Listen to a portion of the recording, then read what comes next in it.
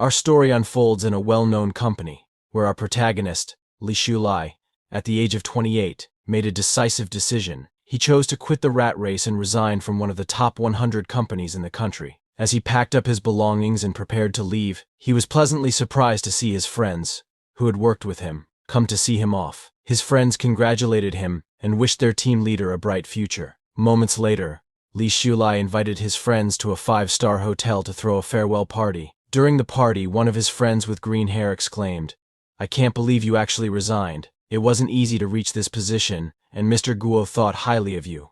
Your future promotions and wealth were guaranteed." Li Shulai replied with a big smile, "I've made peace with myself. I want to lie flat, be a salted fish, enjoy life, and spend more time with my girlfriend. I don't want to compete anymore." A girl with blue hair asked, "What are you going to do next?" Li Shulai responded, "I'm planning to open a cafe, play with cats, and walk dogs." Seeing how idyllic his future sounded, the girl with blue hair got excited and said, "Wow, that's great. No more 24/7 work, you'll be your own boss. Team leader, I'm so envious of you for quitting just like that. Unfortunately, I have a mortgage and a car loan. If I don't work, I'll default on my payments." Another friend of Li Shulai chimed in, "When your cafe becomes successful, I'll bring clients to drink coffee there. You must give us a discount." Li Shulai assured them, "Don't worry, I'll treat everyone." Everyone stood up from their seats, raised their wine glasses, and toasted, "If we get rich, let's not forget each other." Some time later, after Li Shulai opened his cafe, it thrived, becoming a popular local spot with its unique decor, attracting countless visitors. Li Shulai was filled with hope for the future, feeling that everything was going well. Standing in front of his cafe with his girlfriend, he said, "Gofan, did you know? Last month, our cafe's net profit was 100,000 yuan. He assured his girlfriend, Guifen, "At this rate, we'll recover our initial investment in just 1 more year." Amazed by Li Shulai's ambition, said, "Darling, you're amazing." At that time, Li Shulai thought that resigning and risking everything to start a trendy cafe with over 1 million yuan in investment was the best decision of his life. But then, one day, bulldozers arrived to destroy his cafe. He demanded they stop and asked, "What are you doing?" The construction manager replied, "This land has been requisitioned by our leading group. All irrelevant personnel must leave." Li Shulai, shocked, told them he hadn't heard anything about a demolition and demanded that they couldn't go through with it. The construction manager, Wang, told Li Shulai, "You should ask your landlord about this. I'm just doing my job." Another man asked Brother Wang, "What's going on? Who's this guy?" Li Shulai insisted, "Hold off on the demolition. Let me clarify the situation first." The man urged him to hurry, saying, "Our project manager has a 3-day schedule for this area." In shock, Li Shulai called his landlord, thinking, "Landlord, you need to explain why I was told today that the property I just rented and renovated is being demolished." Brother Wang, observing Li Shulai, wondered, "This guy seems to have rented this place. Doesn't he know it was planned for demolition long ago?" Another worker remarked, "That's really unlucky." The landlord asked Li Shulai, "Didn't I tell you about this?" He then apologized, saying, "I might have forgotten because I was busy. Anyway, that's the situation now." He advised Li Shulai to hire a moving company to take his stuff away. Angry, Li Shulai demanded, "What about the money I spent on renovations and marketing?" The landlord smiled and replied, "It's demolition. There's nothing we can do. We have to follow the city's development plans. Besides, isn't demolition for the city's betterment?" Li Shulai, still upset, argued, "You had an obligation to inform me about the demolition before renting the place to me. Now you need to compensate me for the losses, or it counts as a breach of contract." The landlord laughed and said, "Compensate? I didn't say I wouldn't. I'll cover your moving expenses later." Brother Wang, observing the situation, remarked, "This kid seems young and inexperienced. Starting a business these days, you can't just think about making money. You have to consider all the risks." Another man agreed, adding, "Cash flow is still the most important." Fuming, Li Shulai accused the landlord, "You deliberately hid the information. Isn't this a scam?" The landlord, hearing this, responded, "Do you understand force majeure? Sue me if you want. Here's a piece of advice: never skimp on hiring a lawyer. Do you even have money?" He continued, "I already gave you a big discount when you rented the place. Besides, when we signed the contract that morning, I really didn't know about the demolition. I found out in the afternoon and then got busy and forgot. Haven't you made a lot of money these past few months?" The landlord then laughed and said, "I'll give you an extra 10,000 yuan as compensation. That's my best offer." Li Shulai, frustrated, remembered overhearing the landlord talking to his family about spending 170,000 yuan per person on an Antarctic tour package, where the rooms below deck were supposedly uninhabitable. Yet here he was, offering only 10,000 yuan as compensation. The landlord told Li Zhulai, "I have urgent matters to attend to, and we'll talk about this later," and then hung up the phone. Li Zhulai, furious and unsure of what to do, watched as the construction workers began their work. He angrily remarked, "Do you think I'll just let you bully me like this? This is my hope, my future that I've poured everything into. I will protect it with my own hands." Afterward, he went home and made some calls to people he knew, hoping for help. However, everyone either ignored his calls or made excuses. Disappointed and at a loss for what to do, Li Zhulai felt utterly helpless. Li Zhulai sent a message to the landlord, asking him to at least refund the rent for the past 3 years. However, the landlord blocked him. Feeling depressed and sad, he heard his girlfriend, Guifen, call his name. Li Zhulai was happy to see Guifen back, thinking, "Fortunately, there's still Guifen, always by my side."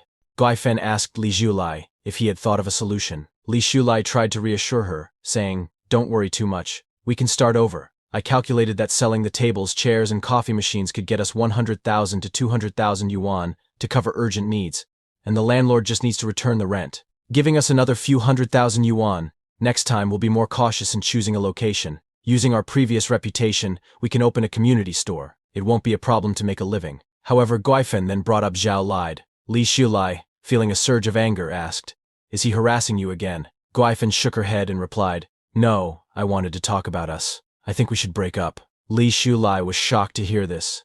The girl he liked, for whom he had done everything, was breaking up with him, now that he had no money. He held Guifen's hands and asked her, "Why? Don't you believe I can overcome this hurdle? Just give me some more time, and I'll solve this issue. I've solved my previous work problems well, and even climbed higher." Guifen moved closer to Li Zhulai, speaking emotionally, "I actually want to help you.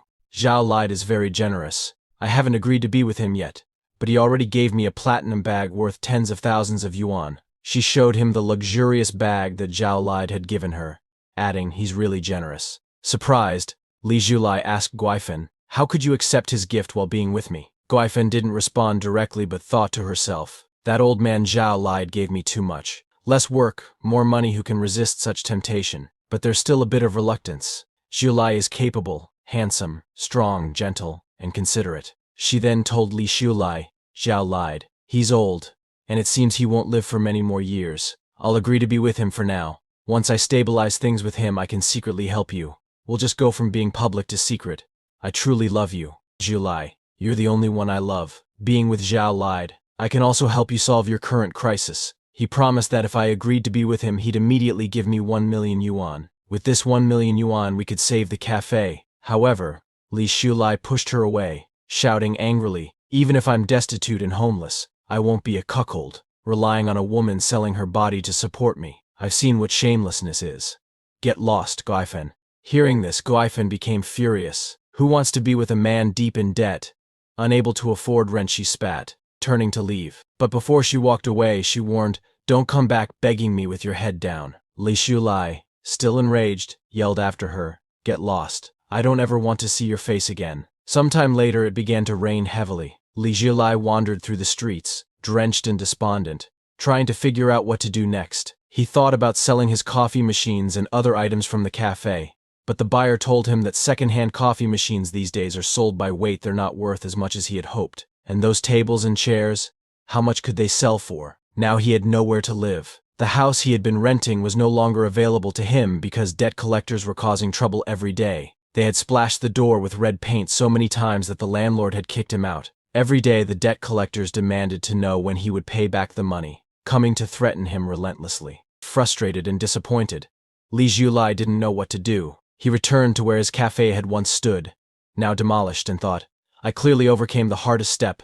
seized the opportunity, and succeeded in my business. Why am I encountering such a low probability event? Why am I at such a dead end?" He looked up at the sky and asked, "God, are you playing with me?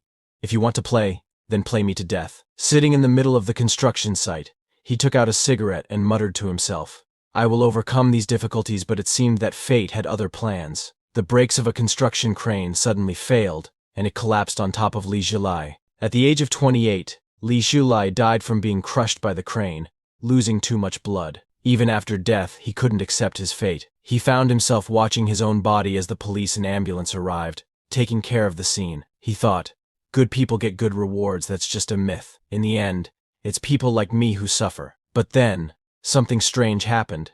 He noticed a golden light emerging from the spot where his cafe had once stood. As he approached, the golden light grew more intense. Li Shulai covered his eyes, wondering, why is there a shimmering golden light suddenly?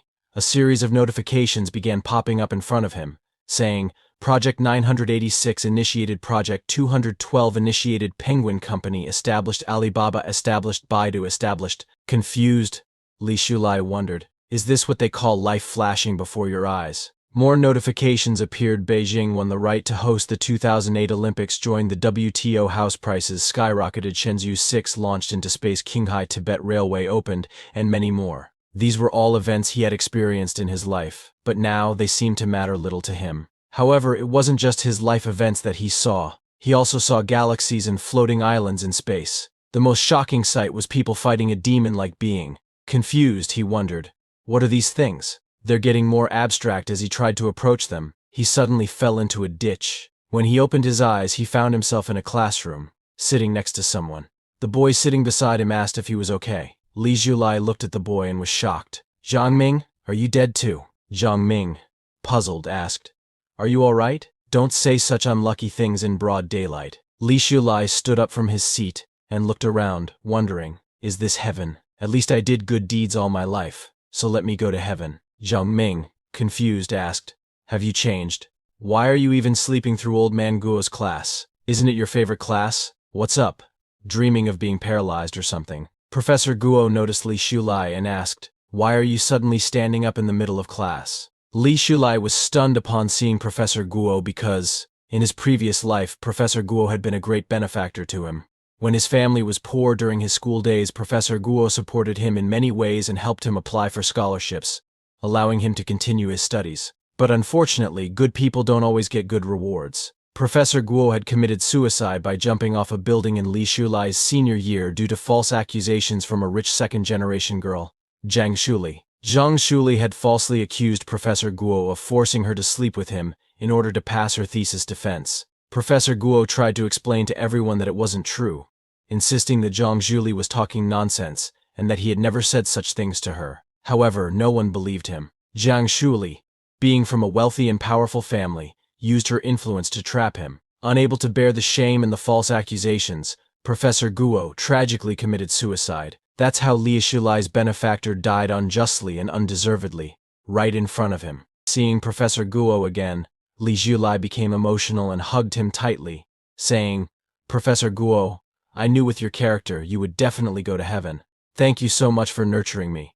Without your careful guidance, I wouldn't have been able to make it here. You must be ready to reincarnate, right? How many numbers ahead? I should calculate when I can reincarnate too. I wish you a good reincarnation, full of wealth and glory. Angry, Professor Guo grabbed a book and hit Li Shulai on the head. What are you talking about? Are you in a rush to reincarnate and dragging me along? How much cat piss did you drink yesterday? Zhang Ming quickly came to Li Shulai's rescue and told Professor Guo, Shulai hit his head this morning and isn't thinking clearly. You're magnanimous, so just take it as him being confused. Don't mind it. Then Zhang Ming turned to Li Shulai and asked, what's wrong with you today? Doing silly things in front of Guo Qiangguo? Hurry up and get back to your seat. Do you want to fail? See if you're dreaming or if you're in class? Surprised, Li Shulai wondered what Zhang Ming meant, but as he looked around, he realized he was in a classroom.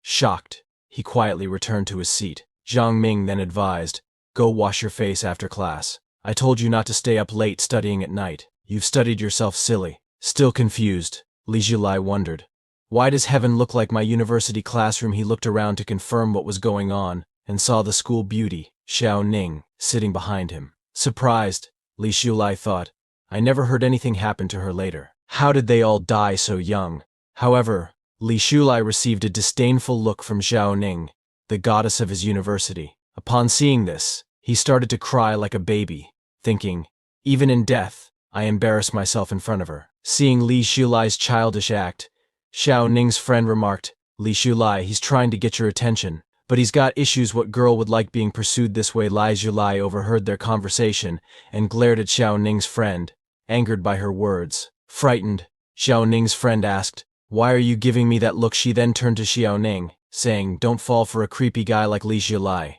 Xiao Ning replied confidently, "Of course not, and I never will. He's just seeking attention." Zhang Ming, noticing the situation, whispered to Li Zhilai, "Sit properly, Professor Guo is watching you, and stop looking at the goddess." Professor Guo was indeed observing Li Xiao's childish antics. Feeling the weight of Professor Guo's stern gaze, Li Zhilai's whole body started to feel cold, thinking Teacher Guo was so serious both before and after his death. As Li Zhilai's eyes wandered, he noticed the book on financial markets and investments that he had studied during his college days. Seeing so many familiar details, he began to realize, this doesn't seem like heaven, and it's too coincidental that they all died. Finance and investment. This was a course I took in my 3rd year. Unless it's the end of the world and everyone is dead, but he quickly dismissed that thought, remembering how he died and the events that led to it. Finally, he came to a conclusion.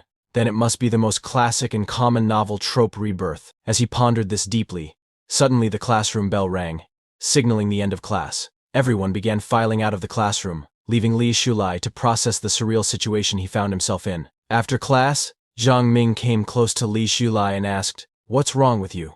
Did something happen at home? You've been out of it all class." Zhang Ming offered his support, saying, "If something's wrong, tell me. I'll do what I can to help. A nightmare shouldn't make you this distracted. This must mean something happened at home." He handed Li Zhilai 100 yuan, saying, "Don't worry too much. All problems will be solved." However, Li Zhilai refused, saying, "I can't take this. It's enough for a month's living expenses." Zhang Ming insisted, "Don't worry, we're like brothers. I have plenty of living expenses even after giving you this. I still have over 400 left." Seeing Li Zhilai still hesitating, Zhang Ming told him, "Consider it an investment. You can pay me back when you become rich. My dad told me your parents' small business has a lot of potential. If my parents kick me out for being wasteful, I can come to you." Reluctantly, Li Zhilai accepted the money, saying, "I'll take this as a loan, and I'll pay you back double when I have the money." Zhang Ming smiled and said, "Don't worry too much. Just eat more meat today." Later that night, in their college dorm, Li Zhilai found himself unable to sleep. He was still thinking about how he had returned to his 3rd year of college, back in 1998. Whatever the reason, he felt like he had hit the jackpot. He remembered when he died, passing through the darkness. Those events' timelines from recent to distant were all etched in his mind. That must have been time travel, he thought. But why were there also scenes of monks fighting and floating islands? Other dimensions? He decided to forget about the strange visions, focusing instead on the information gap he could now exploit. Li Zhilai began laughing quietly to himself, remembering the future events he knew were coming. Hearing Li Zhilai laughing in the middle of the night, Zhang Ming got irritated and said, "Are you still not sleeping? What are you laughing at under the covers? The bed frame is creaking non-stop, it's annoying." Li Zhilai apologized and promised to sleep quietly, but he couldn't help but smile, knowing there was still time to change everything. Zhang Ming, worried about Li Zhilai, thought, "He's been distracted all day, looking like he owes millions, and now he's laughing after being scolded at night. Hopeless." Li Zhilai finally drifted off to sleep, thinking, "Heaven gave me a second chance. A new life. I must work harder than before. I have to help those I couldn't help in the past. I can't watch them repeat the same fate." He made up his mind that those who had made his previous life a living hell would not get the better of him this time. In this life, he vowed, "I won't repeat those mistakes. I'll seize every opportunity this era brings and become the richest man." The next morning in the study room, since Li Zhilai has been reborn and given a fresh start, he decides that he needs to plan carefully for the next few years. Starting in 1998, China's economy is set to undergo a major transformation. After certain policies in 2003, housing prices will skyrocket. But there's a big problem: his family's savings aren't enough to afford a house.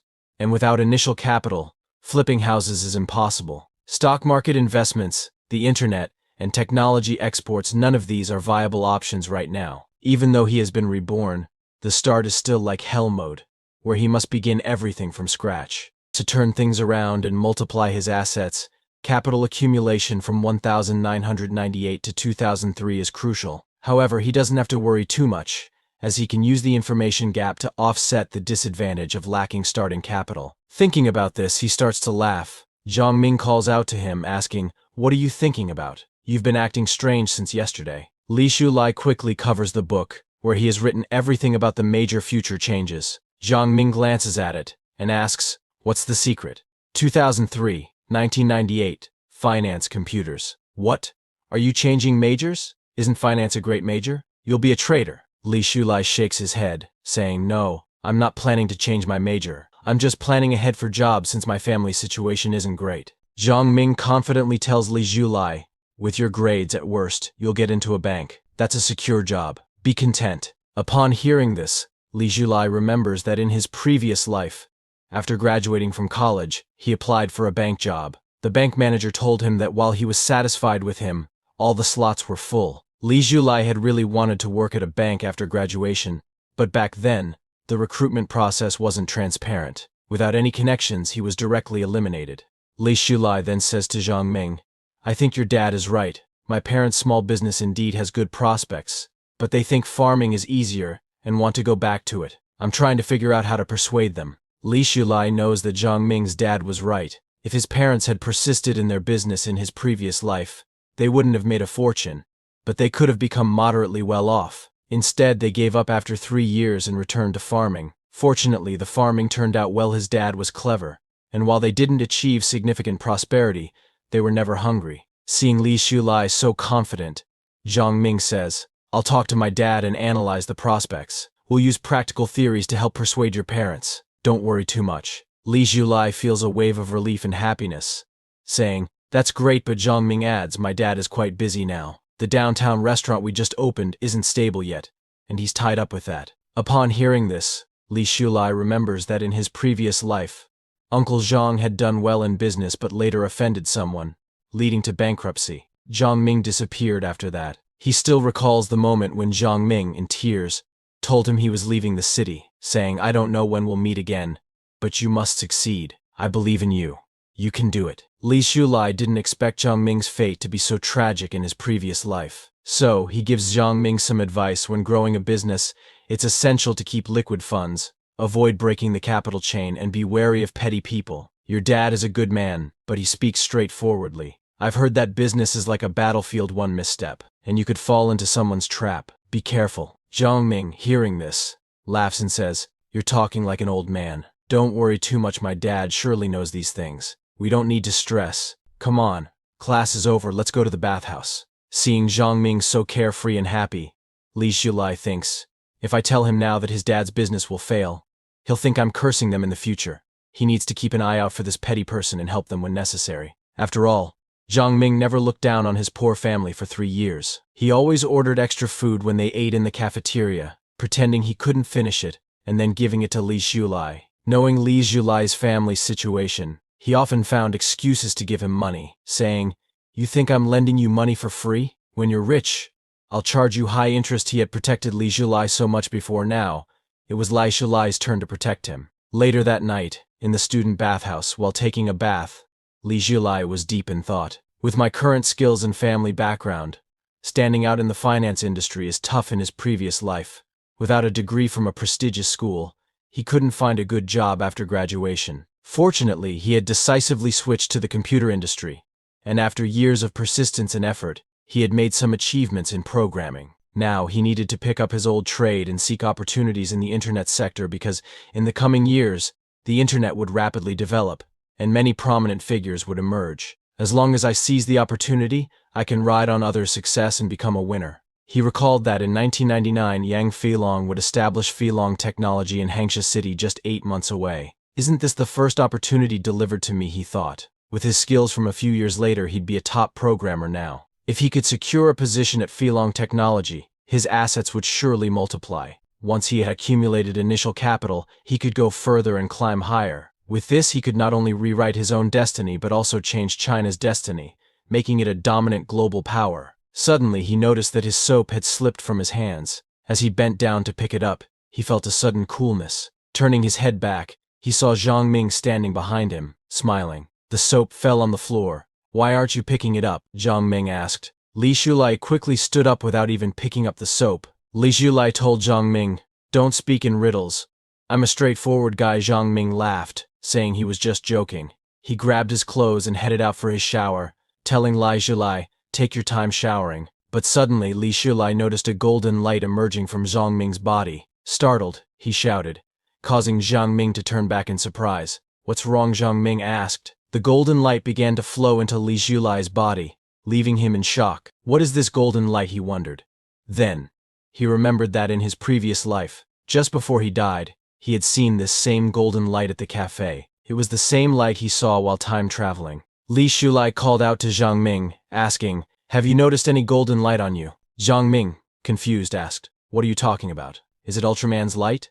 I don't see any golden light on you. Have you been watching too much TV?" He then told Li Julai. "Don't startle me like that.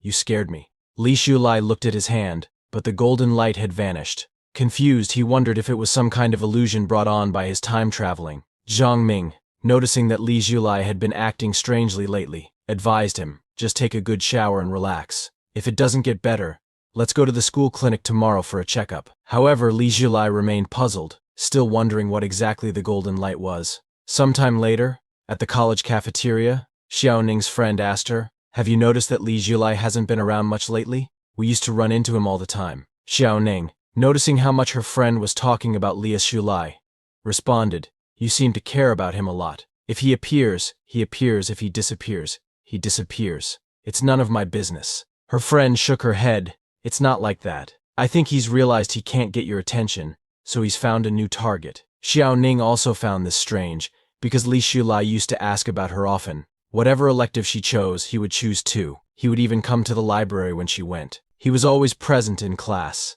sitting in noticeable spots to catch her attention, but now he often skips class, and even when he does attend, he sits in the back reading other books. What is he up to? Xiao Ning wondered. As she was thinking about this, her friend nudged her, saying, "Xiao Ning, look, speak of the devil, there he is. The big romantic has turned into a bookworm. Is he preparing for graduate exams?" They both saw him approaching, deeply engrossed in his notes, planning and writing about future opportunities he knew of. He couldn't afford to wait 8 months to approach Yang Filong. It would be too late by then. Yang Filong's business empire had overlooked some key issues in its early stages, and Li Julai needed to identify these problems as soon as possible. He was so absorbed in his thoughts about future events that he didn't even notice Xiao Ning and her friend. Xiao Ning, seeing him like this, thought, "So he's playing hard to get with me. Some people just can't change their habits." Li Julai was so focused on his book that he didn't see her and accidentally bumped into her. Xiao Ning's lunchbox fell to the ground, spilling its contents. Angrily, she confronted him. "Are you pretending not to see us? We didn't even move, and you bumped into us." Li Julai quickly apologized, saying he didn't mean to, but Xiao Ning was too upset. She snapped, "How long are you going to stalk me like this? Don't try to get my attention with these tactics. I don't fall for hard-to-get games. Do you know how much trouble and annoyance this behavior causes?" Li Julai picked up the lunchbox from the floor and apologized again, admitting it was all his fault. He offered her money as compensation and said, "If you need, I can get you another portion." However, Xiao Ning, still irritated, replied, "1 yuan doesn't make a difference to anyone. Just don't bother me again. Next time, watch where you're going. Or if you get hit by a car crossing the street, whose fault will it be?" she advised sternly.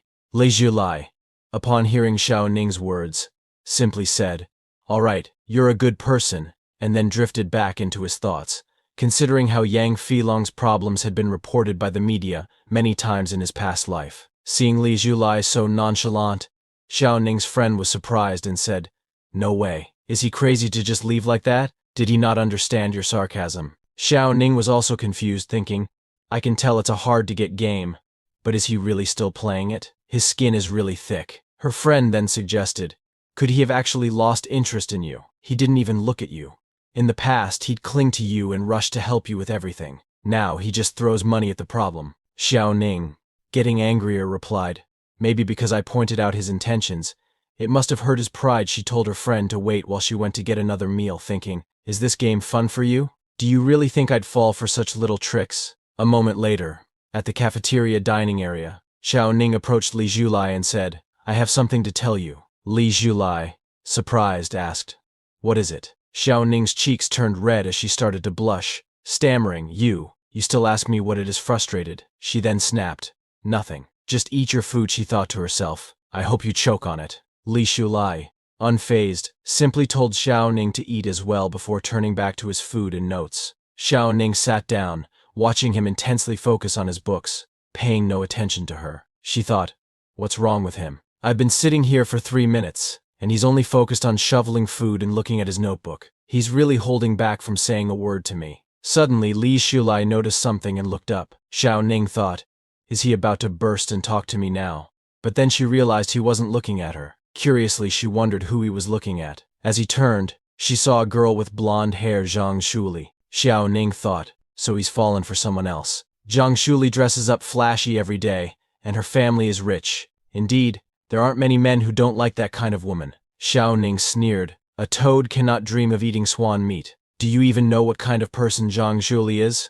Li Shulai, in your next life, be born into a better family if you want to pursue someone like her. Li Shulai calmly replied, you misunderstand, but I don't need to explain it to you. He finished his meal and said to Xiao Ning, you can do as you please. I'm leaving. Xiao Ning was taken aback by his response and retorted, don't be too much. What Xiao Ning didn't understand was that Li Shulai wasn't looking at Zhang Shuli because he liked her. It was because of what he remembered from his previous life. Professor Guo's life was completely ruined by Zhang Shuli's scheming. Not only did she destroy his career, but she also used her wealth and influence as a second-generation rich kid to twist the truth, bribe the media, and force him into a corner. Even his wife and child's lives were affected. They were ostracized, judged at work and school, and publicly shamed. To prove his innocence, Professor Guo had pleaded to the media, insisting that throughout his life, he had been loyal to his wife, responsible toward his students, devoted to his son, and diligent in his work, always upholding his principles. Yet, he ended up as the target of destructive rumors,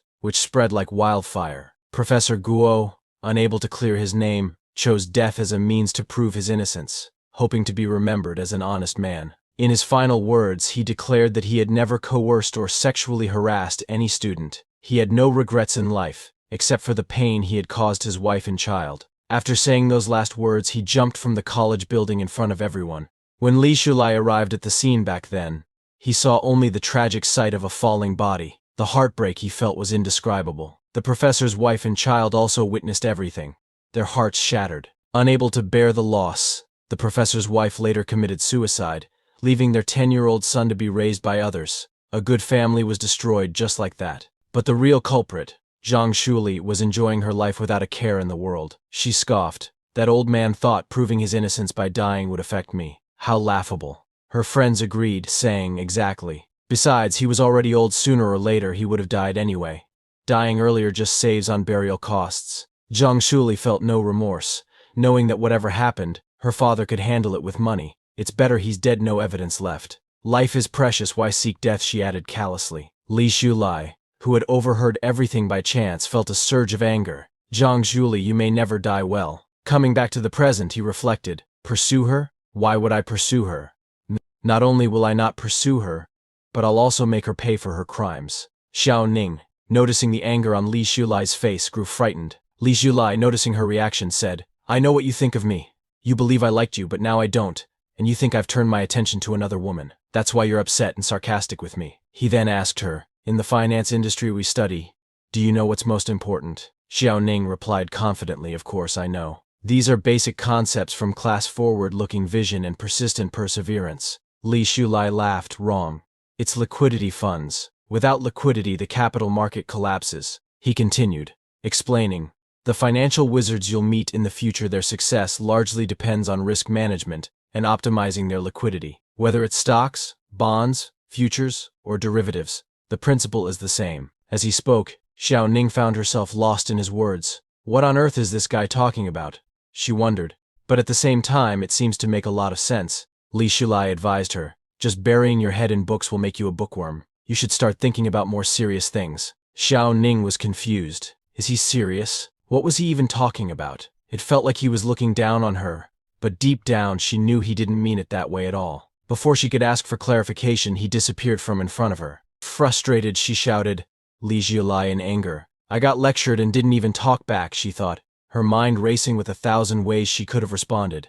Next time, for sure. Meanwhile, outside, Li Shulai was thinking, Xianqi Yumi, Ma Xiaoning is nothing special. How did I not realize in my past life that Ma Xiaoning was so shallow? As he recalled the past, he remembered that Xiao Ning's friend once told her, I think Li Shulai really likes you. He seems like an honest guy. Why don't you consider him? People often say that marrying an honest person is a good choice, proving that honest people are still valued in the marriage market. However, Xiao Ning told her friend, don't compare me to just any random guy, it makes me sick. But if he wants to go after me, let him. If he wants to be nice to me, I can't stop him. In his past life, Li Shulai realized his perspective was too narrow. Being a sycophant, he was smitten by the slightest kindness from Xiao Ning. He was completely infatuated with her. Who knows how much time he wasted. He even told Zhang Ming. The school beauty glanced at me. Could it be that she's starting to change her opinion of me? But now, when he remembers those things, he feels nothing but frustration. Because in Xiao Ning's eyes he was just a pushover. But in this life he resolved, I will cherish my time, and start by not being a pushover. Rather than trying so hard only to become a laughingstock, it's better to become strong and unattainable. Building a business is better than dating. Yang Filong's looks were always mocked, yet many people chased after him, calling him Dragon Dad, and beauties were always surrounding him. Appearance, inherent flaws, or low status, what do they matter? When power and strength gather within you, all these things become the finery that showcases your ability. Rejecting fake social games and focusing on the pursuit of wealth and power is the way forward. What I want, I will get. What I once didn't dare to imagine, which could only exist as daydreams, I will achieve it in this life. Moments later, in the boys' dormitory, Zhang Ming invited Li Shulai over to his place to watch the game tonight, mentioning that his parents were out for a business dinner, so they could watch all night. Li Shulai remembered that today was the World Cup group stage match between Japan and Croatia. Japan loses badly and fails to advance.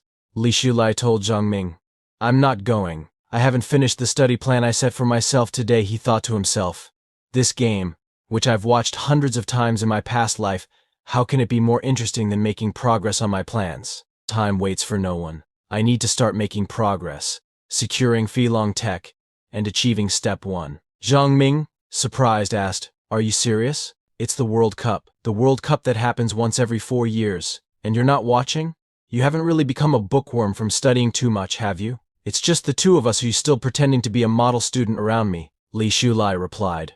I don't need to watch to know the result. I already know who's going to win. Zhang Ming didn't believe him, accusing him of bluffing, and asked, do you dare to bet with me? Li Shulai responded confidently, bring it on. I'm not afraid.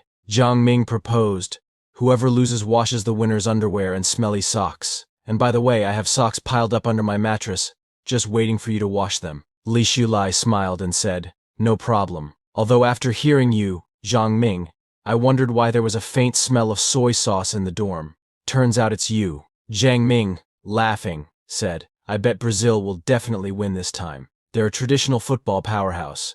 No doubt about it. Li Shulai countered, I bet France beats Brazil 3-0, and Japan loses tonight, without scoring a single goal. Upon hearing this, Zhang Ming exclaimed, are you deliberately talking nonsense? You really want to wash my underwear and socks that badly? Don't turn gay just from picking up a bar of soap, okay? Buddy, I'm straight. Li Shulai, now angry, retorted, get lost. Starting today, I won't wash my socks, I'll just wait for you to wash them for me. Moments later, back at the boys' dormitory, Zhang Ming started laughing and told Li Shulai, I'm definitely going to win. There's nothing to be afraid of. Speaking of which, he asked, didn't you mention how prosperous the gambling industry is abroad? Who knows how many people get rich overnight? Because of the World Cup. Zhang Ming wondered aloud, when will they allow gambling in our country? I want to get rich overnight too. If I were abroad, I'd definitely be a gambling god. Li Shulai, who actually knew a lot about this, remembered that in his past life he was a hardcore soccer fan. He could recite the scores and results of all past tournaments by heart. Guessing the outcome was a piece of cake for him. He recalled that in 2001, a football lottery was introduced domestically. In a perfect scenario, it could indeed make anyone rich overnight, rapidly accumulating wealth. However, as good as reincarnation might seem, the butterfly effect is a terrifying thing. Who knows if a butterfly flapping its wings might cause a tornado? Besides, he needed to figure out quickly what those golden lights were all about. In his past life, his luck was incredibly bad. Even though everything was in place, he always fell short by one move. He wondered, what if all my luck in this life was used up just to be reborn? If I lose the advantage of foresight after winning 2 or 3 times, wouldn't that be a loss for now?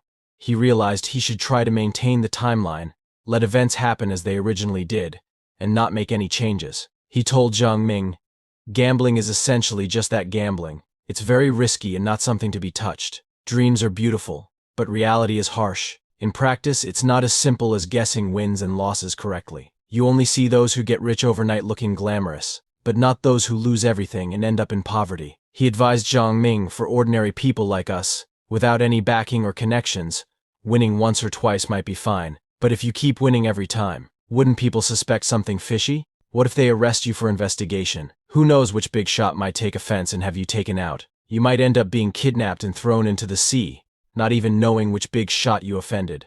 Even if you luckily get that much money. Without some means of violent protection, you might have your throat slit the next day, your family destroyed, people dead, having money but no life to spend it on. Upon hearing this, Jiang Ming was really scared. His whole body started shaking. He said to Shulai, "I never realized you knew so much." Li Shulai gave his sermons like Buddha. Li Shulai turned to Jiang Ming and said, "My friend, say no to prostitution, gambling, and drugs.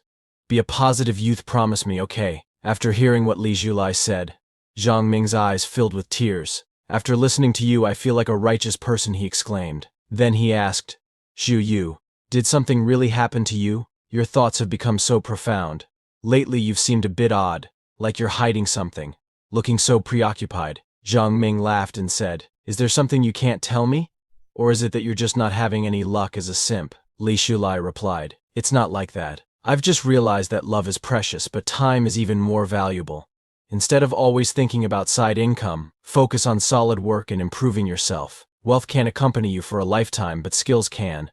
Didn't your dad teach you this?" Jiang Ming, annoyed, retorted, "Stop letting my dad feed you this toxic positivity." A moment later, Jiang Ming asked again, "Are you really not coming to watch the World Cup? I've already bought peanuts and beer." But once again, Li Shulai told him that he wasn't going. Seeing Li Shulai so resolute, Jiang Ming said, "You're just being stubborn. What man wouldn't be interested in the World Cup? It's the World Cup." However, as a close friend, Jiang Ming couldn't shake the feeling that something must have happened in Li Shulai's family. "Li's probably too embarrassed to ask me for money," Jiang Ming thought, "and might be sneaking out at night to do part-time work. I'll be the understanding friend by his side and not expose him." He then asked Li Shulai, "If something's wrong, you can speak up. If you need any help, I'll definitely be there for you." Li Shulai reassured him, "You don't have to worry. Everything is fine." After hearing this, Jiang Ming headed towards his home to watch the match. Li Shulai smiled, thinking, "If in my past life Jiang Ming hadn't disappeared due to his family's bankruptcy, when I went bankrupt he might have been the only one willing to help me." As Jiang Ming stood outside the door, he said, "No matter what,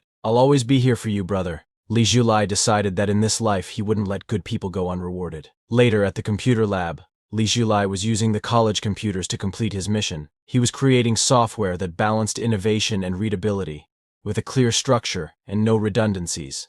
It was definitely an astonishing program designed for this era. He thought to himself, "Hard work pays off. It wasn't in vain that I rushed to the computer lab right after class." Li Shulai finally completed a satisfactory first-generation e-commerce program. However, he didn't expect that operating computers from this era would feel so nostalgic.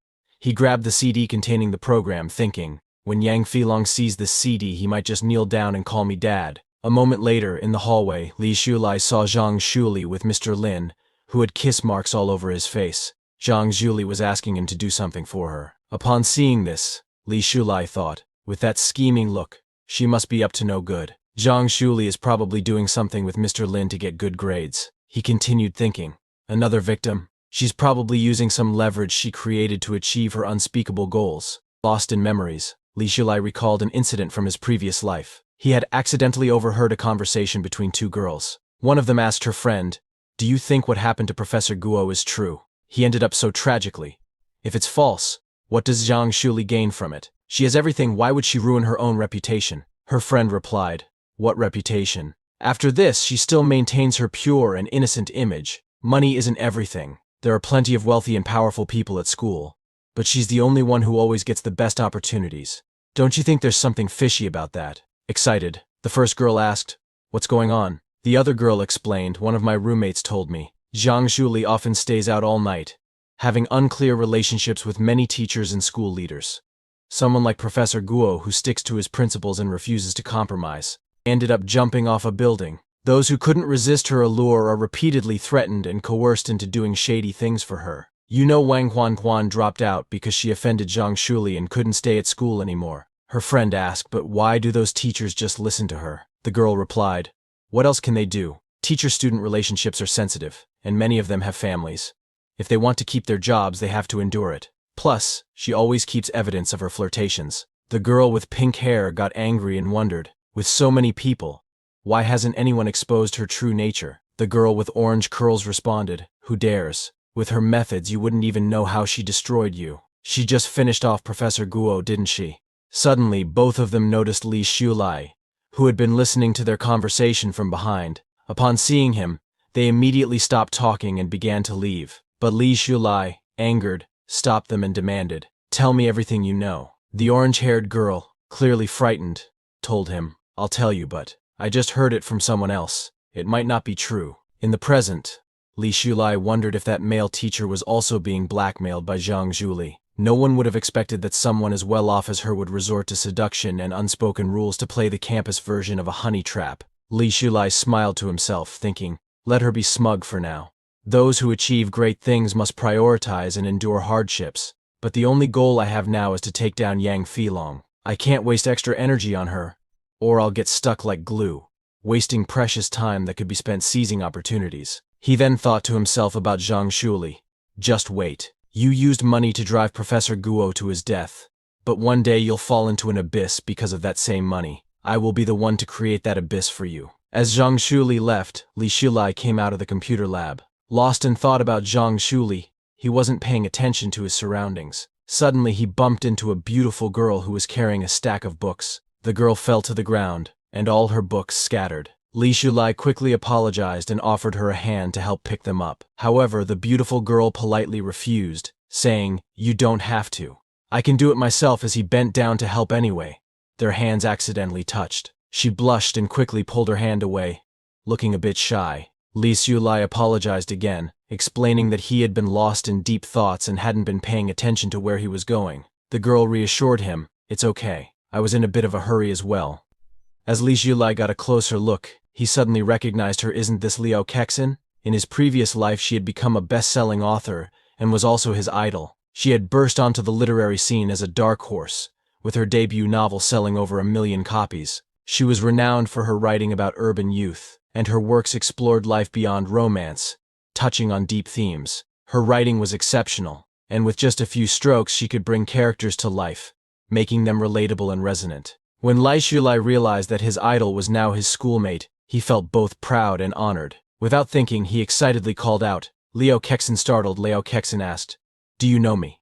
Realizing that he had let his excitement slip, Li Shulai quickly made an excuse. "I saw some of your articles in the school journal," he said, starting to praise her work. "You write beautifully, with words that sparkle like gems." But in his mind he was thinking, who could resist being excited to meet their idol, especially a younger version of them? He continued, "I happened to attend a school event once and saw you receiving an award on stage. That's how I remember you." Hopefully this explanation works, Li Shulai thought. Liao Kexin blushed, accepting his explanation without any suspicion. But as he looked at her, Li Shulai remembered how, in the past, at press conferences and in photos, she appeared dignified and elegant. Now, seeing her younger self, she looked so shy and cute. Meeting my idol in her youth is such a treat, he thought, feeling both happy and emotional.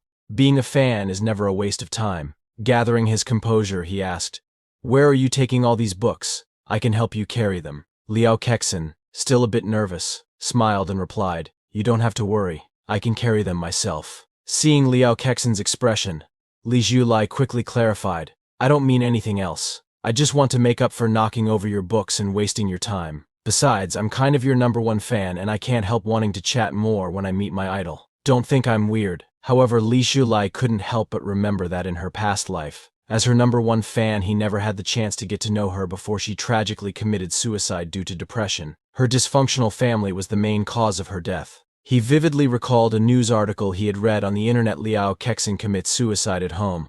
Found with cloth wrapped around her neck, the article questioned, "Is it a distortion of human nature or a consequence of depression?" When reporters asked her parents about the tragedy, they coldly replied, "Depression? What kind of illness is that? It's just being overly sensitive, overthinking things. We raised her to this age, so what's wrong with asking her for money? And the copyrights and royalties from her books? We won't miss out on a single cent.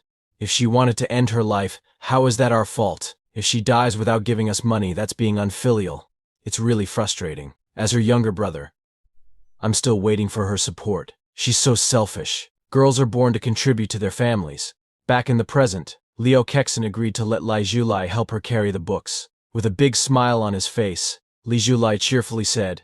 Classmate Liao, please lead the way. However, he knew deep down that Liao Kexin was a sensitive girl who easily felt guilty. In this life, he vowed to himself, I won't let her family manipulate her again. Besides, he knew that she was going to become a top-tier author in the future.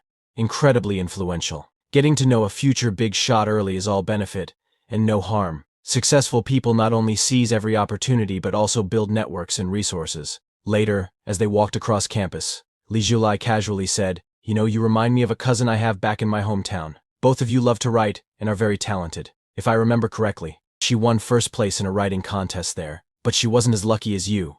She had a younger brother, and her family favored males, so she had to quit her studies. Now she works in a factory, and her dreams were shattered. I think telling her this much should be fine, Li Zhulai thought, watching for her reaction. Upon hearing this, Liao Kexin's expression turned somber. With a sad look on her face, she quietly admitted, I also have a younger brother, and my parents favor him more than me. Seeing Liao Kexin's eyes well up with tears, Li Zhulai immediately apologized, feeling guilty for making her sad. I'm sorry, I didn't mean to upset you. My cousin once told me that she regrets not fighting harder for her dreams. That's why I think you must keep writing. One day you'll become famous because of your work. It would be like carrying on her dreams as well. Inwardly, Li Zhulai reflected on what he knew from his previous life. Liao Kexin had been overworked, practically a slave to her own family, constantly supporting them while they leached off her success. Her big break had come when her writing career was about to take off. He recalled how her manager had approached her at a cafe, excitedly asking Liao-sensei, could you take on this project? Our editor trusts you a lot. The schedule is tight, but we need it by the end of January. If you take this opportunity, you'll have so many chances for promotions in the future. Plus, we'll pay you 20% in advance for the project. Her manager at the editorial convinced her that it was a rare opportunity. You can always find another job, but chances like this are scarce. However, when she informed her family that she wanted to quit her regular job to focus on her writing, they were furious. They berated her, saying, we put in so much effort to send you to college, and what did we get out of it? That busy job barely pays you 3,000 a month, and you only give us 1,000 from it. You'd be better off marrying that old man Zhang. Becoming Mrs. Zhang would make life easier, you'd just have to play cards with him every day. More importantly, you'd be able to send money to the family. Even though Liao Kexin had graduated college, her family treated her as nothing more than a tool. Her brother had squandered their money and was about to get married, and they saw her as their financial safety net. In desperation, her family even tried to marry her off to an old neighbor to get his money. Crushed under the weight of their demands, she gave up on quitting her job. Due to this, she had no time to write for quite a while, and she missed out on a huge opportunity. The author who replaced her on that project became a celebrated young writer, a new shining star in the literary world. She often saw posters of this writer on her way home, plastered with headlines like, a new star emerges and winner of many literary awards. She couldn't help but imagine herself in their place, wondering what could have been. Instead, she spent her days working overtime at a dead-end job with a low salary. Any money she earned vanished as quickly as it came because she had to send it all to her family. After paying her rent, there was barely anything left for herself. The dream of becoming a great author seemed to slip further and further away. Liao Kexin always sent money home, terrified that if she didn't, her mother would scold her again. If she didn't send enough, there would be no end to the complaints. Under these circumstances, she fell into a deep depression.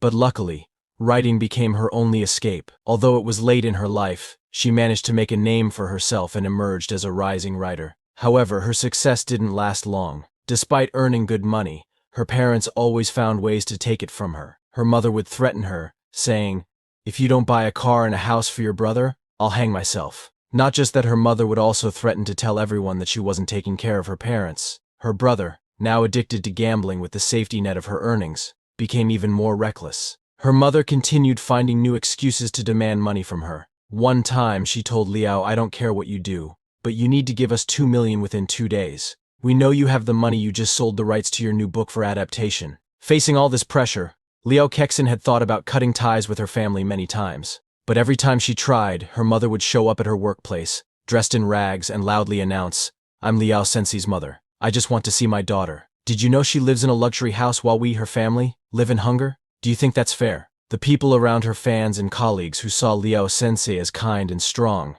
just like the characters in her books, began to wonder if she was neglecting her parents. The cyberbullying, defamation, and inability to cut ties with her toxic family made her depression worse. If it weren't for all of this, she might not have died so young. In the present, Li Shulai snapped out of his thoughts and asked Liao Kexin, "Can I have your email?" Surprised, Liao Kexin asked, "Why do you need that?" Li Shulai smiled and replied, "I want to keep in touch with you in the future. If you become successful, don't forget about me. Besides, it'd be cool to say I can talk with a famous writer." Liao Kexin was taken aback, thinking, does he really believe in me? Does he think I have what it takes to become famous? But deep inside, she was happy. This was the kind of support she had always sought. She quickly wrote her email on a piece of paper and handed it to Li Shulai, telling him, "I only check my email once a week at the computer lab." Li Shulai knew that in the present day, the internet was still in its early stages, and people were only beginning to use email. But having Liao Sensei's contact information was more than enough for him. Excited, he grinned and asked, "May I escort you to the door?" After they reached the gate, Liao Kexin smiled and said, "You can just call me Liao Kexin," or Kexin. She thanked him for everything. Li Shulai, with a sincere look, told her, "Never stop writing. This life is yours, and only yours. Don't let anyone control you, and keep moving forward. Your readers will always support you." Hearing his words, Liao Kexin blushed slightly and nodded. "I will," she promised. With that, Li Shulai said goodbye and told her he'd see her later. After she left, he returned to the computer lab, deep in thought. In this era, where mobile phones don't exist and instant messaging apps aren't popular yet, even QQ, the Chinese messenger app, won't be available for another year. Since Du Yuetang had only recently started his business, Li Shulai saw this as the perfect opportunity to win him over. However, the problem was that Du Yuetang was located in S City, so Li Shulai would have to travel there later to convince him. He needed to come up with a solid plan right away on how to gain Du's trust. Before diving into his strategy, he sent an email to Liao Kexin, wondering when she would respond. Meanwhile, at her desk, Liao Kexin was busy working when a new email notification popped up on her computer. She clicked on it and saw a long message from Li Shulai. The email read, "Dear friend, I hope my words bring you the encouragement and motivation you're seeking to keep chasing your dreams. Let me start by saying that your works are amazing. Every time I read them, I can feel the magic in every word. Please have faith in your skills and talent. Whenever you find it hard to continue, remember that every writer faces failure and difficulties. I believe you have what it takes to become a great writer, and I look forward to seeing you shine like a star in this world. Your dreams will blossom even on the dry soils. Your silent fan, Li Shulai." Upon reading this, Liao Kexin felt a surge of happiness. She thought to herself, this guy, he's really afraid I might stop writing. However, doubt crept in as she recalled showing one of her novels to her literature tutor. The tutor had harshly critiqued her work, saying, "This novel is poorly written, it lacks the ability to connect emotionally, and is riddled with logical flaws." The tutor advised her not to waste time on it and to focus on something more meaningful. Worse still, the tutor had tossed her novel onto the floor, declaring, "Writing such uninspired and worthless articles is meaningless. Don't go down the wrong path." Liao Kexin wondered, maybe the tutor didn't appreciate my work, but could readers like Li Shulai see it differently? Feeling motivated by his kind words, she sent a reply, "I will keep working hard and persevere in chasing my dreams. No matter what difficulties I may encounter on this journey, I will always remember your encouragement and support as I move forward." Shortly after, Li Shulai responded quickly, asking her if she was in class. Liao Kexin was surprised by his fast reply, thinking, is he waiting in the computer lab? The last time I saw him was also in the computer lab building. Curious, she wrote back, "Are you free? Want to grab lunch together at the cafeteria?" Li Shulai agreed, replying, "I'll be waiting for you in front of the computer lab building." Liao Kexin smiled and replied, "Okay, I'll meet you there." A moment later, downstairs in front of the computer lab building, they met as planned, ready to share a meal and a conversation. Liao Kexin met with Li Shulai and shyly told him, "I've recently written a draft of a novel, and I'd really like your feedback on it." Li Shulai, upon reading the draft, was taken aback. "This draft? Isn't this the beginning of my favorite novel, Dust of the Heart?" he thought in disbelief. "I can't believe I'm seeing it so early, in 1998. I remember every line of it. It's filled with memorable quotes that people used in their QQ statuses. And she won countless awards for this novel, even coming close to being nominated for the Nobel Prize." Liao Kexin, seeing his surprise, asked nervously, "Do you also think it's poorly written?" Li Shulai blinked, confused. "Poorly written? What do you mean?" Liao Kexin explained, "My literature tutor said this piece was poorly written and advised me to stop working on it." Her voice was filled with uncertainty as she continued, "I just need to know your opinion on it as a reader. Is it really that shallow? I mean, I really like it. Is it really that bad? She looked at him with genuine concern in her eyes. Hearing this, Li Julai recalled reading in an interview that the beginning of Dust of the Heart had been harshly rejected by Liao Kexin's tutor, who said it was worthless. She had almost buried the manuscript. Thankfully, she loved it so much that a few years later, she sought out a new publisher, saving this masterpiece from being lost. Li Julai moved closer to her and said with confidence, "I think this is very good, but some of the writing techniques and ideas might be ahead of their time. Those who can appreciate it will find it excellent, but others might think it's too different or ordinary." He then asked, "Have you ever read Fitzgerald's The Great Gatsby?" When it was first published, many people didn't think much of it. But after World War I, its forward-thinking ideas made it an instant success. A gem always shines brightly. Hearing Li Shulai's words, a sweet smile appeared on Liao Kexin's face. She asked eagerly, "Could you give me some advice on how to improve it?" Li Shulai's heart raced. I can't dare give her advice. What if I accidentally change her writing style and affect her entire career? That would be an unforgivable mistake. He took a deep breath and replied, "The best advice I can offer is to stay true to your original concept and keep on the path you've chosen. Don't let anyone steer you away from what you believe in."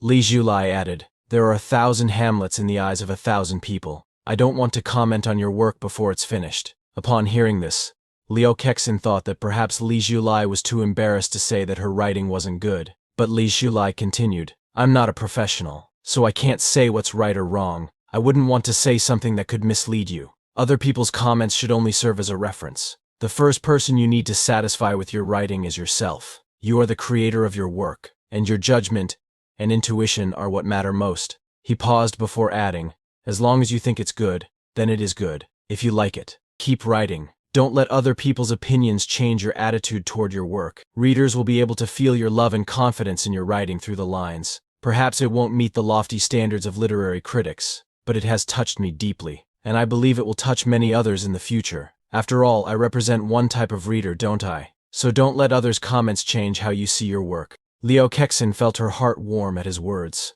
After so many days of confusion, his words have suddenly cleared away the fog. He understands me so well. No one has ever understood me like this before. This was the first time someone had encouraged her in this way. Her parents had never offered this kind of support. They always said, "What's the point of writing all day? Can it be eaten as food or drunk as water? Your third cousin worked as a tutor during college and earned money. What good are your articles? As a girl, you should learn to wash clothes and cook. Why bother studying? Your brother is much more sensible." Even her brother had mocked her, saying, "Sister, you dress too rustically. Other sisters wear short skirts and black stockings. My classmates will laugh at me if you dress like this." Compared to her blood relatives, Li Julai felt more like family. He told her, "You'll have to get used to this. It'll happen a second time, a third time, 100 times. But when you overcome these obstacles, you'll shine brighter than anyone else." Liao Kexin was taken aback by his words but soon smiled gently at him. "I really appreciate your kind words," she said softly. "I'll try my best to achieve my dreams." Meanwhile, Xiao Ning and her friend saw Li Shulai talking and laughing with Liao Kexin from afar. Xiao Ning's friend nudged her and asked, "Isn't that Li Shulai up there, and the girl next to him?" Xiao Ning replied, "Yes, that's him." Xiao Ning felt a wave of anger wash over her as she thought, "Come to think of it, he hasn't spoken to me in a long time. Was he serious about what he said last time?" Her friend, noticing her frustration, remarked, "His favorite things don't seem to be worth much. He's already with another girl so soon, and she's clearly inferior to you in every way. Look at her, obviously a country girl who only knows how to read. Does he really think she's better than you?" Xiao Ning, furious, quickly shut down her friend's comments. "Don't talk nonsense. It's his choice who he spends time with. It's none of my business. Don't go pairing us together." Her friend, smiling slyly, asked, "Xiao Ning, you're not jealous, are you?" Xiao Ning forced a smile and replied, "Jealous? You're overthinking this." At that very moment, Li Shulai, who had overheard their conversation, was boiling with anger. "These two are so annoying. Why do they always show up to disturb me whenever I'm at the cafeteria, and to talk so loudly about me and my idol? It's insulting to the friendship I have with Liao Kexin." He clenched his fists, furious with Xiao Ning and her friend, but quickly calmed himself down, thinking, "Thankfully my idol didn't realize what they were saying." Turning to Liao Kexin, he said, "Wait a minute. I'm going to say hello to my two classmates." He stormed over to Xiao Ning and her friend, calling their names angrily. However, as he approached, Li Julai was taken aback. "Ma Xiaoning, how did she get so far away? I thought she was just half a meter behind me a moment ago." Confused and surprised, he wondered, "What's going on?" Xiao Ning's friend teased her again. "Look, he's coming back. Want to try and win him over." Xiao Ning, irritated, snapped, "Stop talking nonsense." Li Shulai, still fuming, clearly overheard their conversation. "I heard it again, so clearly? From this distance? It doesn't make sense." Li Shulai thought to himself, "Forget it. Those two are useless. No need to pick a fight with them." However, he suddenly felt something strange happening with his body. Closing his eyes and focusing, he realized that the world around him had changed. The sound of the wind, the distant lecture of a teacher explaining derivatives. The function at a certain point represents the rate of change at that point. And even today's lesson on capital markets and investment portfolios, asset pricing models, and risk management principles. It all came to him so clearly. He could also hear the sounds from the cafeteria, where a student was praising the lunch lady, saying, "Your cooking is delicious. I've been starving for 5 days." Another student complained, "Is this cursed? Why are the scrambled eggs with tomatoes so sweet? Zhang Ai Nan, do you want to die? How dare you put the chicken leg that fell on the table into my bowl? Are you trying to rebel?" The chatter and noise from the cafeteria filled his mind, despite the great distance between them. Surprised, Li Shulai wondered, is this a new ability brought by reincarnation? A wave of happiness swept over him. Isn't this the legendary celestial ear? Let's call it that for now. I wonder how it activates. It seems like a passive skill, so what about active skills? Either way, this is incredibly beneficial. Noticing Li Shulai's strange behavior, Liao Kexin asked, "What's wrong with you?" Li Shulai quickly calmed himself and replied, "I was just thinking, since we're classmates, if we don't meet here, we'll meet somewhere else. There's no need to greet each other every time. It feels a bit too formal." But inside, he was ecstatic. This must be some kind of ability, a golden finger.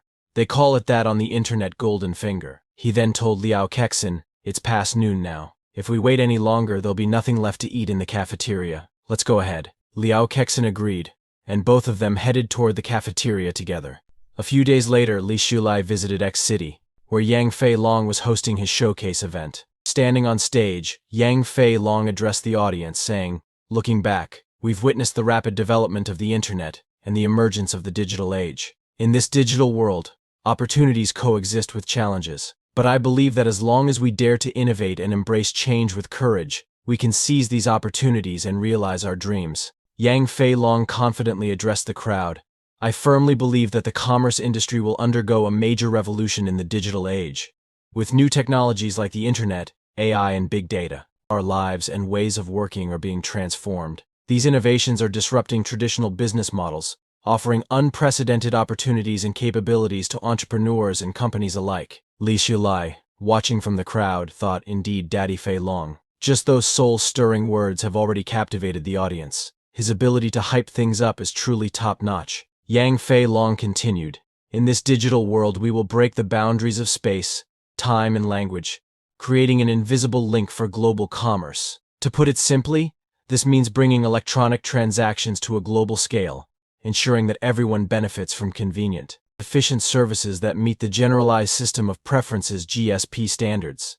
The crowd murmured in agreement. Yang Fei Long's vision of a digital world and commercial revolution is truly outstanding, some praised. As Yang Fei Long basked in the approval of the crowd, Li Shulai saw the perfect moment and stood up, speaking loudly for everyone to hear. "I think your dream is wonderful and will surely come true in the future, but there will also come a day when you'll be crushed." The crowd immediately erupted in anger. "Who is this kid who doesn't understand anything but dares to speak so boldly? He's just a student," someone shouted. "What's he saying, coming here to cause trouble?" another remarked. "He's just showing off." Yang Fei Long, startled by the interruption, thought, "Who is this argumentative kid, ruining my event? He almost swayed the crowd just now." The event manager hurriedly called for security, barking at them, "How could you let anyone in here so casually?" But Li Shulai wasn't finished. He locked eyes with Yang Fei Long and continued, "I know what you're really thinking. I even know the deepest thoughts hidden in your heart. If you truly want to break through your difficulties, come find me." Yang Fei Long stood frozen in surprise. What does he mean, hidden thoughts in my heart? With a calm smile, Li Shulai turned and headed toward the exit, leaving the crowd in shock. The manager rushed over to Yang Fei Long and said, "People like him are just here to show off, trying to step on others to gain fame. You don't need to pay attention to what he says. Your grand plan can't possibly be crushed." Yang Fei Long nodded and agreed. He really is speaking nonsense. but then smiled and added, "Yet, I don't know why, but I admire him. Don't you find that young man very interesting? Seeing him reminds me of my younger self. Even if he's just showing off or knows a little, daring to refute me in front of so many people makes me curious." The manager was surprised and asked, "General Manager Yang, what is this?"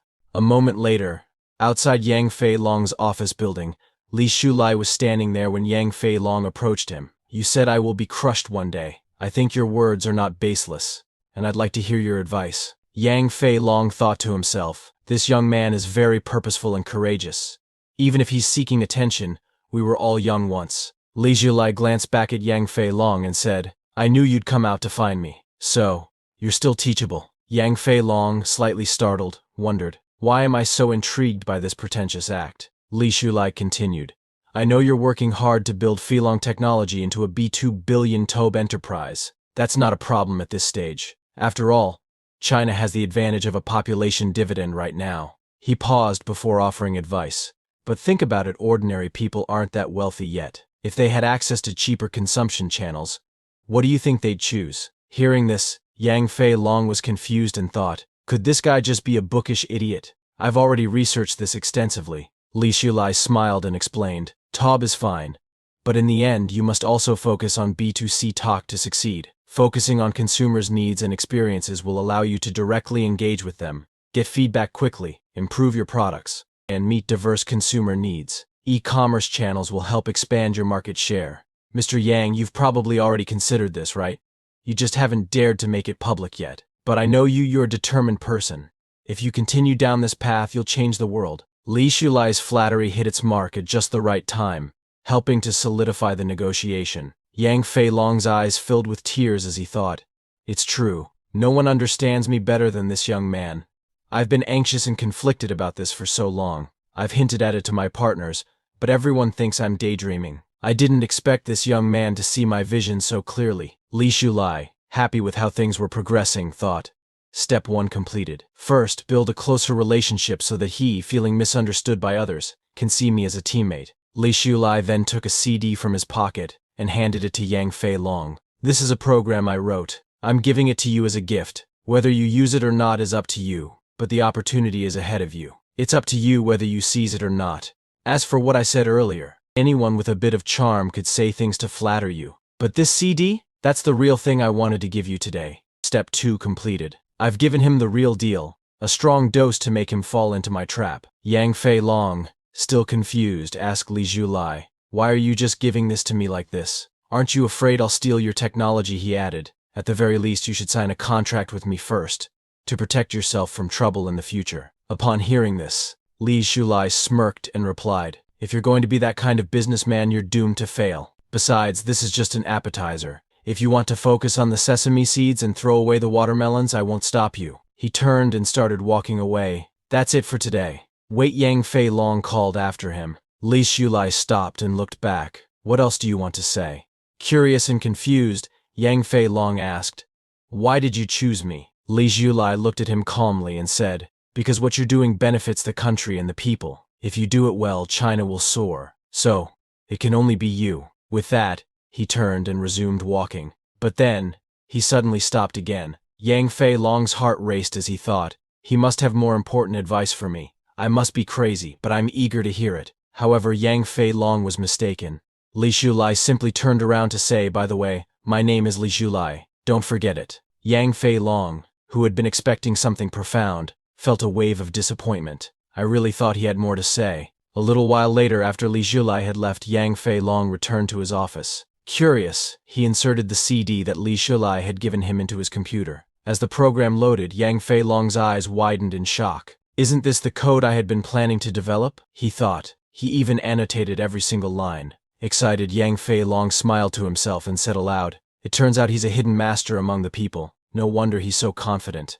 I have to recruit him to my side. With his talent and this framework, the Flying Dragon Empire will surely grow bigger and stronger." After some time, later that evening, in the school cafeteria, Yang Fei Long came to meet Li Shulai. As people noticed Yang Fei Long, whispers spread through the crowd. "That person looks familiar. Wasn't he on TV?" some murmured. Li Shulai was impressed by how quickly Yang Fei Long had found him. "He's quite capable," Li Shulai thought. But then again, It's not that hard when the program runs to the end. The name of the school cafeteria appears in glittering gold. Hard to miss, right? Yang Fei Long had waited for 3 days at the cafeteria, determined to meet Li Shulai. This kid is so pretentious, Yang Fei Long thought, but I have to hold my ground too. Approaching Li Shulai, Yang Fei Long asked, "How did you know I would find you?" Li Shulai replied calmly, "You're clear-headed now. You wouldn't miss this opportunity." Yang Fei Long felt a bit frustrated, thinking, that makes it sound like I've been out of my mind all along. Politely, he invited Li Shulai to join his business empire. "Do you know how much Filong technology will flourish in the future? I hope to create a business empire with you by my side." However, Li shook his head and refused. "Forget about joining, and spare me the sales pitch. It might work to lure in eager youngsters, but it doesn't work on me. Do you think you can attract me with such empty words?" Yang Fei Long was shocked by the blunt rejection. Frustrated and angry, he thought, "Damn it, I checked before coming here. Isn't he just a slightly talented college student from an ordinary family?" Noticing Yang Fei Long's reaction, Li Shulai smiled and said, "Since you've come to find me, I won't let you leave empty-handed." He unzipped his bag, pulled out a CD and a piece of paper, and handed them to Yang Fei Long. Upon receiving the items, Yang Fei Long smiled, thinking, the last CD contained sample programs. This time it must be the complete one, right? But when he unfolded the piece of paper and read it, his eyes widened in shock. This is Filong Technology's biggest future business opportunity, the key to the company's global expansion. Yang Fei Long couldn't help but smile to himself. If Filong Technology is a massive ship about to set sail on a long journey, these pieces of paper are the rudder that will steer us to the fertile continent. The value of this information is several times greater than the previous program. Li Shulai looked at Yang Fei Long and said, "You're a smart person, so don't ask me how I know all this or where I got it from. And don't ask why a poor college student like me knows so much. If you're willing to believe, then go ahead and act on it. If not, that's fine too." He added, "If Filong Technology develops in the future, and you find that what I've done today is of value, you'll know what to do." Yang Fei Long looked at Li Shulai with admiration, thinking, this man is not only intelligent but also dazzling, like a shining star. Li Shulai continued, "In short, stay firm in your belief in Filong Technology, and I wish you great success. After all, what you're about to accomplish will benefit both the country and the people." He then turned to leave, saying, "I've said all that needs to be said. Please do as you see fit." Yang Fei Long, feeling an immense sense of clarity and lightness in his heart, smiled. This feeling is like a spring breeze. In the blink of an eye, it was December 31st, 1998. Yang Fei Long stood in front of the media, announcing the official listing of Filong Technology. Zhang Ming approached Li Shulai, excitedly asking, "Brother Zhiyu, did you see the news about Filong Technology?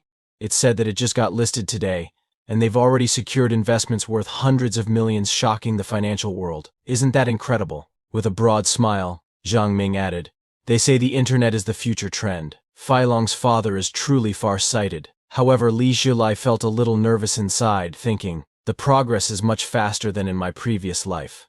I'm not sure what kind of changes this will bring. Zhang Ming, still animated, remarked, "Filong Technology is based in Hangzhou. If we had graduated a year earlier and joined Yang Fei Long's business, we'd probably be very successful right now." Li Shulai smiled and replied, "I guess so." But deep down he was genuinely pleased. Although it's launched 9 months earlier than it did in my previous life, the momentum after listing is much stronger. Still, this is good. He nodded to himself and thought, Yang Fei Long did a great job. By April 1999, Li Shulai was preparing to show his graduation project to Professor Guo. As he was discussing it with the professor, Zhang Shuli suddenly stormed into the office, slamming her bag hard on the desk. Angrily, she said, "Professor Guo, if you want to make things difficult for me, just say it outright. Is it really necessary to keep blocking my graduation project like this?" In her mind, she was thinking, I paid 2,000 yuan to have someone write this project for me, and they guaranteed it would pass.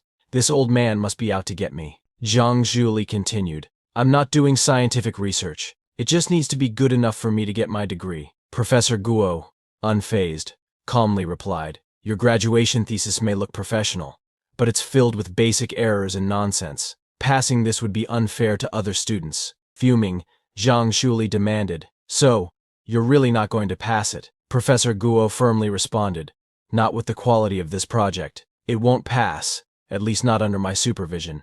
Zhang Zhuli clenched her teeth in anger, grabbed her bag from the desk and said, "Just wait, I'll revise the design." She stormed out of the office. Li Shulai, who had witnessed the whole scene from the back of the room, approached Professor Guo with a concerned expression. Teacher Guo, you might want to be cautious. I've heard people who cross her tend to have unfortunate endings. He thought to himself, that's all I'll say. I hope Professor Guo stays vigilant. However, in the next second, Professor Guo picked up Li Shulai's graduation project and said, you have a good first page, but there are a few issues here. Overall, it's not that great. Li Shulai smiled awkwardly, thinking, oh no, Professor Guo has a sharp eye. If I stay, he'll keep lecturing me until midnight. He quickly said, I'll revise it. He grabbed his project and bolted, telling Professor Guo, I'm going back to the dormitory to work on it. Once outside, Li Shulai thought, April is the most beautiful month of the year. In the blink of an eye, graduation season will be upon us. I hope it's a peaceful and smooth one. But then, he suddenly saw Yang Fei Long standing in front of him,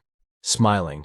I heard from your roommate that you came to the Science and Education Department, so I came here specifically to wait for you, Yang Fei Long said. I want to invite you again to join Phylong Technology. You've been a great contributor to its success. Li Shulai politely declined, but Yang Fei Long wasn't deterred. Before, Phylong Technology was just a vision, a blank check. I understand why you didn't join, but now Phylong's value is soaring, and it's clear that we will become China's new commercial giant. If you join now, you're fully qualified to become a major shareholder. Huge wealth is within your reach. Would you really reject such an opportunity? Despite Yang Fei Long's persistence, Li Shulai remained unmoved and refused again. Surprised, Yang Fei Long thought, I never imagined Phylong would fail to recruit someone like him. Still determined, he pressed on. Tell me what you want, and I'll do my best to satisfy it. Li Shulai, what could possibly be more important to you than Phylong's original shares? I really want to know. Li Shulai smiled and, turning to face Yang Fei Long, said, if you really want to thank me, that's fine. I'm about to graduate, and I want to open a retro-style coffee shop. Why don't you give me the old house at number 99 Minkang Road? Yang Fei Long was taken aback, thinking, an old house of no value?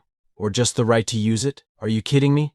He had expected Li Shulai to make a much bigger demand, something far more extravagant. Li Shulai, with a serious expression, told Yang Fei Long, that's it, that's what I want. Yang Fei Long, seeing the seriousness in Li Shulai's face, realized that he wasn't joking. He's not talking nonsense, he thought. It's for real. Surprised by Li Shulai's calm demeanor, Yang Fei Long reflected, it's so rare to see young people today who aren't swayed by fame or fortune and who don't grovel to the powerful. When I wasn't wealthy, he gave me such unique advice that shortened Phylong Technology's path to success, and he didn't ask for a penny in return. Now that Phylong has achieved greatness, he still has the same attitude. He isn't tempted by money. Yang Fei Long smiled and said, don't worry, forget about just the right to use it. I'll buy the house for you. Seeing how respectful Yang Fei Long was toward Li Shulai, his secretary couldn't help but wonder, what kind of secrets does this mysterious college student hold? She asked. Mr. Yang, are you heading back? Yang Fei Long instructed her, go buy the house at No. 99 Minkang Road, and prepare a card with 3 million yuan for me, he thought. Li Shulai doesn't want money because of his kindness, but I owe him, and this is my duty to repay him. When Phylong Technology grows in the future, I must reserve a director position for him. What we're doing will benefit the country and the people. Could it be that I've really met a hermit with noble sentiments who seeks no rewards? Are there really such people in the world? Li Shulai's actions had a profound effect on Yang Fei Long, making him reconsider his future decisions. Sometime later, Li Shulai received the real estate certificate and the card with 3 million yuan. Smiling, he thought, since you insist on giving it to me, I'll accept it. In the classroom, Professor Guo addressed all the students. The graduation defense will be held in early June. Many of your graduation theses still need significant improvement, so I advise you to revise them and communicate with your instructors. There are only 3 months left until graduation, and time is tight. I hope you all put a perfect end to your campus life. The students, however, were visibly frustrated. The difficulty of the graduation project was daunting. Some remarked, we haven't even found internships or jobs yet, and all our time is spent writing papers. After Professor Guo left, Zhang Shuli's friend asked, how did your conversation with Teacher Guo go yesterday? Is he still being as strict as ever? Zhang Shuli, clearly irritated, replied, it's just a crappy paper, but Guo is making it look so serious. Does anyone really think undergraduate papers need to be high quality? It's just a formality. Why make such a big deal out of it? Upon hearing Zhang Shuli, Xiao Ning interjected, Teacher Guo is taking the time and effort to guide us for our own benefit. Only by completing your thesis properly will you gain the experience needed to solve more complicated problems when you enter the workforce. Zhang Shuli, annoyed, shot back, okay. You're an excellent student and the teacher's pet. Just worry about yourself and stop pretending to care. Seeing Zhang Shuli's attitude, Xiao Ning thought, money is powerful when it reaches a certain level, but Zhang Shuli, your family isn't that rich yet. Aloud, she said, never mind. It has nothing to do with me. Meanwhile, Xiao Ning's friend called her. Let's go to the cafeteria they left together. Afterward, a red-haired boy approached Zhang Shuli and said, Mr. Guo is really stubborn. What if he makes you delay your graduation and doesn't give you a diploma? You know, a lot of companies ask for graduation certificates these days. Your family might be wealthy, and you don't need to worry about finding a job, but wouldn't it be a shame to study for 4 years and not get a diploma? Another boy with yellow hair chimed in. Even though you're about to graduate, teachers generally don't want to make things difficult for students. It's better to leave a good impression in case you meet them again in the future. Zhang Shuli smirked and said to the two boys, I've never failed a course. Why wouldn't I pass? It's just my graduation thesis. If Mr. Guo really doesn't appreciate my effort, I've already figured out what to do. Inwardly, she thought, if you don't appreciate my kindness, don't blame me for being ruthless. The boys nodded in agreement. Old man Guo is nothing in front of power and money. Zhang Zhuli's family has connections. Meanwhile, Li Shilai, who had been listening in on their conversation from the classroom, couldn't hold back any longer. He stepped forward and said to Zhang Shuli, it's not up to you to decide whether an undergraduate thesis is important or not, or whether it needs to be done seriously. Just because you're morally bankrupt doesn't mean others should disregard their integrity. So what if your family is rich? Being born into wealth is just an advantage of luck, but that doesn't give you the right to look down on others. With an angry expression, he added, things change over time. If your Zhang family falls from grace with your attitude and behavior, people would treat you like a dog. Zhang Zhuli's face flushed with fury. Who are you to lecture me, you poor student with no standing? You have no quality. Li Shulai smiled coldly and replied, you're talking to me about quality. Zhang Shuli, aren't you the one here with the least amount of it? Deep down, you know it well. The yellow-haired boy turned to the red-haired boy, surprised. This guy usually keeps quiet. Why does he suddenly have the guts to stand up to Shuli? The red-haired boy shrugged. He probably wants to play the hero. Maybe he's upset because Ma Xiaoning is frustrated by all this nonsense. I've heard his family situation isn't great. He probably relies on studying hard to change his fate. His pride must have been hurt. He added with a smirk, when he enters the real world, he'll find out that studying isn't everything. It's better to be like Shuli, who doesn't have to worry about anything. Zhang Zhuli, still furious, glared at Li Zhulai. Yes, my family is rich, and that's incredible. Unlike you, whose entire life's effort can't compare to what I have by birth. My privilege is my capital. You're just a country bumpkin with parents working on a farm. Stay away from me, and don't let your chicken shit smell bother me. She laughed cruelly. Just then, Zhang Ming stepped in and put a hand on Li Zhulai's shoulder. It's not worth it, arguing with someone like her. Li Zhulai paused for a moment, realizing the truth in his words. There's no point in arguing with people like Zhang Shuli. Besides, even though she caused a lot of trouble in her previous life, she hasn't done anything terrible enough in this one to warrant that kind of punishment. He sighed inwardly. I'll let it go this time. Better to give an idiot a chance. Li Zhulai knew deep down that people like Zhang Shuli would never change. People like her always take shortcuts to achieve their goals. No matter how many times they fail, they'll repeat the same mistakes, he thought to himself. I'm just waiting for her to mess up again so I can crush her without hesitation. Li Zhulai stepped closer to Zhang Zhuli and said, your father is rich, sure, but he's just a 5 millionaire. Just a small-time wealthy boss in Hangzhou. The yellow-haired boy was shocked and blurted out, 5 million. Isn't that impressive? Why is he so nonchalant about it? The red-haired boy replied, he's like a frog in a well. How can he understand what 5 million means? That's enough to buy 100 houses for my family. Li Shulai, ignoring them, continued speaking to Zhang Shuli. There are plenty of people in this world far richer and more powerful than your father. You might use money to oppress others, but when the tables turn and someone uses money to oppress you, don't cry and scream. He then leaned in and whispered, I'm waiting for that day. Zhang Shuli. Zhang Shuli's face turned pale, a mix of surprise and anger washing over her. Why do I suddenly feel so nauseous, she thought. Meanwhile, Li Shulai turned to Zhang Ming and casually asked, what do you want for lunch? Zhang Ming grinned. Lanzhou ramen sounds good. Li Shulai nodded. All right, my treat.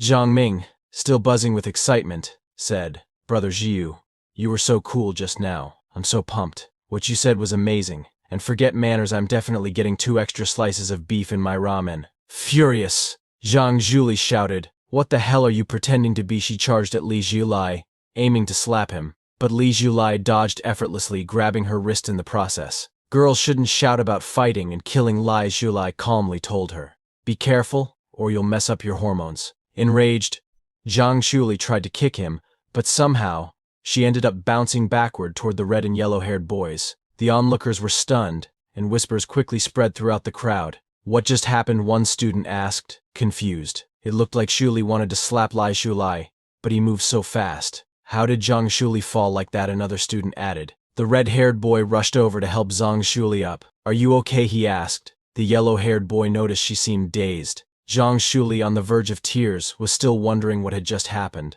Later, back in the boys' dormitory, Zhang Ming couldn't stop smiling. Brother Zhu, you were so cool just now. You left without showing off, but didn't you see Zhang Zhuli's face? She was pale. She doesn't even know her own limitations. How could she look down on others like that in front of you? But then, curious, Zhang Ming asked, did you secretly learn Qigong or something? How did Zhang Zhuli get bounced back so far so fast? Li Zhulai smiled and replied, if I told you I don't know either, would you believe me? It was strange. Zhang Ming looked disappointed. Do you expect me to believe that? Li Zhulai laughed.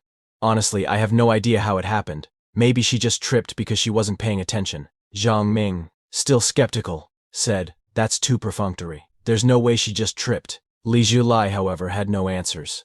He didn't fully understand what was happening either. First, his coffee shop had been surrounded by a strange golden light, and then, when he was taking a shower, the same golden light appeared. Confused, he had wondered, what is this golden light? What kind of ability did I awaken after being reborn? And now, the same thing had happened with Zhang Zhuli. Before he could react, his body moved on its own, and her movements slowed down before his eyes. He could even see the trajectory of her actions. When Zhang Zhuli tried to kick him, it felt as though a barrier had suddenly appeared around his body, pushing her away. This can't be a coincidence, Li Zhulai thought.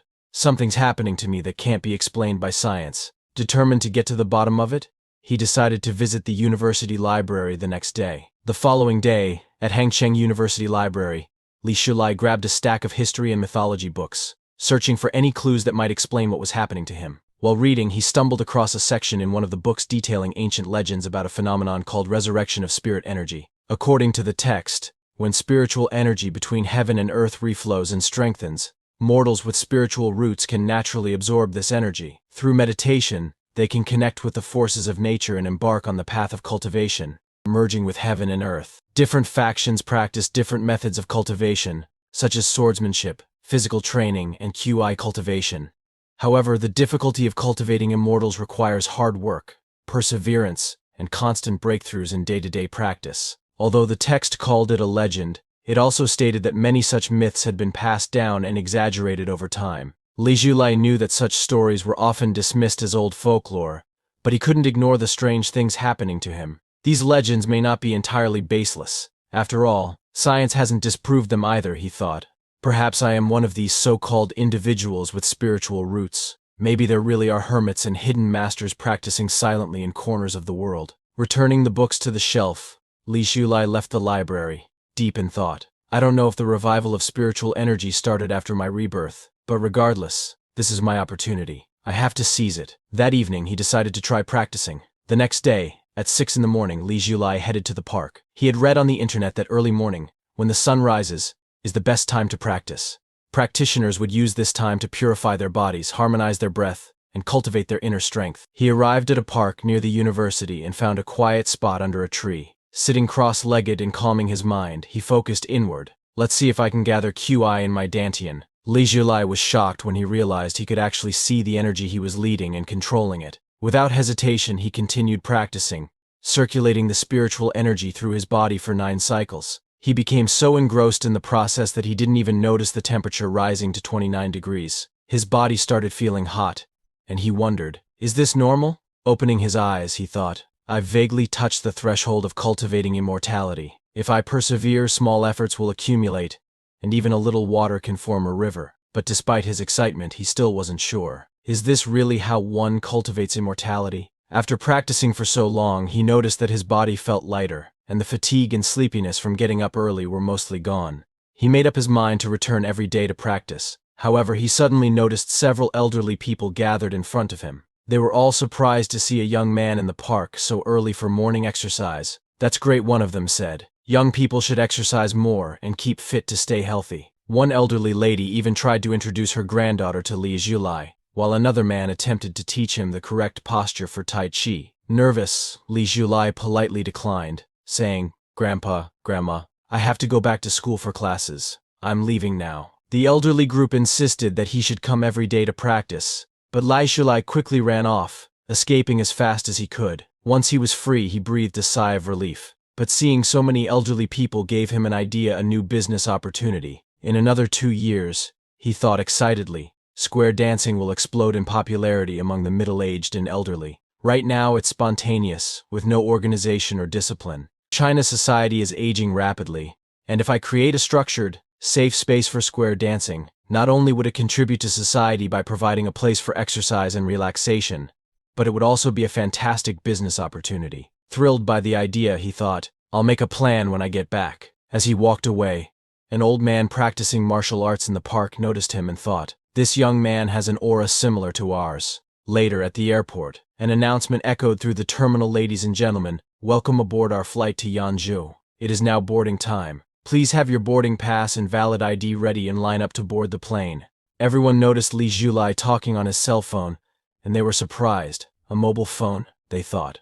That's so expensive. In the 90s, owning a mobile phone was considered a luxury. The lady on the other end of the call told Li Zhulai, "We've selected several houses near Sanli Lake for you." The woman on the phone asked Li Zhulai, "When would it be convenient for you to come and have a look?" Li Zhulai, preparing to board his flight, replied, "I'm about to board the plane now. Contact me in 3 hours when I've landed." After grabbing his bag, Li Zhulai boarded his flight to Yanzhou. A few hours later, he landed and made his way to Dezuo Real Estate. At the real estate office, the receptionist greeted him and said, "The market price of the house you're interested in is 1 million yuan. Would you prefer to pay in full or through installments? If you're interested in installments, I can introduce you to our bank loan services." The receptionist smiled, thinking he looks to be in his early 20s. Could he be a rich second-generation kid? He sounded so generous on the phone. Could he be the god of wealth? Li Zhulai paused and told her, "Give me a minute. I want to take another look before deciding." He knew this property would not only serve as a base for him in Yanzhou, but its market value would also skyrocket in the coming years. The agents have a good eye for selecting properties. No wonder this industry has thrived for so long. But it's a shame about real estate. In about 10 years, the market will collapse. Without further hesitation, Li Zhulai took out his golden card and handed it to the receptionist. "I'll pay in full," he said. The receptionist's eyes widened in shock. Not just her, everyone present in the office was taken aback. Did he just pull out 1 million like it's nothing? Someone whispered. He looks so young and his clothes are modest. But he didn't even blink when paying in full. Maybe he's from a super rich family. Another person nodded. Must be a second-generation rich kid for sure. A girl dressed in black overheard the conversation and remarked, "Sanli Lake is far from the city center. There's no room for the property value to appreciate. I must have been fooled." Another person whispered, "Are you stupid? The value of houses in that area won't appreciate. That's the old town." After signing the contract for the house, Li Zhulai smiled to himself. They don't know anything. Forget Sanli Lake. If you buy property in Yanzhou, you'll make a fortune too. Being reborn has its perks. Satisfied, Li Zhulai thought. Next up, there are other important things to take care of. He made his way to a newspaper vendor and bought a copy of the Financial Evening News. As he flipped through the pages, he noticed an article about Feelong Technology's rapid growth. The company had not only secured domestic success but also attracted overseas investments. Father Long really knows how to seize business opportunities and climb to the top, Li Zhulai thought. But then he smiled knowingly. I can't let him dominate the market alone. As the chill of the evening air set in, Li Zhulai thought, it's time to meet Brother Shi and Brother Hong. Later that day, at the Dagwon-kun building within Yanjing Technology, Lu Daxi, the CEO of Yanjing Electronic Technology, addressed the receptionist. How is Hu Shuo progressing with the material preparation? Please ask him to provide a status update. Also, make a reservation at a nearby restaurant for later. I have a lunch meeting with Mr. Lin. His secretary then informed him. A young man has arrived and mentioned that he wishes to discuss something with you. Lu Daxi responded. Send him away. I'm not taking any meetings at the moment, he thought to himself. It's probably another aspiring young entrepreneur wanting to pitch his ideas. I've seen more of them lately. However, after a moment of reflection, he reconsidered and instructed, on second thought, let him in. Also, ask Xiao Hu to come by later, he mused. I was once young and inexperienced too.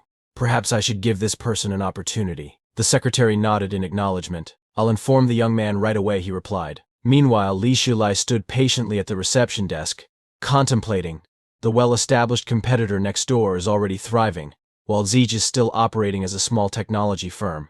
It's no easy feat to fall behind at the start and still manage to stay competitive. The secretary approached Li Shulai with a cup of tea and politely said, please wait for a moment. Mr. Lu will see you shortly, once he has concluded his current tasks. As Li Shulai waited, he noticed Lu Daxi on a phone call. You might not be fully aware of the potential market for chain stores in China, Lu Daxi was saying. With the country's rapid economic growth and the rise of the internet, demand for its products and services is increasing exponentially. This is the ideal time to expand into the market. However, the individual on the other end seemed distracted and uninterested in the conversation. Lu Daxi concluded, let's schedule a meal for another day, and I'll explain everything to you in detail. He ended the call and turned his attention to Li Shulai, noting, so this is the young man.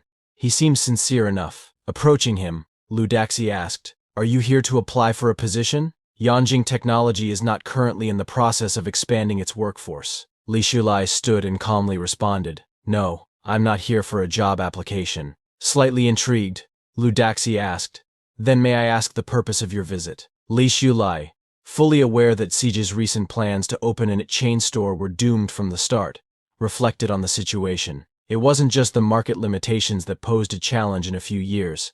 The spread of an epidemic would further complicate matters. His entire strategy would likely collapse. However, such external and uncontrollable factors could not be openly discussed. He realized that the approach he took with Exige had to be different from how he handled things with Yang Filong. Siege seemed uncertain and confused, unlike Lao Yang, who had been easily motivated with just a few words of encouragement. To earn Ziji's trust, Li Shulai knew he would have to be direct and address the core issues. As Lu Daxi looked at him, puzzled, he thought to himself, has this guy not figured out what to say yet? Meanwhile, Li Shulai, inwardly amused, thought, it feels odd not to play the role of a master this time. Li Shulai addressed Mr. Lu confidently. I've been studying the situation of various domestic internet companies and have developed some insights of my own. I overheard you mention the e-chain store during your call, and I'd suggest abandoning the plan sooner rather than later. Upon hearing this, Mr. Lu smiled, thinking, if you want to join Yanjing, just say so directly. Making bold statements to prove your abilities? I've seen this game before.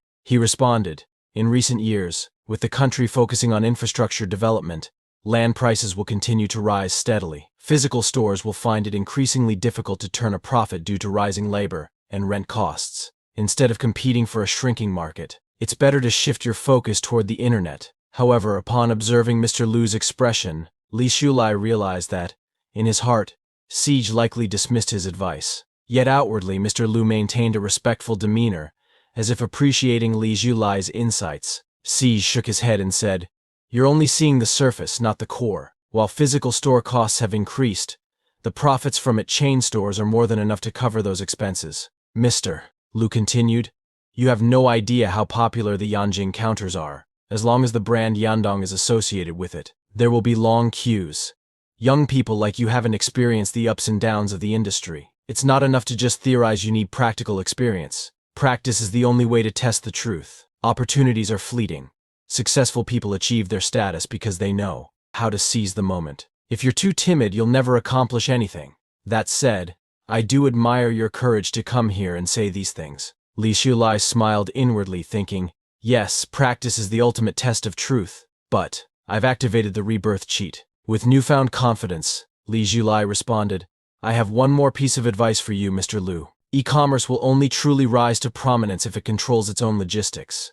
One day you'll understand exactly what I mean. Mr. Lu laughed and said to Li Shulai, you're quite an interesting young man, even bolder than I was back in my day. However, his face turned serious as he added, confidence is good, but no matter how fearless you are, reality will teach you a lesson. Li Shulai remained unfazed and confidently responded, then just wait and see. He handed Mr. Lu his business card and said, if you ever need my help, you know how to contact me with that. He left the office. Mr. Lu glanced at the business card and noticed the name Li Shulai. Initially, he didn't pay much attention and tossed the card into the trash. However, moments later he reconsidered and retrieved the card, thinking, it may have sounded a bit outrageous, but I can't seem to shake it off. Today has been strange, he thought, carefully placing the card in a safe spot. When my IP chain empire is built, I'll invite him to see it firsthand, he resolved. Meanwhile, Li Shulai walked out of the building, smiling to himself. At this stage, Lu Daxi wouldn't abandon a long-prepared plan just because of a few words. But once he faces setbacks and realizes his mistake, he'll come looking for me. Let him be humbled by his ignorance, Li Shulai mused. As both men pondered their encounter, Li Shulai's thoughts shifted to his next target, Qiandu. After securing both Mr. Lu and Yang Filong, he was ready to move forward with his plans. Sometime later, at Hengcheng University, in the boys' dormitory, Zhang Ming greeted Li Shulai enthusiastically. Hey, it's great to see you again. Where did you disappear to over the weekend? Why are you still carrying your luggage? Li Shulai brushed off the question and replied, I went home to visit my parents. Zhang Ming, excited, said, say hello to them for me. Tell them you have a good friend who's ready to join the family. Teasingly, Li Shulai responded, I don't need another brother, what I need is a sister. Zhang Ming, pretending to act like a girl, joked, if needed, I could be your sister too. Annoyed, Li Shulai shot back, get out of here. But even as he joked with his friend, his mind drifted back to Mr. Lu, wondering, I left him my contact details. Will he actually reach out? Later, Li Shulai handed another CD to the receptionist at Qiandu. The Yanzhou plan had been completed as scheduled, and now the real game was about to begin. Turning back to Zhang Ming, Li Shulai asked, I've gone home on the weekends before, and you've never missed me. Why the sudden attachment this time? Zhang Ming replied, there's been an old man asking around for you. Based on his description, I realized he was talking about you. I just wanted to know what was going on. Curious, he asked, did you run into a scammer or something? You have to be careful. There are a lot of shady old men and women out there these days. Teasingly, Li Shulai remarked, it's just the bad guys getting old. Most older people are still kind and trustworthy. Zhang Ming grinned and replied, well, if anything like that happens, you know your dad will always have your back. However, Li Shulai couldn't shake a feeling of concern. Who could be looking for me at this time? Father Long isn't that old, is he? He shrugged the thought off. If it's something important, they'll find me again. With that, he finished packing his things and prepared to leave. Just then, the old man who had been searching for Li Shulai appeared. He had been asking around the university and nearby marketplace, hoping to track him down. As Li Shulai went out for a walk, the old man finally found him. Rushing over, he grabbed Li Shulai's hand and urged him, come with me. Confused but curious, Li Shulai followed the old man to a nearby park. Once there,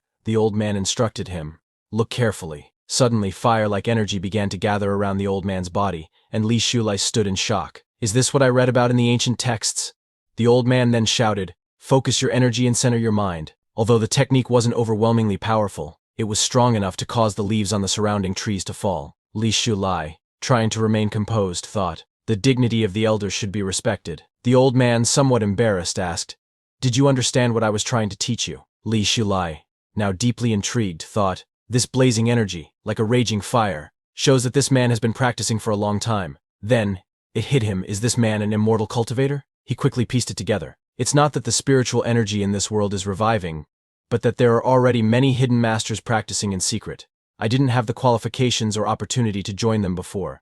Deciding not to reveal his inexperience, Li Shulai thought, I'll just play along and act knowledgeable. Meanwhile, the old man was having his own internal revelation. I've met countless people, but this young man's essence is the purest I've ever encountered. I've struck gold. If my granddaughter marries him, the Zhang family's future will be secure. Feeling a bit nervous, Li Shulai asked, what exactly do you want me to do? His thoughts raced. Is this like the novels? Is something off here? With a serious expression, the old man asked, are you currently seeing anyone? Li Shulai was stunned. That's what he wants to ask me. He thought to himself, this is the first time I've met a real-life immortal cultivator, and instead of talking about the spiritual world or discussing the mysteries of cultivation, he's asking me about my dating life? Realizing the situation, he thought, wait, is this old man setting me up for a blind date? Nervously, Li Shulai replied, what kind of relationship could a serious person like me have? I have to go to class soon, so I'll be leaving now. But before he could move, the old man stopped him, saying, my granddaughter is smart, clever, considerate, and beautiful. She attends your school. I'll call her over right now. Li Shulai felt a sense of unease wash over him. Am I in serious trouble here? The old man, wasting no time, dialed his granddaughter at lightning speed. Li Shulai, Noticing the strength of the old man's grip, thought, this man is indeed a cultivator. His strength is incredible. Meanwhile, on the other end of the call, the old man's granddaughter picked up asking, Grandpa, did you come out of seclusion? Do you miss me? The old man, now slightly awkward, looked at Li Shulai and said, Ning Ning, don't accuse me wrongly. I think about my precious Ning Ning every day. Look, your grandpa came to your school today specifically to see you. Come find me quickly. Ning Ning, surprised, asked Grandpa, why didn't you tell me earlier? I just promised to go shopping with my classmates.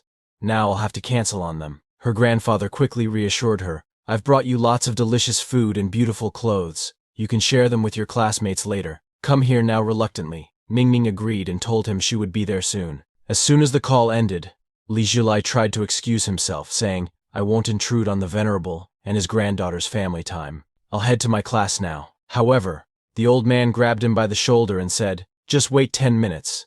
You're single anyway, so why not at least meet my granddaughter before making any decisions? Li Shulai, feeling trapped, thought, I don't have time for this. The old man insisted, my granddaughter is not only beautiful, but she's also very filial to her elders. She's truly one in a million. I guarantee you'll be impressed. Trying to remain polite, Li Shulai responded, I am currently focused on my cultivation and have no interest in my personal life. No matter how exceptional the venerable's granddaughter may be, I am not interested. Both the old man and Li Shulai were locked in a tug of war, trying to convince each other. The old man, observing Li Shulai's calm demeanor, thought, this young man not only has excellent qualifications, but also strong self-control. At this age, it's rare to see someone remain so composed in the face of potential romance. Despite Li Shulai's attempts to leave, the old man held onto him tightly, grabbing his leg and pleading, I have plenty of resources. Please understand an old man's wish to have grandchildren and live a peaceful family life. However, Li Shulai, exasperated, gently pushed the old man away and firmly stated, I won't agree. The old man, with a wounded expression, said, you're bullying an old man. Li Shulai, speechless, wondered what on earth he was getting involved in. Just then, Xiao Ning was approaching. The moment her figure came into view, the old man immediately released Li Shulai, standing up straight and presenting himself like a perfect gentleman. Li Shulai was utterly shocked when he realized that the old man's granddaughter was none other than Ma Xiaoning. Xiao Ning, confused, looked between her grandfather and Li Shulai. Grandpa, what's going on? Why is Li Shulai with you? She glared at Li Shulai, shouting, why are you so shameless? Since you couldn't win me over, now you're targeting my family. Li Shulai quickly tried to explain, chasing Xiaoning. There seems to be a misunderstanding. The old man also attempted to calm his granddaughter down, but Xiao Ning interrupted, saying, this person's behavior is practically harassment. I've already rejected him, but he keeps pestering me. Why go to such lengths? Plotting against my family will only make me hate you even more. She turned to her grandfather, asking, Grandpa, did he bully you just now? A college student bullying an elderly person, how disgraceful. Li Shulai, visibly frustrated, responded, Ma Xiaoning, you've been talking to yourself for a while now. Have you had enough? None of what's happened here is my fault. The old man chimed in, agreeing with Li Shulai. Ning Ning, this young man didn't do anything wrong. I was just tired of standing, so I lay down to rest, although inside, he was secretly pleased that such a promising young man had once had a crush on his granddaughter. But Xiao Ning wasn't convinced. She said firmly, Grandpa, you don't have to be afraid of him. I'm here to protect you. Her grandfather, exasperated, said, Ning Ning, you owe him an apology. You've misunderstood this good young man. Shocked, Xiao Ning exclaimed, him, a good young man.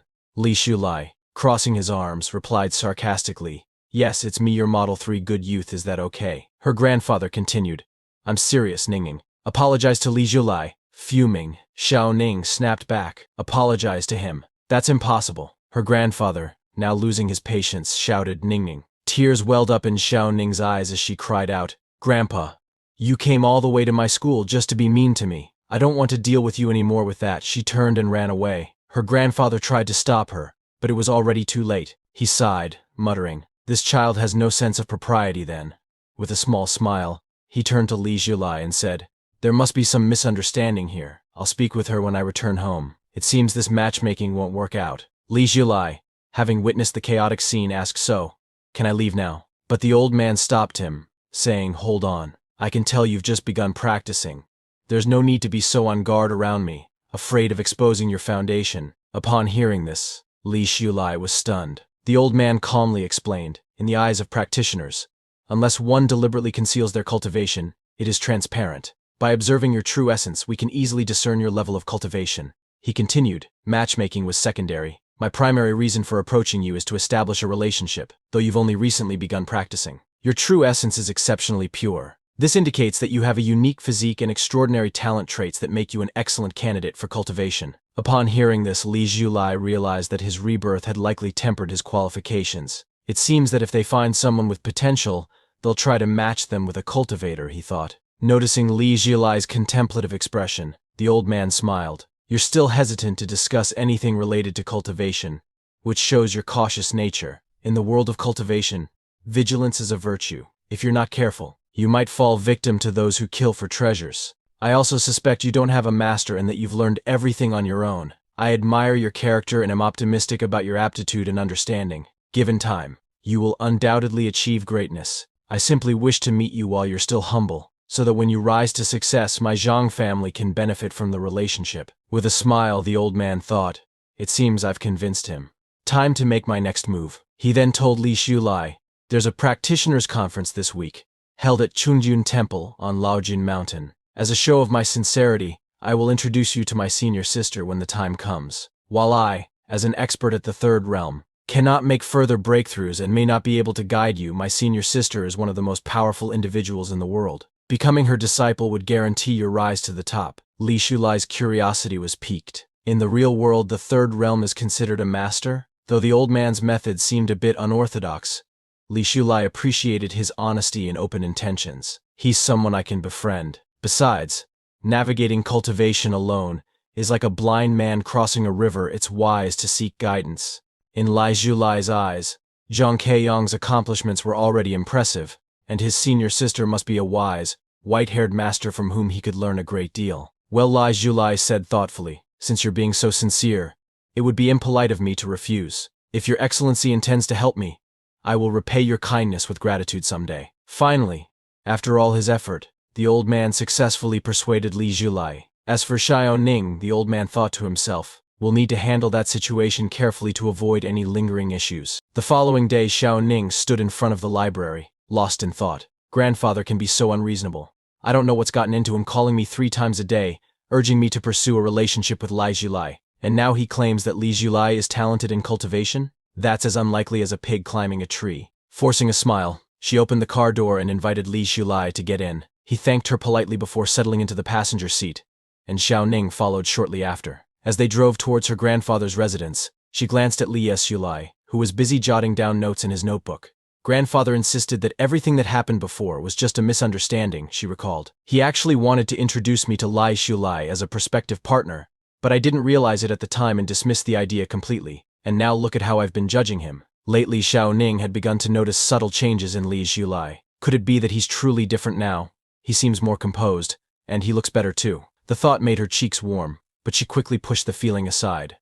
Am I really letting myself be swayed just because grandfather praised him? Meanwhile, Li Zhulai appeared completely absorbed in his own thoughts, paying no attention to her. He was preoccupied with more pressing matters. Yang Filong, Lu Daxidu, Yueting, Lin Yanhong. It's been over a week since I sent the CD, and I still haven't heard back from Brother Hong, he reflected. Did something go wrong? Maybe the front desk didn't deliver the CD. Otherwise, I would have received some word by now. I spent extra time perfecting that program based on Yang Filong's reaction. I expected him to be astonished and contact me immediately. Still, these are minor concerns, he thought. Even if Brother Hong doesn't respond, I have a contingency plan in place. The path to power is never straightforward, and perhaps that's for the best. Suddenly he looked up, catching Xiao Ning off guard. Oh no, has he noticed me staring at him? She panicked. But Li Zhulai wasn't focused on her instead. He found her startled reaction somewhat puzzling. What's going on with her? Why does she seem so anxious? Xiao Ning, noticing his glance, wondered. What's with that look? Does he think I'm acting strange? As soon as he returned to his writing, she pondered whether he was still upset about their earlier interactions. Trying to break the silence, she spoke up. Li Zhulai, how long are you going to follow me around like this? If you're trying to get my attention by playing hard to get, it's not going to work. Do you realize how much inconvenience this behavior causes others? Li Zhulai responded calmly. I'm not trying to get your attention. I've been occupied with more serious matters. Her words lingered in the air as Xiao Ning considered his response. Have I been reading too much into everything? A short while later they arrived at their destination. Xiao Ning surveyed the surroundings. We're nearly at the top of the mountain, yet it's still so isolated. Li Shulai turned to the old man and asked, "Aren't we going to Qingyun Temple? Why are we heading into the mountains?" The old man chuckled and replied, "Those who practice cultivation have their own territories.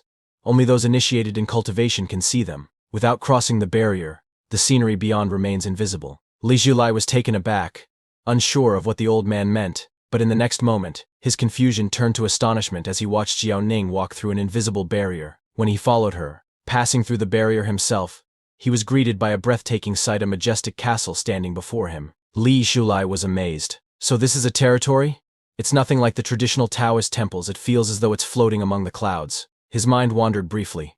"I wonder if, once I've reached a certain level of cultivation, I'll have a territory of my own." Suddenly he noticed the faint traces of true energy within Xiao Ning and thought, her true energy is so weak, it's almost non-existent.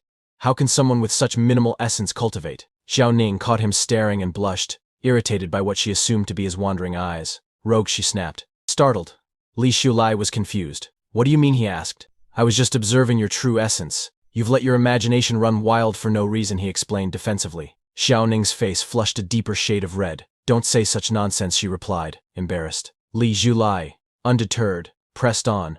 "Your true energy is very weak. I was just curious as to why. Ma Shining, we're college students.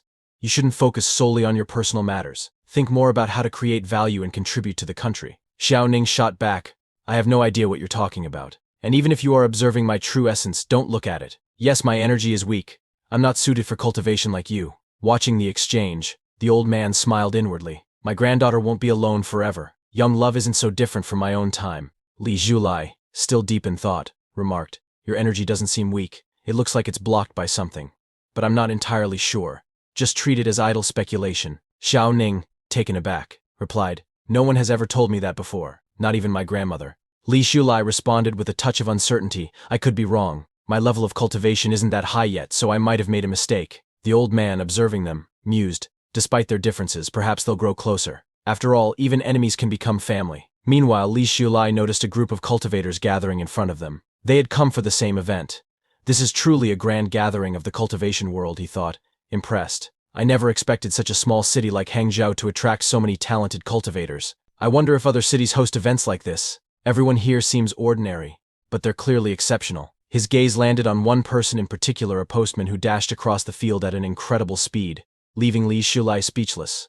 "That young man's true energy is remarkable," he thought. "With such ability, he could probably deliver hundreds of parcels in a day. He could easily earn more than 1 million in 3 years at that rate." The old man approached Li Shulai and said, "Come along, my friend. Let's meet the senior sister first, and then I'll introduce you to some people and show you around the temple." The old man led Li Shulai to the Langwen Pavilion. Entering the building, he called out loudly, "Senior sister, I've brought Xiao Ning and her boyfriend." Xiao Ning, both angry and embarrassed, exclaimed, "Grandpa, stop talking nonsense." Li Shulai, also feeling slightly embarrassed, thought to himself, "How can this old man still be so mischievous?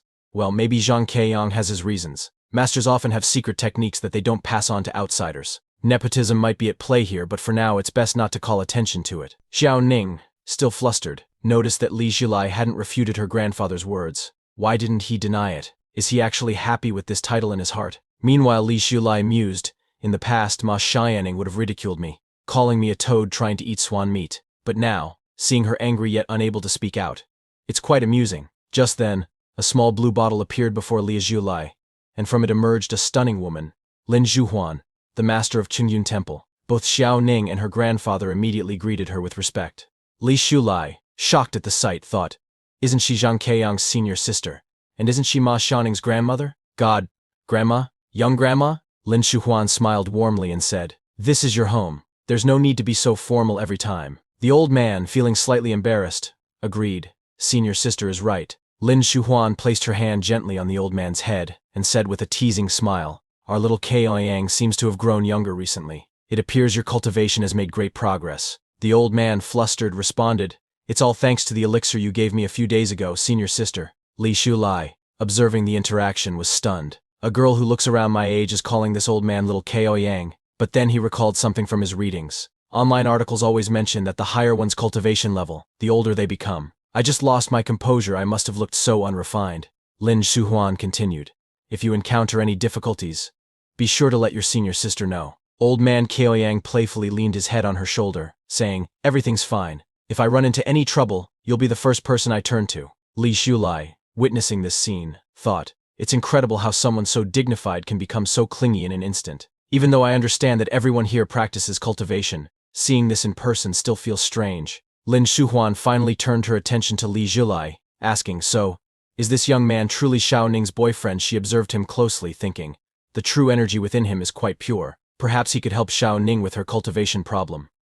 Xiao Ning, clearly uncomfortable, quickly explained, Grandma, he's not my boyfriend. Grandpa just said that. We're only classmates. Frustrated, Li Shulai turned to the old man, asking, if I'm not Xiao Ning's boyfriend, why did you bring me here to meet her? Old man Ko Yang, suddenly nervous, tried to explain to Lin Shuhan, I just thought he had good aptitude and strong character. He seemed like a suitable candidate, so I wanted him to become your disciple. Upon hearing this, Lin Shuhuan glanced at Li Shulai and quickly realized that his true energy was remarkably pure, upright, and awe-inspiring. However, she turned to old man Kao and said, no rush. Let's head to the banquet hall first and meet the other practitioners. Old man Kao understood exactly what his senior sister meant. He approached Li Shulai with a big smile, congratulating him. Confused, Li Shulai wondered why the old man looked so pleased. Old man Kao leaned in and said, if my senior sister wasn't satisfied with you, she would have rejected you on the spot. Since she hasn't, well, you can consider that a good sign. But be ready, senior sister may have a small test for you. He then laughed heartily and shouted, come along, my future nephew. Moments later, they arrived at the banquet hall, filled with people laughing and conversing. However, when Lin Shuhuan entered the room, everyone fell silent, bowing their heads respectfully. Some called her grandma, others senior sister, lord of Langhuan Pavilion, or simply master. Lin Shuhuan smiled and said, please, everyone, take a seat. After a brief pause, she continued, another year has passed, and I trust everyone's cultivation has improved. I'm sure you've all noticed that over the past few months, the spiritual energy in the earth has become more concentrated than before. This is a significant change, one that only happens once in a century. We must guard against arrogance and impatience, remain diligent, and seize this rare opportunity to advance our cultivation. Li Shulai, listening intently, thought to himself, I wonder if the increase in spiritual energy has anything to do with my rebirth. The timing seems too coincidental. Lin Shuhuan then addressed the crowd, saying, as is tradition, we will hold a small event this year. The winner will receive a magic weapon from Langhuan Pavilion. Excitement rippled through the crowd. Someone exclaimed, the magic weapon sent by Langhuan Pavilion last year was a remarkable flying device. With it, you could travel thousands of miles a day, faster and more stable than any airplane. I wonder who will win this year. Another person chimed in, it's definitely coming home with me. Yet another enthusiastically claimed, I'm taking the top spot this time. Old man Kao smiled, looking around the room, and then confidently announced, the one who's going to win this year is standing right next to me. The room buzzed with excitement, with people murmuring, this young man was recommended by the master of Langhuan Pavilion. He must be a genius. One person added, his true essence is as pure as fire. I've never seen anything like it. However, someone else reminded the group, the event changes every year. It's not always a martial arts competition, it might have nothing to do with Zhen Yuan. Li Shulai, feeling the pressure, clenched his teeth nervously and whispered to old man Kao, I'm just a beginner. I haven't even mastered any real skills yet. Old man Kao patted his shoulder reassuringly. Don't worry too much. These conferences are mostly for fun and entertainment, but inwardly, he knew the truth. This may very well be the test my senior sister has in store for him. Li Shulai sighed and said, I'll trust you on this. Meanwhile, Xiao Ning, overhearing their conversation, grew irritated. You call my grandfather uncle, so what should I call you? She fumed silently. Old man Kao, noticing her expression, chuckled and said to Li Shulai, relax. It's simple, and you'll understand in a moment. A short while later, old man Kao led both Li Shulai and Xiao Ning to the other side of Langhuan Pavilion, where the competition would be held. As they arrived, Li Shulai was stunned by the sight before him. This is a practitioner conference, he thought incredulously. He saw cultivators flying on swords, others practicing advanced magical techniques, and the sheer scale of it all left him speechless. Shouldn't there be some kind of structured fighting competition? Suddenly, an announcement echoed through the hall this year.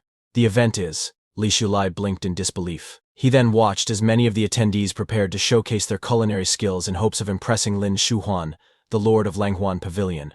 Upon observing the scene, Li Shulai thought to himself, are all the activities in this cultivation world so simple and straightforward? No one seems surprised except for me, which makes me look rather inexperienced. Xiao Ning, noticing his expression, asked, are you disappointed? The path of cultivation is long and often monotonous, and we can't gather just to discuss ancient texts every time. My grandmother believes in balancing work and rest. That's why she organizes this annual event, an opportunity to relax and connect with others. Her lifelong hobby is food, so whoever can impress her with their cooking will win. She then asked, "Have you decided what dish you're going to make?" Li Shulai shook his head. "I haven't decided yet." Xiao Ning gave him a few suggestions, saying, "It's rather hot and humid today, and I don't have much of an appetite. Maybe something spicy would whet her appetite? Dishes like shredded chicken, spicy chicken, cold rabbit, or mapo tofu seem like good options." She looked at him, hoping he would catch the hint. "Oh, by the way, my grandmother's wife is from Sichuan, so maybe she'll miss the flavors of her hometown. But, well, I didn't say anything." Seeing Xiao Ning worry and drop so many hints, Li Shulai thought, "Ma Xiaoning, you actually seem concerned about me. How strangely cute."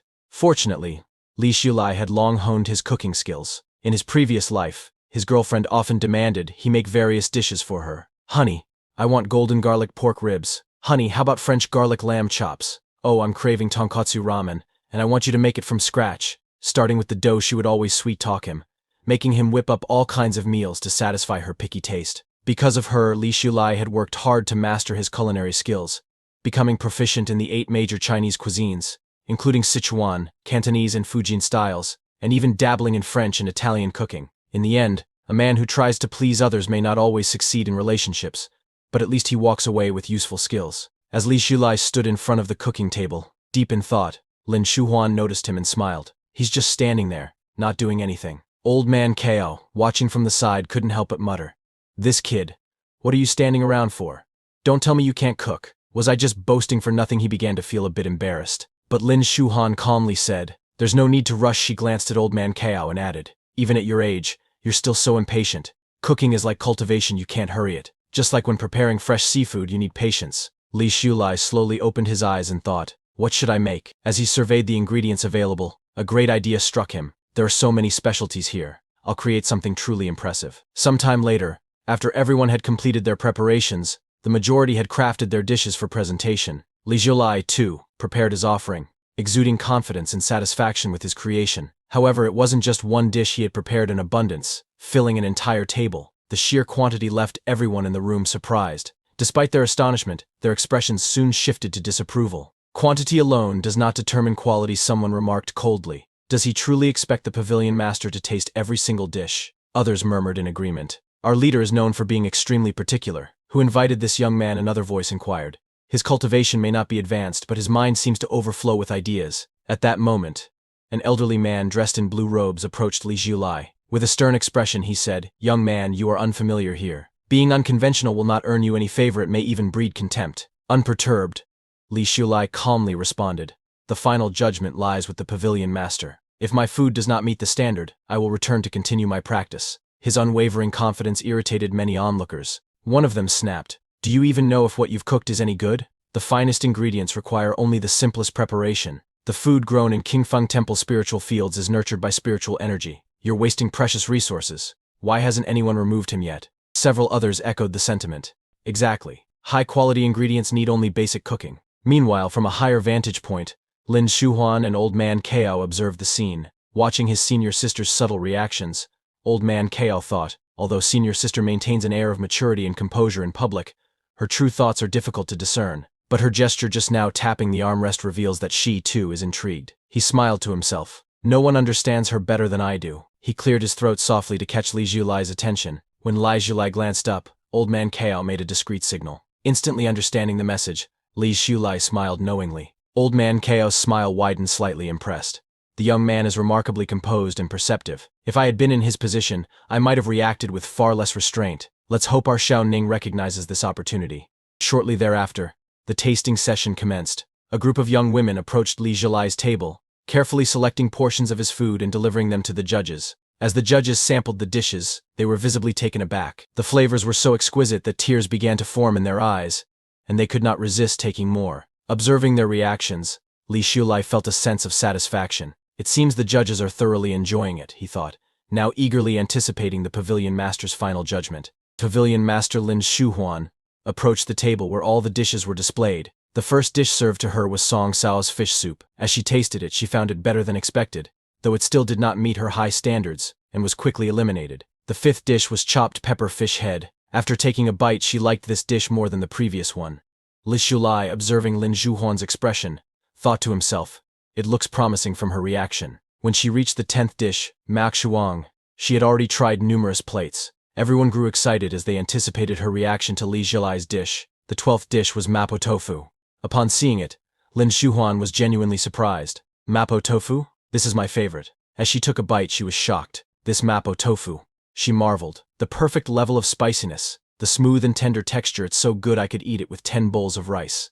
Her expression became visibly warm and pleased after just one bite. She turned to Li Zhilai and asked, "What did you add to this dish?" Li Zhilai, with confidence, replied, "I added sincerity." Then, with a hint of nostalgia, he revealed, "In my previous life, I always made at least 5 dishes and 1 soup for dinner. It's truly made with sincerity, the sincerity of someone devoted to their craft." Despite this, others in the room were displeased. "He should be eliminated," one person argued. "Quantity doesn't matter, and the pavilion master only took a single bite." Another laughed, saying, "Looks like we don't even need to try the rest." However, pavilion master Lin Shuhuan cut them off, instructing her maid, "Give Li Zhilai the magic weapon and the cultivation book from the top shelf of my library." The entire room was stunned. "What? The results have been announced before we've even finished tasting the dishes," someone exclaimed. "Aren't you going to try our food? This is inappropriate." But before the complaints could escalate, an elderly chef stepped forward and spoke. "You don't understand," he said with admiration. "In all my 60 years of studying cuisine, I have never seen such a fine delicacy. I've dedicated my life to cooking, and yet, this young man has surpassed me effortlessly." He turned to the crowd, adding, "Even if his cultivation hasn't progressed much, his cooking skills far exceed those of anyone I've seen, even those who have just started their culinary journey. He completed dozens of dishes in the time it takes others to make just one. Is he even human?" With that, the elderly chef approached Li Zhilai, kneeling before him and pleading, "Please, will you accept me as your apprentice?" Surprised, Li Zhilai hesitated, unsure of what to do. As the evening came to a close and the cultural festival drew to an end, people began returning to their duties. Pavilion master Lin Shuhuan, however, invited Li Zhilai and the others to her home. Once there, she turned to Li Zhilai and said, "I want you to cook something for us," she then declared. "From today onward, you are my apprentice." Li Zhilai was shocked upon hearing this. Shouldn't there be a formal apprenticeship ceremony? Is it really that simple? Can you become a master just by recognizing someone from the stove? Noticing his confusion, Lin Shuhuan asked, "What's the matter? Do you think becoming a disciple is too simple?" Embarrassed, Li Zhilai replied, "Well, just a little." With a soft laugh, Lin Shuhuan said, "It's the 21st century. Don't be so rigid in your thinking with that." She left. Later, at the dining table, Lin Shuhuan instructed, "When you return, practice on your own according to the scriptures. If you have any questions, ask your Uncle Kaoing or write them down. You'll need to come to Qingjian Temple once a week for training. I'll let you know the specifics later." She also told Zhao Ning, "You should come along as well. Master will help you resolve your cultivation issues." Xiao Ning thanked her grandmother with a big smile on her face, saying, "All right." After that, both Li Zhilai and Xiao Ning walked back together to their university dorms. Xiao Ning glanced back at Li Zhilai and said, "I noticed you've been staring at me the entire way. What's on your mind?" Surprised, Li Zhilai thought, "Does she have eyes on the back of her head?" Confidently, he replied, nothing, adding with a teasing grin, "From now on, I'll be more tolerant toward younger people." He playfully teased her.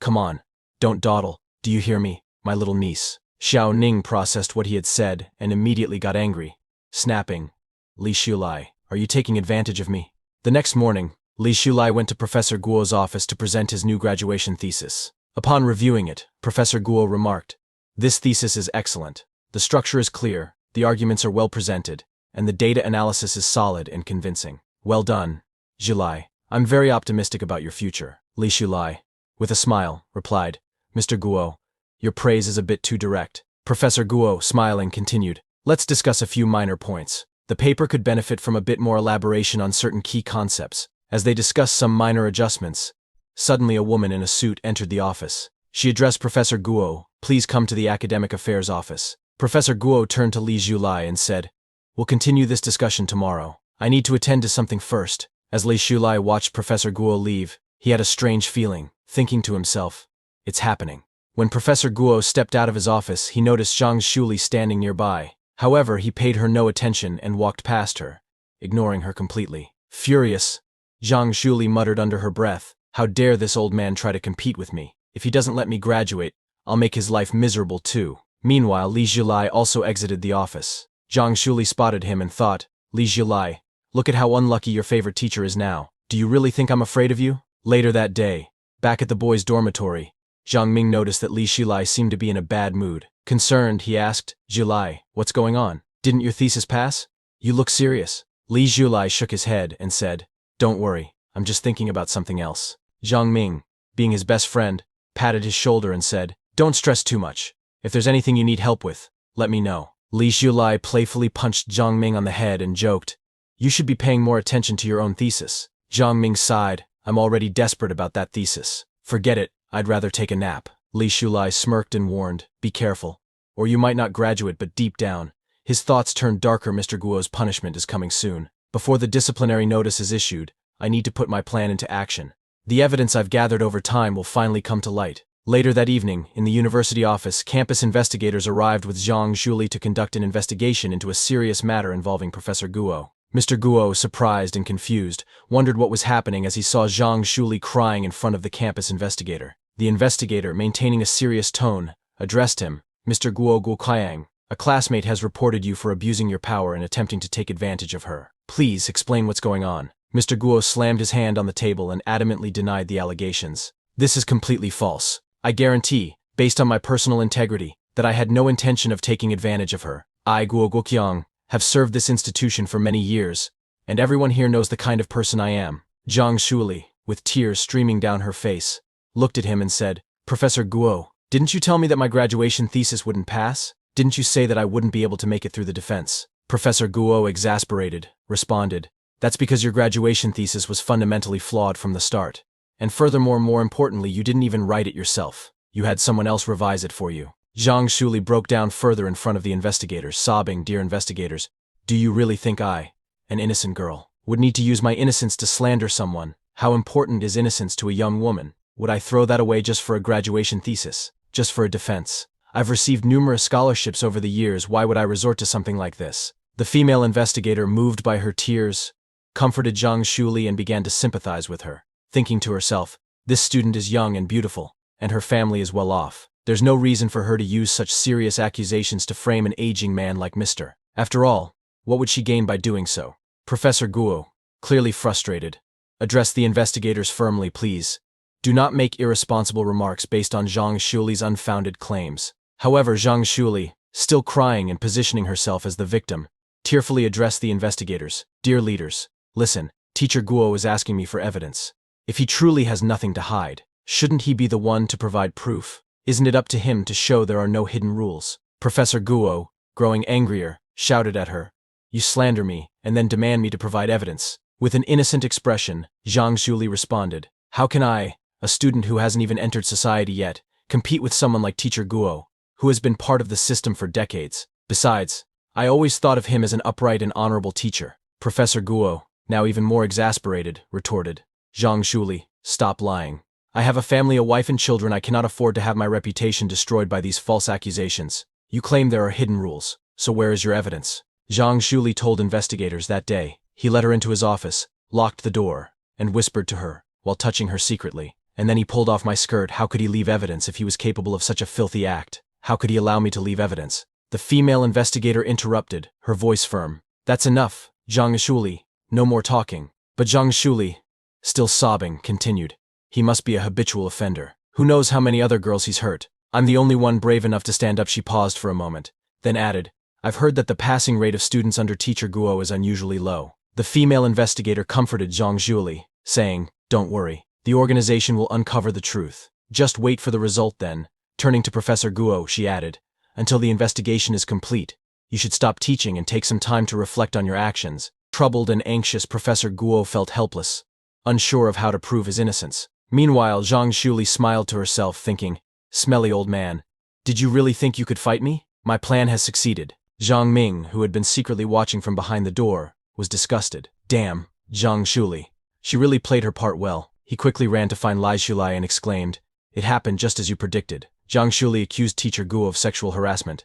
Should we take action now?" Li Zhulai smiled knowingly and replied, "The night is dark and windy, perfect for action." At midnight, Li Zhulai and Zhang Ming, both dressed in black like thieves, snuck around the campus. They plastered photos of Zhang Zhuli with other teachers in compromising positions all over the university, where everyone could easily see them. The next morning, the campus was buzzing with shock. Students and faculty were stunned by what they saw. Zhang Zhuli, who had always presented herself as innocent and well-respected, was revealed to be someone entirely different. "We completely misjudged her," many thought. At the same time, in the girls' dormitory, Zhang Zhuli woke up, still feeling drowsy. She noticed her friends staring at her with disappointment, creating an awkward atmosphere. Confused, Zhang Zhuli asked, "Why are you all looking at me like that? What's going on?" One of her friends nervously replied, "It seems someone posted your pictures all over campus." Hearing this, Zhang Zhuli jumped out of bed. "What photos?" Where she demanded. Her friend showed her the photos images of her in a relationship with a teacher. Zhang Zhuli,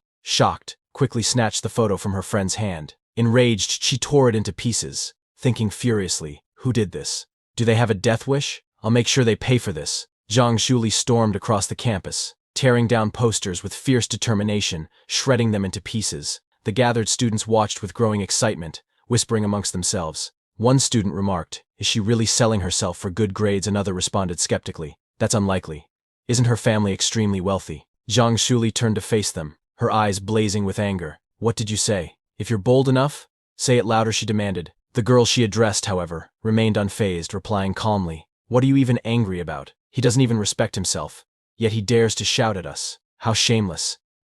Another student chimed in, "I've heard rumors that she seduces people. How could someone so despicable be in our school? Absolutely revolting." Surrounded by stares and malicious gossip, Zhang Zhuli felt a wave of anxiety and despair wash over her. From a distance, Li Shulai observed the scene, his thoughts cold and calculating. This won't faze Zhang Zhuli much. She could easily extricate herself if she wished. But this is just the beginning. It's essential to dismantle the innocent image she's cultivated so carefully. He allowed himself a brief smile before murmuring under his breath, "Next, I'll destroy the background she takes so much pride in." Later, at the Coffee Road Cafe, Li Shilai met with Yang Filong, handing over several new technological proposals. Upon reviewing them, Yang Filong's eyes widened in astonishment. "This plan is nothing short of brilliant. I wish I could rush back immediately and have my team implement it. These are precisely the issues Filong Technology is struggling with right now." Li Shilai remained composed, asking confidently, "Are you satisfied with what you see?" Yang Filong sighed, shaking his head slightly. "I used to think you were the one missing out by not joining Filong, but now I see that the real loss is mine." Li Shulai smiled knowingly and replied, "There's no such thing as a free lunch. What I've shown you before were merely appetizers. Today's plan, however, is the main course." Yang Filong, both surprised and impressed, thought to himself, "These young minds are always quick to act when money is involved. After fishing for so long, is it time to pull in the net?" Li Shulai then mentioned his request. "I would like your assistance in acquiring a company called Zhangquang Company Limited." Yang Filong, perplexed, asked, "Why Zhangquang?" With a measured smile, Li Shulai replied, "I have a teacher I deeply respect." After a brief pause, he elaborated, "I aim to restore his reputation. Not only must we expose Zhang Shuli's deceit, but we also need to dismantle the powerful forces supporting her. Justice must be served." Upon hearing this, Yang Filong stood abruptly, impressed by the underlying motive. "So this is about something far more noble than I expected," he thought, slightly humbled. He turned to Li Zhulai and said with conviction, "Zhangquang, you say? Consider it done. It's time for them to shut their doors." After his meeting with Yang Filong, Li Zhulai returned to the boys' dormitory and shared his plans with Zhang Ming. "What do you think?" he asked, a hint of nervousness in his voice. Zhang Ming silently nodded his agreement, his expression unreadable. "As I thought," Li Shulai mused. "Zhang Zhuli's matter hasn't yet ignited widespread controversy at the school. The first step was merely a test." He turned to Zhang Ming again. "Is Teacher Guo still reflecting on his suspension?" "Yes," Zhang Ming confirmed. "It looks like there's no avoiding his dismissal this time. Some students have seen him looking utterly drained and deeply demoralized. Is there something you plan to do about it?" Li Shulai stepped toward the door, his voice resolute. "I'll check on him myself." Later that evening, Professor Guo stood alone in a park, lost in thought as he wrestled with how to navigate his professional crisis. Li Zhulai approached him quietly, offering a reassuring smile. "Hold on a little longer. The truth will come to light soon, and your name will be cleared." Professor Guo, feeling defeated and demoralized, looked at Li Zhulai and sighed. "How can someone as poor and disconnected as I am fight against the rich and powerful? It's not that I haven't tried, but those who once supported me now want nothing to do with me, as if I've become an outcast." He continued, recalling his recent attempts to seek help. "I reached out to an old friend, hoping for some assistance, but he told me, 'Lao Guo, I'm about to be promoted. Getting involved with you now would only jeopardize that.'" Another friend explained that Jilly's family is related to Deputy Director Wang from the Ministry of Education. When her father found out about the situation, he became furious and vowed to get to the bottom of it. He threatened the school, saying if they don't deal with me, he'll take action himself. They're turning a minor incident into something much larger. Professor Guo shook his head in disbelief. "They advised me to admit to the sexual harassment allegations, kneel before Zhang Shuli, and apologize. Otherwise, the Zhang family will ruin me, leaving me disgraced and unable to teach anywhere." They told me, life is long, kneel down, apologize, and move on. There are plenty of private schools out there where you could start over, can you believe that? Anger flickered in his eyes as he continued. Who would have thought a student from such a prominent family would stoop to such methods? A rumor takes only one person to spread, but trying to refute it feels hopeless. Li Xiulai, calm and thoughtful, responded, if they are using money and influence to pressure you, then we'll fight fire with fire. Use even more resources to make them surrender. For the first time in a while, Professor Guo felt a glimmer of hope. Classmate Li, I never expected you, of all people, to be the one standing by me, believing in me when no one else does. His voice softened, but concern soon clouded his expression again. But the problem remains, how could we possibly have more resources than the Zhang family? In this world, does justice ever prevail for the common man without a price? He looked at Li Xiulai with a mixture of gratitude and resignation. Since you're here, I have nothing more to teach you. Just remember this talent and ability are vital, but you must always be wary of hidden dangers. Your teacher is living proof of that. Li Xiulai looked at Teacher Guo with unwavering confidence. Teacher, you always told me never to be defeated by difficulties and hardships. Now, I'm telling you the same thing. Justice will come, and the guilty will be punished. But please, don't even think of proving your innocence by taking your own life. He smiled brightly as he added, in this life, evildoers never go unpunished. Teacher Guo, visibly moved yet slightly awkward, managed to smile. Then I will. Wait, he said quietly, feeling a glimmer of hope for the first time in a long while. A short while later, in the corridor of the first teaching building, Li Xiulai walked into a classroom and approached Zhang Shuli. With a calm, respectful tone, he asked, Zhang Shuli, I respectfully request that you withdraw your complaint against Teacher Guo. Zhang Shuli stood abruptly from her seat, her expression furious. Li Xiulai, stay out of this. Don't forget what happened to Guo Guoqiang. You don't want to risk not graduating, do you? Unfazed, Li Xiulai met her gaze steadily. This is your last chance. Taken aback, Zhang Shuli sneered. A last chance, huh? Where did you pick up that line? Have you been watching too many cartoons lately? She grabbed Li Xiulai by the collar, her voice dripping with contempt. You're from the lower class, Li Xiulai. Don't think you can save anyone.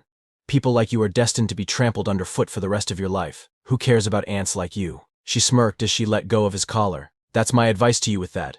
She turned and began walking away. Before she could leave, Li Xiulai's voice rang out, calm but firm. Zhang Shuli, the countdown has begun. Zhang Shuli paused, confused. What are you talking about, you fool, she snapped, before leaving. Later that evening, back at Zhang Shuli's villa, she returned home in high spirits. Kicking off her shoes, she called for her father. Her father rushed to her, his face beaming with excitement. Our family is about to get rich. Filong Technology wants to partner with us. I'm going to the bank soon to apply for a loan so we can get the project moving forward. He looked at her eagerly and asked, do you know about Filong Technology? It's the company that secured several hundred million yuan in investments right after it went public. Even overseas investors are throwing their money into it. It's now the leading company in the industry. And it was their CEO, Yang, who personally negotiated the acquisition. Zhang Shuli paused to process what her father had just said. She quickly calculated the potential profit in her head and couldn't help but think of Li Xiulai's earlier warning. A smile crept onto her face. This is hilarious, she thought. One last chance? This is some kind of joke. Her father, still elated, added, surely, our family's fortune is going to skyrocket. Soon, you'll be part of the elite social circles, enjoying wealth and glory beyond your wildest dreams. Zhang Shuli looked at her father and said earnestly, I don't want to just be a superficial vase. I want to work hard alongside you in the future. Her father, beaming with pride, replied, that's my daughter. The next day, in the study room, Zhang Shuli folded a piece of paper into a ball and threw it at Li Xiulai. However, Li Xiulai quickly caught it and, without hesitation, tossed it back toward her, hitting her squarely in the face. Furious, Zhang Shuli stood up from her seat and shouted, you're looking for death. Li Xiulai ignored her outburst, glancing calmly at his watch. He began a countdown. Zhang Shuli noticed this strange behavior, bewildered. What's he doing? Does he look down on me? As the countdown reached 0, Zhang Shuli's phone suddenly rang. She answered, only to hear her father's panicked voice on the other end. Something's happened at home.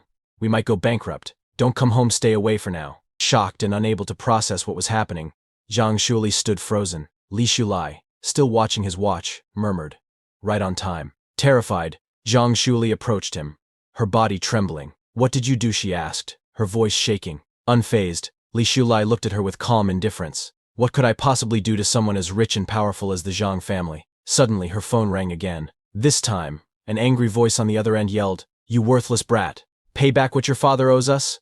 Or sell your body like the slut you are. One call after another started coming in from unknown numbers, each filled with threats and insults. In shock and confusion, Zhang Shuli's hands trembled, and her phone slipped from her grasp, falling to the ground. She collapsed beside it, tears streaming down her face.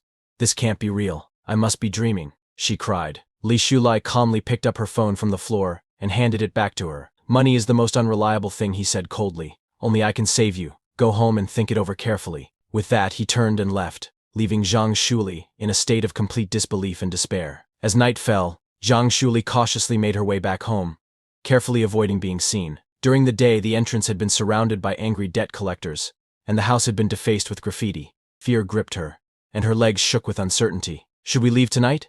She wondered. However, she was shocked when she saw her house completely vandalized, with spray paint covering the walls and everything in chaos. Panicking, she ran to her room, desperately hoping her jewelry was still safe. But when she opened the door, she froze. The entire room was in disarray, and all her jewelry was gone. Nothing remained. Shocked, she collapsed to the floor, her mind racing. Li Shulai warned me about this, she recalled. In this world, those who use money to bully others will eventually meet someone wealthier who will crush them. He said only he could save me. Despite the reality staring her in the face, Zhang Shuli stubbornly muttered, "Why is he pretending?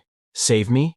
My family has investments from Filong Technology. This has to be a prank," but deep down, doubt crept in. "Forget it," she thought, grabbing her phone. "I don't even know where Mom and Dad are hiding, and who knows what the debt collectors have done to them." She dialed her father's number, but there was no answer. Tears welled up in her eyes as she whispered, "Why won't you pick up?" Dark thoughts began to flood her mind. In TV dramas, people in debt get their hands chopped off. No, that can't happen. She shook her head, trying to dismiss the idea. No, definitely not. But what do I do now? All I have left is this month's living expenses. Suddenly, there was a loud, forceful knock at the door.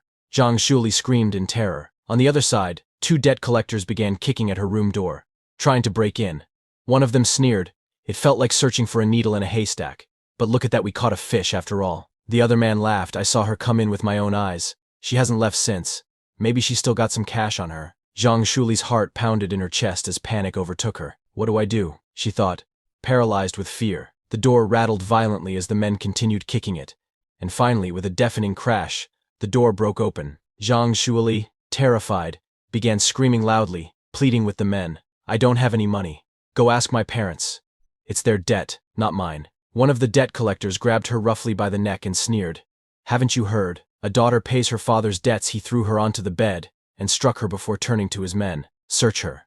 Find out if she's hiding any money." Zhang Shuli sobbed uncontrollably, begging them to stop. "Please let me go," she cried, her voice trembling with fear. One of the men began searching her body inappropriately, groping her under the guise of looking for money. She cried out, "I don't have anything. Please, stop." But the leader of the group found her purse. Holding it up, he grinned wickedly. "Didn't you say you had no money? Then what's this?" Zhang Shuli's eyes widened as she lunged forward, grabbing onto his leg. "Please, that's all I have left. Don't take it. It's my last bit of money," she begged. The leader slapped her hard across the face, shoving her to the ground. He opened the purse, finding only a few hundred yuan. Disappointed, he sighed. "This isn't much. You don't need money to repay the debt." He leered at her, his eyes filled with lust. "You can just pay with your body. You're beautiful enough for that." Zhang Juli's heart raced as she crawled backward, desperately trying to distance herself from him. No, please don't come any closer." The man advanced on her, a sinister smile spreading across his face. "You're so pretty. No wonder your teacher wanted to harass you. A well-educated college student like you. You'd sell for a high price." Tears streamed down Zhang Shuli's face. "No, you can't do this to me. You can't," she cried, trembling. The leader smirked cruelly. "Weren't you the one being passed around by men already? Why are you pretending to be innocent now?" Zhang Shuli sobbed, desperately pleading with them. "Let me go. I'll find my parents. They'll pay you back. I'm their only daughter. They'll listen to me." The man laughed mockingly. "Give up on that. Your parents ran away long ago. It's clear they don't care about you anymore. You walked right into their mess, and now you're going to pay for it." He pushed her down onto the bed, and Zhang Shuli's mind raced with fear. "Yesterday I was driving a luxury car, living a life of comfort. How did I end up here, in this nightmare?" she thought, overwhelmed. "Why is this happening to me?" Just as the debt collector was about to force himself on her, a man in a black suit suddenly appeared and stopped him. "Don't mess around," he commanded, his voice cold and authoritative. Zhang Shuli, feeling a brief wave of relief, thought, "Thank God someone is here to save me." But her relief was short-lived. The debt collector leader ordered his men, "Take her. Let Mr. Li know we've got some new goods." Zhang Juli's hope shattered as she realized her nightmare was far from over. She had no idea how to escape or what to do next. Despair consumed her as she wondered how she could possibly survive this situation. Desperate, Zhang Shuli pleaded with them to let her go, insisting it wasn't her debt. But her pleas fell on deaf ears. One of the men grabbed her by the hair and dragged her out. The man in the black suit slapped her across the face, sneering, "Stop howling like a ghost, or I'll kill you if you make another sound." The other man, holding her by the hair, pitied her mockingly. "Aren't all rich girls this cowardly? That's right, don't make more trouble for me." The man in the black suit added, "If you had listened earlier, you could have avoided that slap." As they started forcing Zhang Shuli into their car, she spotted Li Shulai watching her from the bushes. Zhang Shuli remembered what Li Shulai had told her before: "The only one who can save you is me." Summoning all her strength, she broke free from the man's grip and ran toward Li Shulai, shouting, "I believe you, please save me." The debt collector, furious, shouted after her, "You stinky bitch! How dare you run?" But Zhang Shuli didn't care. The only thing running through her mind was what Li Shulai had said. "I am the only one who can save you." She collapsed to her knees in front of him, crying, "They're going to sell me out. Please, save me. You will, won't you?" Li Shulai looked down at her coldly and replied, "You want me to save you? But first you need to tell me everything you did to Teacher Guo." He pulled a recorder from his pocket and clicked it on. Zhang Shuli, trembling, began, "That old man, Guo, has been blocking my graduation defense, refusing to let me pass my thesis. I didn't mean to do anything wrong." Li Shulai's voice turned sharp as he interrupted, "So, you framed him? You threw false accusations at him, leading to his suspension, just to remove him as an obstacle for your graduation." Zhang Shuli, scared and crying, begged, "I really didn't mean it. Can you save me first? I'll tell you everything once I'm safe." The debt collectors, closing in, glared at Li Shulai and snarled, "Mind your own business." But Li Shulai didn't flinch. He kept his gaze fixed on Zhang Shuli and asked coldly, "Let me ask you one last time, did Teacher Guo sexually harass you?" The man in the black suit, furious, approached Zhang Shuli, ready to grab her. In a panic, Zhang Shuli cried out to Li Shulai, "Teacher Guo didn't sexually harass me." The man in the black suit, eyeing Li Shulai, warned, "Stay out of this. Don't get in the way, or you'll regret it. Just walk away." Zhang Shuli, seeing the man closing in to drag her away, thought in desperation, "No, I can't let them take me. Even if it's Li Shulai, even if I despise him, as long as he can save me." Trembling, she confessed in front of Li Shulai, "I deserve this. I was confused and framed Teacher Guo just to pass my graduation project. I know I was wrong now.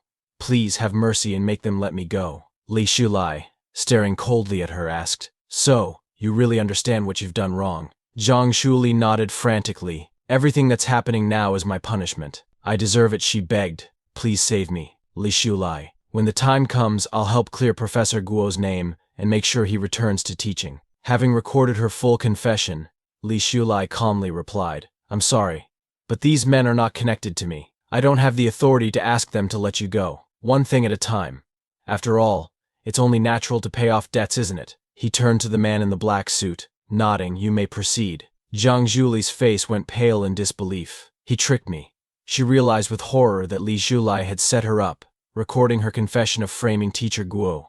The bald man laughed cruelly at her and sneered, "You thought someone would come to your rescue out of a sense of justice? Dream on. I felt sorry for a beautiful girl like you being sold off to a nightclub, but now that I know you framed a teacher, I don't feel a thing." The man in the black suit, impressed by Li Shulai's clever maneuver, said, "Boy, you did well. People like her, without remorse, deserve what's coming to them. You did the right thing." Li Shulai, satisfied with the evidence he gathered, turned to leave and said, "It's none of my business now. I came to clear my teacher's name, and I've done my job." But before walking away, he looked back at Zhang Shuli one last time and reminded her, "I warned you, if you use money to oppress others, you'll eventually drown in it." Zhang Shuli, trembling in disbelief, began to fully grasp the gravity of what was happening to her. The bald man laughed again and, with a sneer, said, "A naturally lustful body like yours is perfect for selling." Zhang Shuli, watching Li Shulai walk away after getting what he wanted, felt a surge of fury. She yelled after him, "What are you pretending to be, you poor bastard? Who do you think you are? You have no real skills, just these fake, mysterious tricks. I was such a fool to believe in you." Her thoughts raced. "I'm so stupid. I was actually scared by him earlier and thought he was mysterious." Suddenly, the bald man grabbed her and lifted her onto his shoulder. "They're all gone now," he sneered. "There's no point in you shouting." He smacked her roughly and commanded, "Just follow along quietly." Furious and desperate, Zhang Shuli screamed at Li Shulai, "Don't think that recording will help you. No one will believe you.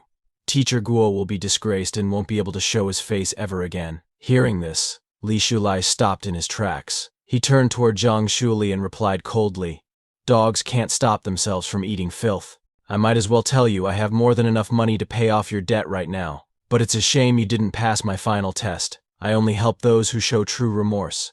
Zhang Shuli, still furious, shouted, "You can't fool me again." The man in the black suit, curious, told the bald man, "Wait a moment. This guy is interesting. Put her down.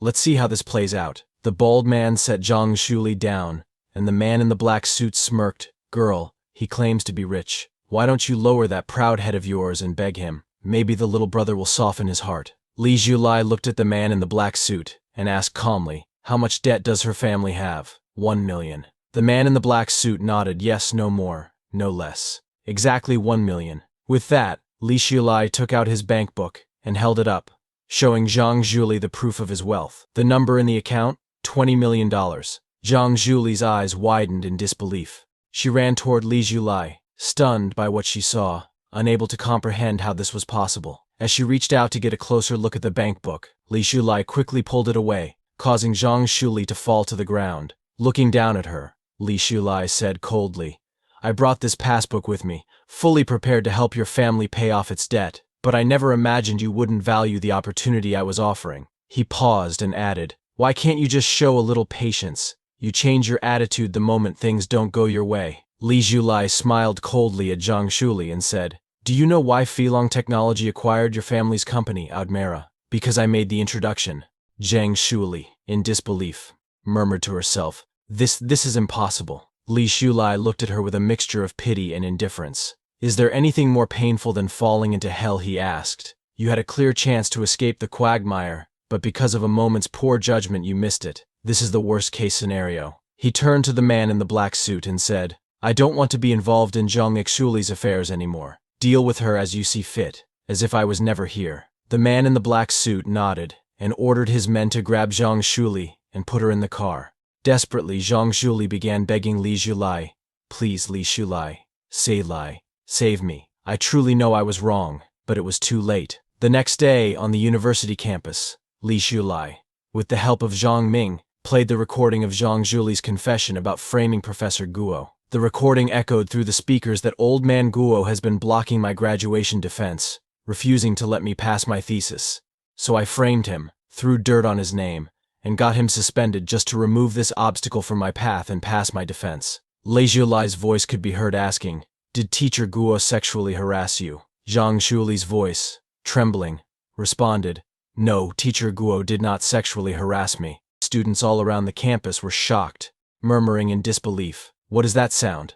A recording some asked. "Is that Zhang Shuli's voice? Who's the man speaking?" Others were even more taken aback by the revelation.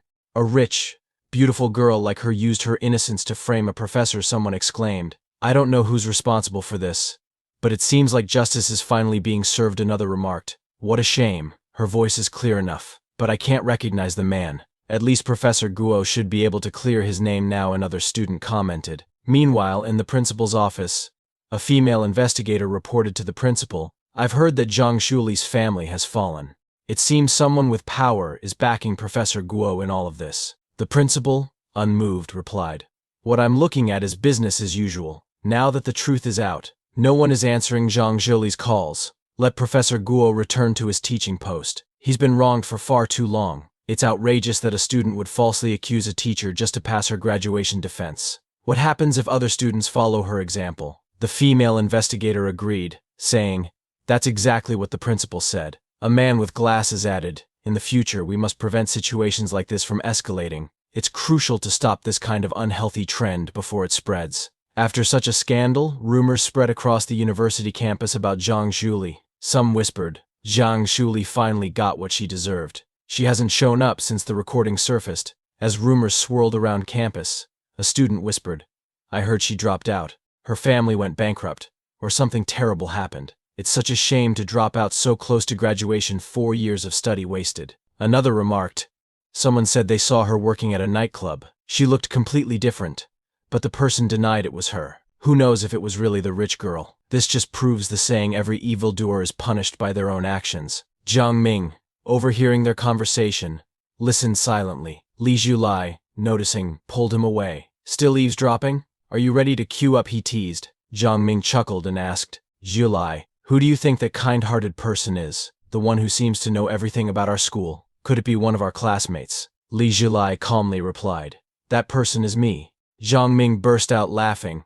Impossible. Someone who could bring down the Zhang family would need tens of millions in assets. You're so poor. He cut in line ahead of Li Zhulai and said, Don't worry, I'm here with you, and I won't let you go hungry. Li Zhulai grinned and teased, cutting in line.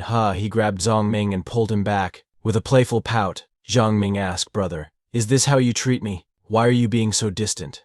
Li Zhulai's eyes softened as he gazed across campus. Professor Guo's crisis is resolved now. Things will go smoothly from here on out. A moment later, Zhang Ming asked, I'm going to get a drink. Want anything? Li Zhulai shook his head. No thanks. I'll just enjoy my soup. Zhang Ming nodded and walked off to get his drink. Suddenly, Li Zhulai noticed Xiao Ning approaching him. She came straight to the point and asked, Did you make that recording? Li Zhulai didn't respond and quietly continued eating his food. Xiao Ning, not one to back down, said, Not denying it is the same as admitting it. I could tell from the sound processing. You're the only one who could have done it, and the only one who cared enough to. Li Zhulai glanced up at her. Since you already know, why are you asking? Xiao Ning, still pressing, asked, What happened to Zhang Shuli? Who were those people? Why do you hate her so much? Yes, she slandered Teacher Guo, but does she really deserve this fate? We can't just stand by and let her die. We can't just hand her over to them. Li Zhulai's expression turned cold. She was taken by her creditors. It has nothing to do with me. I'm not going to pretend to be some hero and rescue her. And besides, she's not even beautiful. Despite his harsh words, he was inwardly impressed, thinking. Everyone else focused on the recording's content, but Xiao Ning noticed the environment Zhang Zhuli was in. Does she have an overflowing sense of justice? Xiao Ning, visibly upset, asked, Do you even know what will happen to her? Li Zhulai, unbothered, replied, Who knows? Some people are born bad and aren't worth saving. He then turned the conversation back to her. Did you ever think about what would have happened to Teacher Guo if no one had helped him? He's lived a clean life, and she tried to destroy it. I didn't act for revenge, I was just trying to help him. Zhang Shuli brought this on herself. Xiao Ning, visibly upset, got up from her seat and stormed off. Zhang Ming, who was coming back with his drink, saw her and tried to talk to her. Xiao Ning, what's wrong? He asked, but she was so angry that she didn't even acknowledge him. Confused, Zhang Ming muttered, Did I say something wrong? Why does she have such a sour face? Li Zhulai overheard and said teasingly, That's not a sour face. That's what they call a saintly face. Zhang Ming handed Li Zhulai his drink and smiled. Between father and son, no need to say thank you. Li Zhulai laughed, patting him on the back. Good son. Later, Li Zhulai visited Teacher Guo in his office. Overjoyed to see him, Teacher Guo said, Zhulai, I'm really grateful for everything you've done for me. To be honest, I didn't know what to do back then. I even thought of ending it all to prove my innocence. Li Zhulai, slightly alarmed but not surprised, thought to himself, I knew you'd get stuck in that mindset. Teacher Guo continued, Thankfully, your encouragement pulled me through. Without it, I wouldn't have seen the light at the end of this dark tunnel. Li Zhulai smiled, relieved that everything had been resolved in time. Teacher Guo reflected, It's heartening to know that there's still fairness in this world. I just wish I knew who was behind all this. Someone out there did the right thing without even leaving a name. Looking at Li Zhulai, Teacher Guo added, Now let's get back to revising our paper. Where did we leave off last time? After his conversation with Teacher Guo, Li Zhulai met with Liao Kexin. She excitedly told him, It's been revised. The short story I submitted a few months ago got published. The magazine sent me a few sample issues, so I'm giving you one as a thank you to my #1 fan. Li Zhulai, delighted, took the magazine. I'm honored. Now you must sign it for me. When you become famous, this autographed magazine will be worth a fortune. He thought to himself, I've seen major internet giants, cultivation world leaders, and even Yang Filong take Filong technology public ahead of schedule, but nothing has made me this excited. Is chasing stars really what excites me the most after my rebirth? Smiling, Li Zhulai said to Liao Kexin, I'll definitely read it carefully. However, Liao Kexin seemed a little down. Li Zhulai, noticing her low spirits, asked, Is something wrong? Liao Kexin tried to brush it off, saying, Don't worry, it's nothing. But Li Zhulai pressed gently, Come on, tell me. Maybe I can offer some advice. After all, now that a great writer has sent me a book, I have to return the favor somehow. Liao Kexin, reassured by his words, opened up. Next week, my mom is bringing my younger brother to visit me. He's about to start high school, and my parents think the provincial capital's high schools are better. They've used their connections to get him into a school here. But since they both live in the countryside with their jobs, they want me, as the older sister, to take care of him. Li Shulai could sense there was more to the story. There's definitely something heavier weighing on her, he thought. Liu Kexin continued.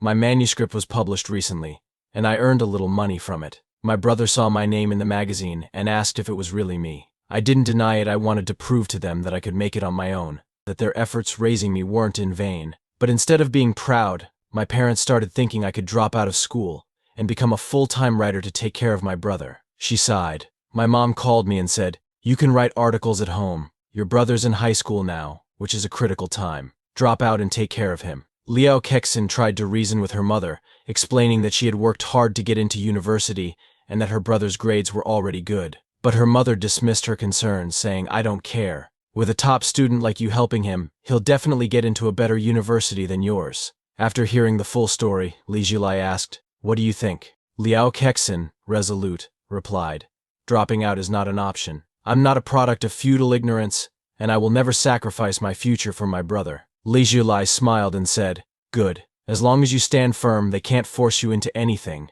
You can continue writing, become financially independent, and free yourself from their control. Never give up on your writing." Liu Kexin felt a little better after hearing his encouraging words. "I won't give up on my studies or my writing," she said.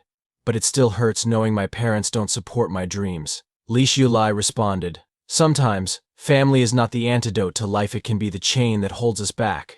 You know it's a chain, so don't let it drag you down. Keep moving forward." Li Shulai told Liu Kexin, "Anyway, after your parents come next week, we'll wait and see what happens." Liu Kexin nodded in agreement. Meanwhile, Xiao Ning stood watching them, her anger building as they laughed and chatted with each other. "It's that girl again," she thought furiously. "This is the second time already. Could he actually be in love with her?" As people around them talked and laughed, Xiao Ning approached, her frustration rising. She shouted loudly, "Li Shulai, come here. If this weren't a task assigned by my grandpa, I wouldn't even bother with him," she thought bitterly. Upon seeing Xiao Ning, Liu Kexin smiled and said to Li Shulai, "It seems like she's your classmate. She probably has something to discuss with you. You guys go ahead, and I'll catch up with you later." Li Shulai smiled back and assured her, "I'll meet you again soon." Watching this, Xiao Ning fumed. "You won't be smiling when you see me, am I that ugly?" When she got close enough, she snapped at Li Shulai. "They've all gone far away now. What are you still looking at?" Without waiting for a response, she added, "My grandpa asked me to take you to practice." As they headed towards the pavilion house, Xiao Ning sat with Li Shulai, feeling conflicted. "Ma Xianing, hold it in. What exactly are you trying to ask?" she thought nervously. Finally, she turned to Li Shulai and, with a hint of hesitation, asked, "You seem to have a good relationship with that girl. Is she your girlfriend?" Li Shulai laughed at the question, which only made Xiao Ning more annoyed. "What are you laughing at?" she demanded. Li Shulai leaned in closer to her, causing Xiao Ning to blush. Nervously, she asked in a gentle voice, What are you doing?" With a teasing smile, Li Shulai replied, "What do you think I'm doing?" Blushing even harder, Xiao Ning stammered, "You wouldn't be mad and try to rob me, right? I didn't say anything wrong." Li Shulai smirked and asked playfully, "Are you interested in me? Otherwise, why would you care who's talking to me?" Xiao Ning pushed him back and shouted, "Of course not. You were obviously pursuing me before, but now you're not, so I'm just curious. Don't deny it, everyone in class noticed." Li Shulai chuckled and replied, "It's true, I really liked you back then, but now, I don't like you anymore." He playfully tapped her on the head and added, "Now I'm your master's apprentice, so we're of different generations.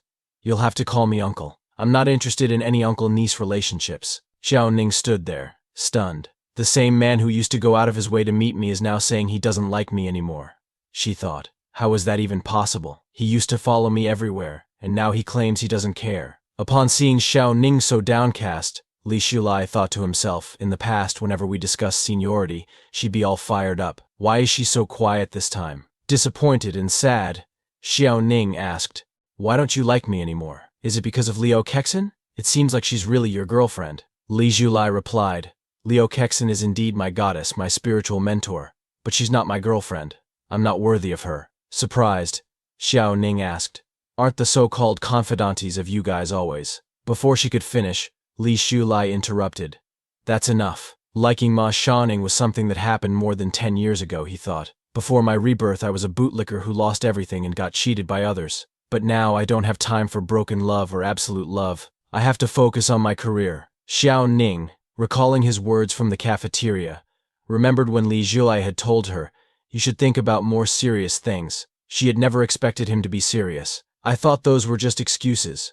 Maybe I'm the one who's no longer worthy of him now. He feels so distant, she mused. Sometime later, the two of them reached Qunjun Temple, where Xiao Ning's grandmother, Lin Shuhuan, was cultivating. Lin Shuhuan told them to wait, and they nodded in agreement. After a moment, when Lin Shuhuan completed her cultivation, she slowly opened her eyes and was stunned. Li Zhulai's true energy has become so much more powerful than before, she thought in surprise. She asked him, "What have you done in the past week, Li Zhulai?" Li Zhulai paused, thought carefully, and then replied, "I smashed Zhang Shuli's plans, cleared Professor Guo's name, went to the square outside the school to practice Tai Chi with the elderly, and did some research on the commercial promotion of square dancing." He added, "I haven't really done anything extraordinary, except help someone in need when I saw injustice. I practice Tai Chi every morning and occasionally participate in square dancing. The rest is just routine practice as arranged by my master." Reflecting on his week, Li Zhulai thought to himself, "Zhang Zhuli's situation took up too much of my time. I didn't even have time to expand my business this week." Lin Shuhuan, impressed by Li Zhulai's progress, thought to herself, "This boy truly is a genius in cultivation." She then told him, "Li Zhulai, come with me," before turning to Xiao Ning.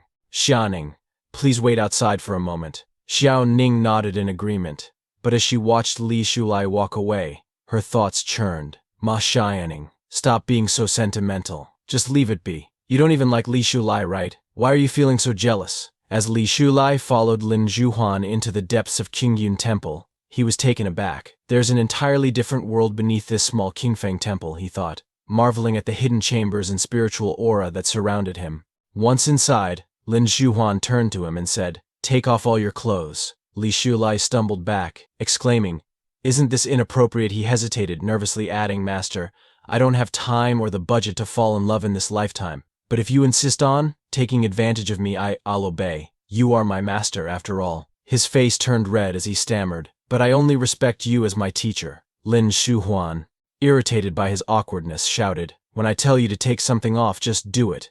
Why are you being so shy? I want to immerse you in the spring. You don't have to undress yourself. Just follow my instructions." He's so awkward, Lin Shuhuan thought to herself. Why am I the one feeling embarrassed? Reluctantly, Li Zhulai agreed, saying, all right, I'll take it off right away. Yet internally, he worried. Do I really want to be so honest with a master I've only met twice? His thoughts spiraled. Does this sect specialize in taking yin to replenish yang? As Li Zhulai continued to hesitate, taking far too long to undress, Lin Shuhuan's patience ran out. Furious, she grabbed him, lifted him into the air, and with one swift motion, removed all his clothes, throwing him into the hot spring. Li Xiaoda shouted, "Master, you can't just do that," he thought. "Where are your moral principles? I was only a little slow in undressing. Why are you so impatient?" But before he could protest further, something incredible happened. As his body made contact with the hot spring water, he felt a sudden surge of spiritual energy. His cultivation level began to rapidly improve, and the sensation left him astonished. It's as if my entire body feels smooth, like every meridian is absorbing the spiritual energy from the water on its own. This is amazing. Master, he asked, eyes wide with surprise. What is this spring water? Lin Shuhuan, now more composed, explained. This is the Ningxian pool. It can cleanse your body and significantly enhance your cultivation. As she spoke, Lin Shuhuan felt a sudden wave of embarrassment wash over her. Her eyes inadvertently drifted to Li Zhulai's body, and she couldn't help but think, cleansing the soul, my foot. She blushed, quickly looking away. Suddenly, Li Zhulai looked up at the pool and asked, "Why is it so cloudy and sunny all at once?" Lin Shuhuan, unable to hide the embarrassment on her face, stood up abruptly and began to leave. Li Zhulai, confused, didn't know what was going on. Why am I acting so strange today? Lin Shuhuan wondered. I've brought disciples to the Ningxian pond before, but something feels different with Li Zhulai. Even though he is my apprentice, her face flushed, her heart raced, and she felt an unfamiliar surge of emotions. But I've only met him twice. I barely know him. Realizing something was wrong, she thought. When things are abnormal, there must be a reason, and it's related to Li Zhulai. I must explore and study this carefully. Determined, she turned back, still feeling flustered. Li Shulai, observing from a distance, thought, "Why is Master acting so strangely?" But he decided to let it go. In the cultivation novels I've read, masters always have odd habits that ordinary people wouldn't understand. It's better not to ask too many questions and create trouble for myself. Shaking off the confusion, Li Shulai shifted his focus to cultivation, sitting cross-legged and adjusting his breathing to absorb the spiritual energy from the Ningxian pool. Lin Shuhuan, now calm, observed him from a distance. As a master, I can't let my emotions get the better of me. I need to remain composed. She settled herself peacefully, picking up a book to read. Even among modern immortal cultivators, I, as the master of Qingfeng Temple, am regarded as a genius, yet I have only reached the 6th level. But I have this feeling. Perhaps this young man, Li Shulai, will bring significant changes to the world of cultivation. Meanwhile, Li Shulai delved deeper into his cultivation. A golden aura began to emanate from his body, and he suddenly felt a wave of heat wash over him, his skin starting to sweat. This is odd. The Ningxian pool is clearly a cold spring, so why do I feel so hot? He wondered. But he reassured himself.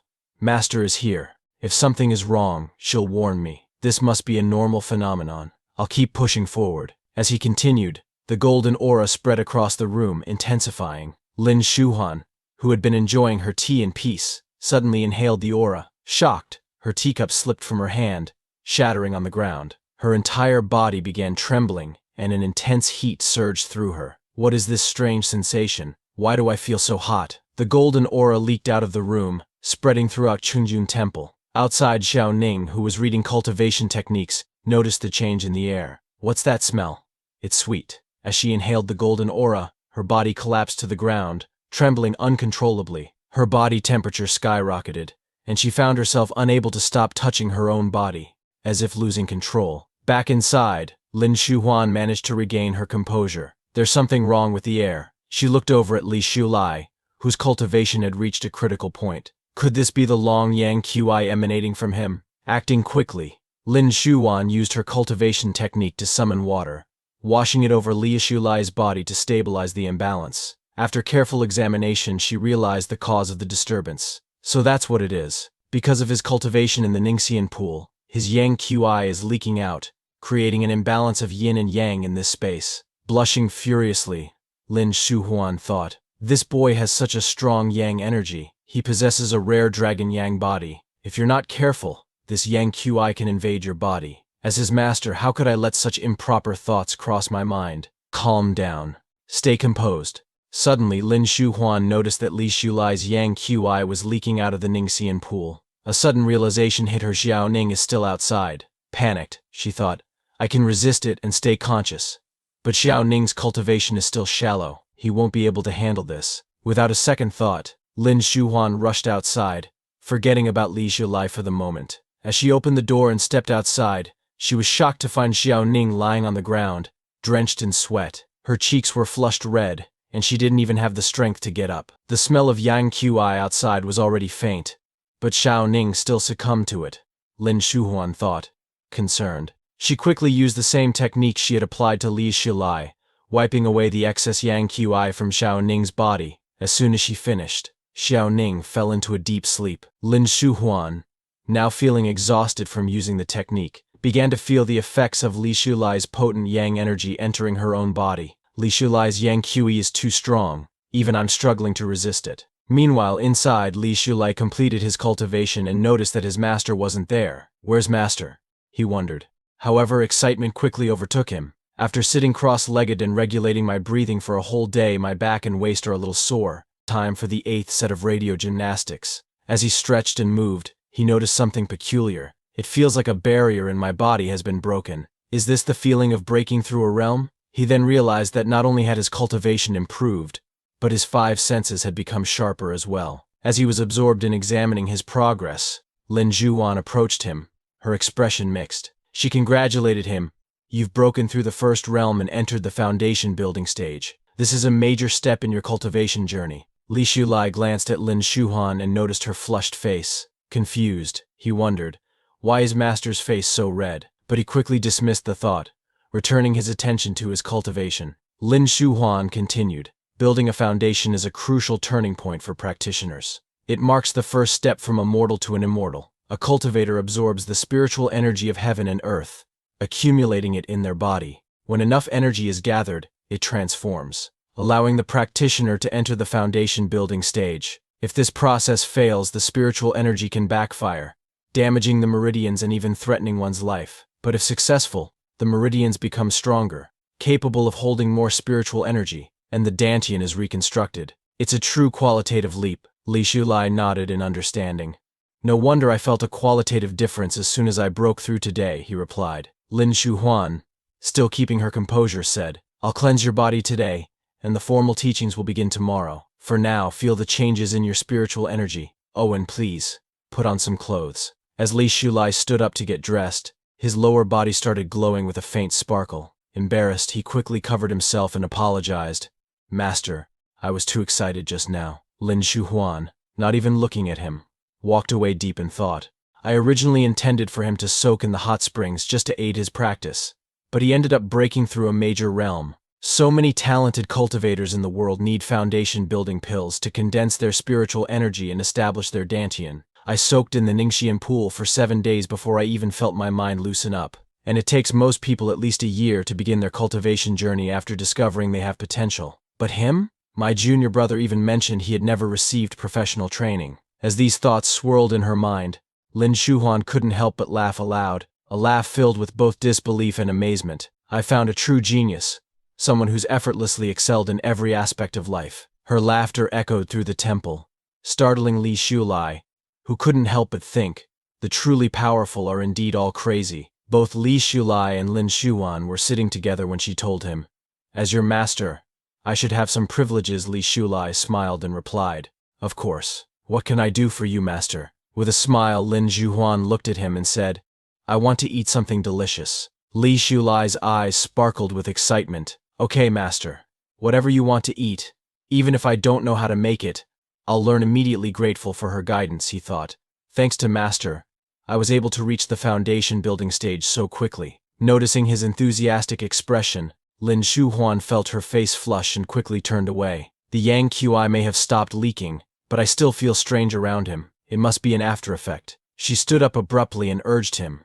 What are you waiting for? Go on quickly. I'm hungry. As she walked away, she thought, I almost caused a disaster just now. But he's still so innocent. If I told him everything, it'd be even more embarrassing. Li Shulai nodded. I'll get started right away. A moment later in the kitchen, he busied himself preparing food for his master. Reflecting on his past life, he thought, back then, I worked like a slave for others, only to be betrayed. But master, she's straightforward, sharp-tongued, yet warm-hearted. She's truly wonderful. He smiled, determined. To honor her, let's make 10 dishes perfection. A celebration of today's foundation building. Suddenly he noticed Xiao Ning peeking in from outside. Embarrassed, she stepped in and offered, I'll help you wash the vegetables. Li Shulai, confused by her blushing face, politely replied, That's okay, I don't need any help. But Xiao Ning insisted, I just had nothing else to do, so I was looking for something. I didn't come here on purpose to help you. She joined him anyway, washing vegetables as an awkward silence settled between them. Meanwhile, Xiao Ning's thoughts drifted. I don't know what's gotten into me today. I was just reading and learning skills, then fell asleep, had a dream, and woke up in bed. She blushed as she remembered. It was that kind of dream. In the dream, she had been near a wall when suddenly Li Shulai appeared behind her, pulling her close. They kissed, and the dream grew more intense, leaving her with an unfamiliar feeling. Strangely, the dream had even cleared some spiritual blockages in her body. Could that dream bring a turning point in my cultivation? She wondered. But as she thought about it, she realized she hadn't clearly seen the face in her dream, yet she knew it was Li Shulai. Isn't this just a case of thinking about someone so much during the day that they appear in your dreams? It's hardly a prophetic dream, she thought, feeling her cheeks grow warmer. Suddenly embarrassed, she lost her grip on the cucumber she was washing, which slipped from her hands. How could I have such a dream? She thought, mortified. Li Shulai, noticing her odd behavior, asked, Is something wrong? Flustered, Xiao Ning quickly turned and left the kitchen without answering, too embarrassed to stay a moment longer. Li Shulai, puzzled by Xiao Ning's abrupt exit, called after her, You don't want to wash the vegetables? Xiao Ning replied with a hint of attitude, Wash them yourself. She stood just outside the doorway, leaning against the wall. Li Zhulai, still confused, thought, this isn't a powerful destiny, it's a powerful headache. Meanwhile, Xiao Ning, hiding by the door, felt troubled. Grandma Master said he's already broken through and successfully built his foundation, while I'm still just a useless person who can't cultivate. Someday he'll leave me far behind and I'll never be able to catch up. She gazed wistfully at the moon, realizing something she hadn't admitted before she really liked Li Zhulai. If I told him how I feel, he wouldn't be angry, would he? Li Zhulai, who had become more perceptive since his breakthrough, noticed her watching him. Ah, that worried little expression, it's so genuine, he thought. Since I reached the foundation building stage, I've become more attuned to my surroundings. Naturally, this also includes noticing when Ma Xiaoning is peeking at me. He called out, Xiaoning, are you worried about something? Xiao Ning froze, surprised. How did he know I was watching? She wondered. You don't have to hide, he continued. I know you're behind the wall. Embarrassed, Xiao Ning stepped out and replied, I just have something on my mind. It's none of your business. Li Zhulai smiled gently. It may have been none of my business before, but now I'm your uncle. It's only natural for an uncle to care about his nephew. He took her hand, adding, come, talk to Uncle Master. What's bothering you? Xiao Ning, flustered by his touch, quickly pulled her hand free and ran outside. Li Zhulai was left bewildered, wondering why she had dashed off so suddenly. Outside, Xiao Ning's heart raced as she berated herself. What's wrong with me? It was just a handshake, but my heart's beating so fast. She scolded herself. Xiao Ning, don't be so silly. You're making a big deal over nothing. He just touched my hand, not my lips. It must be that dream I had. That must be it. Watching her from inside, Li Zhulai chuckled to himself. She has the temper of a child, he mused. In my past life I lived to be over 30, so Ma Xiaoning, who's barely in her 20s, really does feel like a child from a different generation. After he finished preparing all the dishes, he called everyone to eat. Lin Shuhuan, seeing the spread of food he had prepared, thanked him for his hard work and invited everyone to dig in. Li Zhulai, blushing slightly, said, the master's approval is the disciple's greatest motivation. Seeing Xiao Ning still sulking, he thought, is this nephew still holding a grudge? Lin Shuhuan then turned to Xiao Ning and said, I've been thinking recently I may have a way to clear the blockage in your meridians. Xiao Ning's eyes lit up with excitement, and she eagerly asked, Grandma, what's the solution? If it can help clear my blocked meridians, I'm willing to try anything. To her surprise, Lin Zhuhuan pointed at Li Zhulai. Confused, Xiao Ning asked, Grandma, why are you pointing at him? Lin Shuhuan looked at Xiao Ning and said, why don't you try practicing dual cultivation with your Uncle Master? Xiao Ning, utterly shocked and embarrassed, stammered, no way could my dream have been prophetic, she thought, horrified. Lin Shuhuan raised an eyebrow. Why not? I can see you like Li Zhulai very much. Isn't that a good thing? Xiao Ning jumped to her feet, exclaiming, like him? I don't like him at all. Li Zhulai, listening quietly, thought to himself, what does she like? She's just annoyed that I'm no longer pursuing her. Lin Shuhuan pressed her again. Are you sure about that? Xiao Ning, flustered, replied, yes, absolutely sure. There's no way I could like him, but her mind wandered. If I practiced dual cultivation with Li Zhulai, it would give me a path forward in cultivation. Okay, maybe it's not completely unacceptable. Lin Shuhuan, hearing this, said, of course, dual cultivation must be something you choose willingly. As your master, I'm just concerned. She was about to continue when Xiao Ning interrupted, saying, let's not talk about it while eating, Grandma. Let's just focus on the meal. Li Zhulai, feeling awkward, chimed in, Master, right now I'm focused on building my career. We can look for other solutions to help my niece with her cultivation problem. Lin Shuhuan paused thoughtfully, nodding. In this life I still possess the rare yuan-yang body, a valuable physique for cultivation, Li Zhulai thought. But becoming an immortal doesn't have to mean finding a partner. Lin Shuhuan agreed, saying, yes, let's look for another way. Xiao Ning, taken aback, couldn't believe Li Zhulai had actually refused. It's one thing for me not to want dual cultivation, she thought, but being rejected is something else entirely. Her eyes filled with tears as she wondered, he's even helping smooth things over, but isn't he the one who'd benefit? Aren't men usually eager to take advantage of such things? He actually refused. How could he? Her frustration grew. Not only is he missing this opportunity to be close to me, but he seems to get along so well with other girls. Meanwhile, Li Zhulai ate his food calmly, thinking, no desires, no distractions. Maybe I'll take a soak in the hot springs tonight. It's a rare chance to practice undisturbed at Qingyan Temple. Lin Shuhuan noticed Xiao Ning's sad expression and reassured her.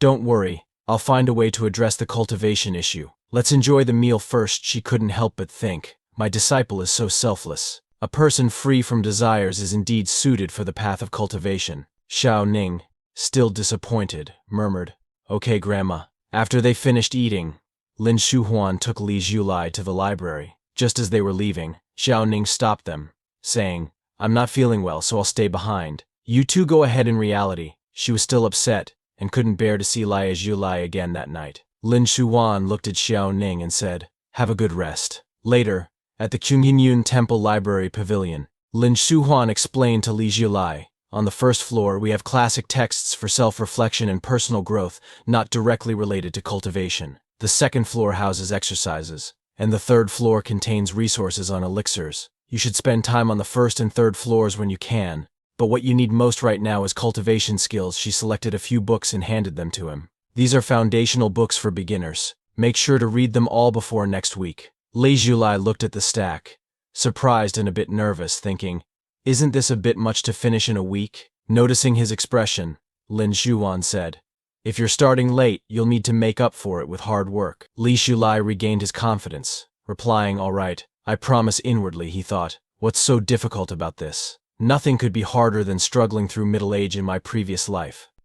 It's just a few books, I'll get through them." After a moment, Lin Shuhuan, curious, asked, "Why did you refuse the idea of dual cultivation with Xiao Ning earlier? It's hard to believe career ambitions are your only reason. Do you dislike her?" Li Zhulai hesitated, recalling memories of his past. "In my previous life, I couldn't exactly say how Ma Xiaoning wasn't fond of me." Finally, he replied, "Master, can't people just keep their hearts closed off?" He explained, "I feel that dating is a distraction. There are so many fascinating things to pursue beyond romance. Right now, I just want to cultivate and build my career. I have no interest in dating." Lin Shuhuan observed him thoughtfully. His breathing was steady, his mind calm, and his spiritual energy remained undisturbed. He seemed sincere, she thought. At his age, not wanting romance could he be? She quickly dismissed the thought, but finally said, "Since you're so focused, I'll lend you a helping hand." Li Zhulai's heart skipped a beat. How is she going to help? Could it be one of those classic cultivation routines, like to master this skill, you must be castrated? He wondered in panic. In the Gongfu room on the second floor, Lin Shuhuan searched through the shelves, muttering, "Money is essential for building a career, but to a teacher, it's just an external tool at last." She found a dusty basket and handed it to Li Zhulai, who was surprised to see it was full of bank cards. Before he could ask, Lin Shuhuan said, "These cards were gifts from various business leaders over the years. I never check the balances. Use them whenever you need to. The password is 6/8. Li Zhulai looked at the basket in astonishment, grateful and awed by her support. Li Zhulai's eyes widened as he looked at the basket full of bank cards. "Is this for real?" he thought, stunned. A whole basket of bank cards. He was even more shocked to realize that his master was actually wealthy. "So being a top cultivator can make you rich too, all right? I'm all in." Tears welled up in his eyes as he said, "Master, you're truly a good person." He picked one card from the basket and said with a bright smile, "But I'll just take one card, and when I earn enough I'll return the money to you." Lin Shuhuan waved her hand dismissively. "It's all right. Take the entire basket. It just takes up too much space here. I could fit 10 more books in its place." Li Zhulai was speechless. This basket of bank cards is just an object that's taking up space. For the first time in 2 lifetimes, he felt what it was like to be kept by a rich woman. It wasn't a bad feeling at all. But then Lin Shuhuan added, "You can only use the cards after you finish reading the classics. That's what will please your teacher." Li Zhulai grinned. "No problem." The next day, without wasting any time, Li Zhulai began practicing his new skills. Lin Shuhuan instructed him, "Today, I'm teaching you the breathing methods. They may seem simple, but they are essential to your future practice. You must get accustomed to them." Panting heavily, Li Zhulai replied, "Yes, master." Lin Shuhuan nodded approvingly. "That's all for today. Now go back to school. Xiao Ning is waiting for you." Li Zhulai thanked her sincerely. "I'll see you next week, master." On the way back to college, in the private car, Li Zhulai noticed Xiao Ning still seemed upset, her face reflecting a quiet but persistent anger. The little girl looks strange, he thought. "Xiao Ning," he asked, "What's wrong with you?" Xiao Ning, frustrated, thought, "What's wrong? What's wrong? It's all because of you." She hadn't been able to sleep, thinking about Li Zhulai all night.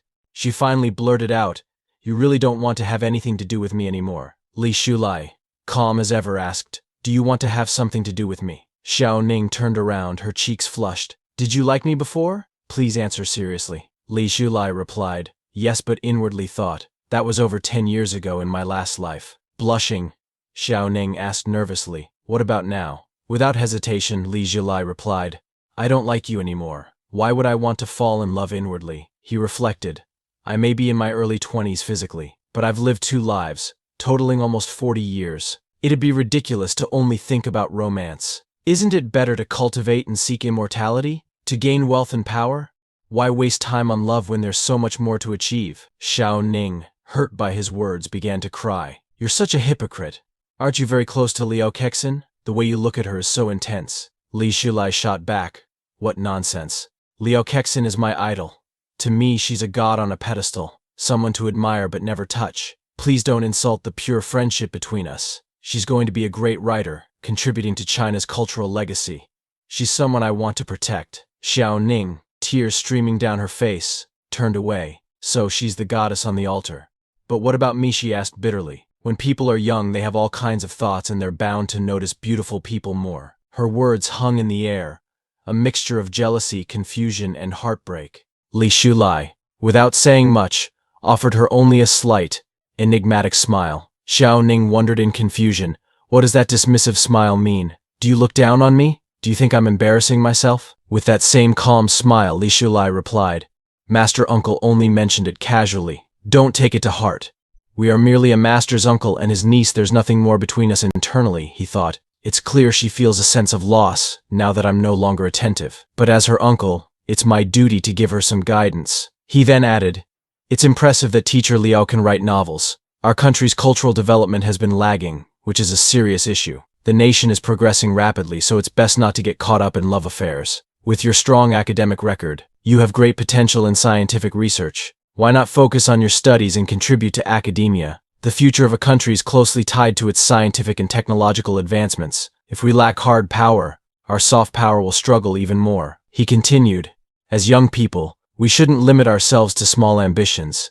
We should aim high and work together for a balanced future. Xiao Ning, taken aback, thought angrily, if you don't care, just say so. Why go through the motions with all these excuses? Does he truly despise me? Why lecture me like this? Turning away, she said, I asked an unnecessary question. So that's it. Li Shulai shook his head, thinking, if she doesn't heed my advice, she'll only suffer the consequences. Still too impetuous. Later, in the university library, Xiao Ning was studying for exams with a friend, who noticed her somber expression. Xiao Ning, are you worried about your graduation thesis? Her friend asked. It's not that, Xiao Ning replied quietly. Then what is it? Her friend pressed. But Xiao Ning dismissed the question. Her friend tried to reassure her. The defense is at the end of May, and we're still revising our thesis. If we focus, we'll make it. You should concentrate on finishing your paper. Just then, Xiao Ning noticed Li Shulai talking and laughing with Liao Kexin. Her friend pointed out, Li Shulai is here with that girl. Liao Kexin. Xiao Ning's eyes narrowed as she watched them, irritation rising. Seeing this, her friend observed, you're not. Are you falling for Li Shulai? Embarrassed and blushing, Xiao Ning retorted. When did Li Shulai start changing? Even if I'm hard to pursue, he shouldn't give up so easily. How can true love be so quick to fade? Her friend raised an eyebrow in disbelief. Could she be regretting it? It's only been a few days. She reminded Xiao Ning, Li Shulai has been chasing you for over 3 years. Isn't that enough? With a sad expression, Xiao Ning replied, 3 years isn't 30 years. I've always been the apple of my family's eye, the teacher's favorite, and a top student. Why has he been looking at me with such impatience lately? Even the idea of a simple bonding exercise was rejected. Not that I care. Even if my grandma insists on it. Looking at her friend with tearful eyes, she added, I never really said anything bad to him directly. I just teased him sometimes. Isn't that a normal way to test someone in a relationship? Her friend replied gently, that doesn't exactly sound like a love test. Some of the things you said were quite harsh, actually. Xiao Ning looked surprised. Why are you defending Li Shulai? Clearly he's changed his mind. He's the scumbag here. Smiling, her friend teased, maybe you're just deeply in love with him. Xiao Ning, furious, shouted at her friend, what nonsense are you talking about? It's impossible. I would never like Li Jie. Forgotten that she was in the library, where no noise was allowed. People seated around her turned to shush her, and Xiao Ning quickly covered her mouth, apologizing to everyone. Turning back to her friend, she whispered, I just can't accept it. How is Liao Kexin better than me? Family background, looks, academic performance. She's inferior to me in every way. How can I possibly be less than her? Seeing Xiao Ning's reaction, her friend Shuang smiled and said, all right. You don't like Li Jiulai coming around. He's just confused after being rejected so many times, so he's acting indifferent. She added, calm down. Maybe he won't be able to keep up the act for long and will come back looking for you. Hearing this, Xiao Ning smiled, her confidence restored. Shuang, you're right. He's just playing hard to get, pretending he doesn't care with renewed resolve, she added. But if he does come back, I won't give him another chance. Shuang laughed. Don't give him a chance. Okay, auntie. Meanwhile, Li Jiulai went to Huaxia Bank to check the balance on a card he had received from his master. He thought, how much does it cost for business tycoons to ask a master to predict their fortunes? For a master of this level, charging 100,000 shouldn't be an issue. He inserted the card into the ATM and clicked the balance button, but was stunned to see a balance of $2 million. Shocked, he thought. I helped Filong Technology take off, and Filong's father only gave me 3 million as a gesture of gratitude. But here, my master gives me this card, filled with so much money, without hesitation. I am Li Jiulai. I'm reborn. I've worked tirelessly, revising papers, writing programs, networking with business leaders. Am I reborn as a rich man? Is this even possible? He steadied himself. Stay calm, he thought. Everyone has their own fate, and the wealth we receive is often balanced. Easy money like this can come with a price. If I spend it recklessly now, I could end up a pauper in the future. Besides, my life goals are bigger than just making money. I can't just take it easy now. With that thought, he decided not to withdraw any money, took his card back, and left thinking, this money isn't mine to keep, I'll return it when the time is right. Elsewhere, at YJ Yanjing Technology, Mr. Liu was deeply troubled. The company's turnover had dropped by 10% compared to the previous month, and he worried that if this trend continued, their 8 chain stores might start losing money. This shouldn't be happening, he thought. The development of e-commerce is inevitable, but why is it progressing so quickly? Suddenly, Mr. Liu remembered a piece of advice Li Jiulai had given him. E-commerce will only rise to prominence if it has its own logistics network. One day, Mr. Liu, you'll understand what I mean.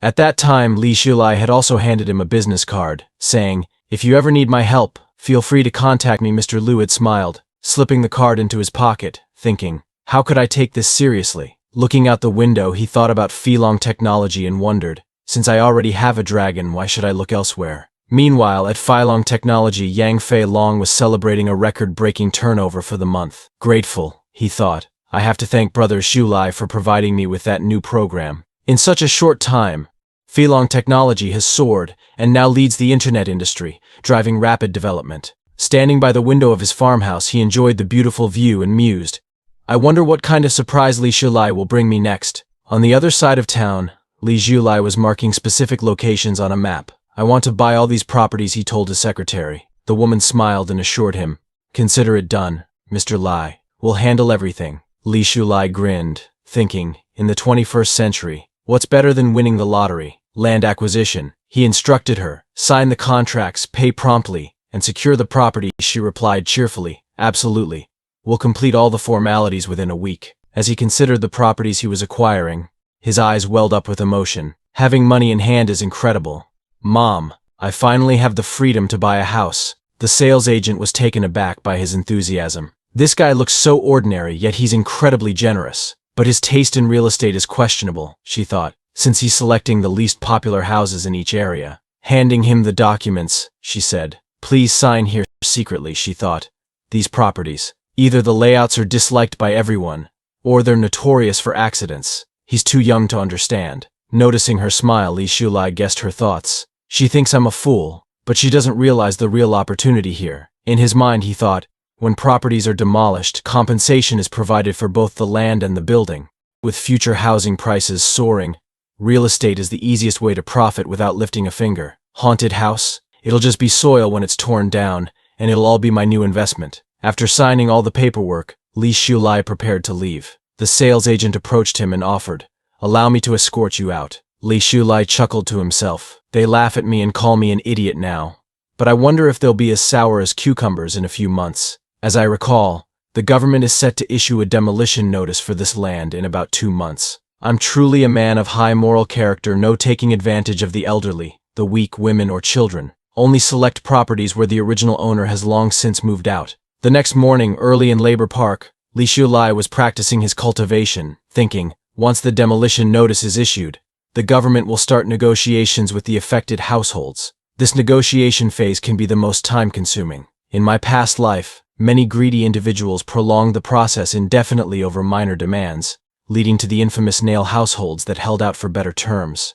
Reflecting on the past, he thought, a smart negotiator knows when to quit. Otherwise, you risk losing more than you gain. In my previous life, I saw countless people who regretted missing out on wealth because they didn't negotiate wisely, he mused. For me, it's smarter to sign the contract early, choose a prime resettlement location, and benefit from the future appreciation. Plus, the sooner I sign, the sooner I'll have funds to repay my master. Finishing his cultivation practice, Li Shulai thought, today's assignment from master is complete. Now, time to submit my paper. He made his way to Professor Guo's office and handed in his graduation thesis. Professor Guo reviewed it carefully, nodding in approval. Well done, he remarked. Li Shulai hesitated, asking, is there anything else you'd like me to revise? Professor Guo nodded, and Li Shulai thought nervously, even after all those nods, he still has revisions? I wasn't expecting this. Leading Feelong technology was one thing, but this thesis, it's taken months of revisions to get here. He waited patiently while Professor Guo reviewed the paper one final time.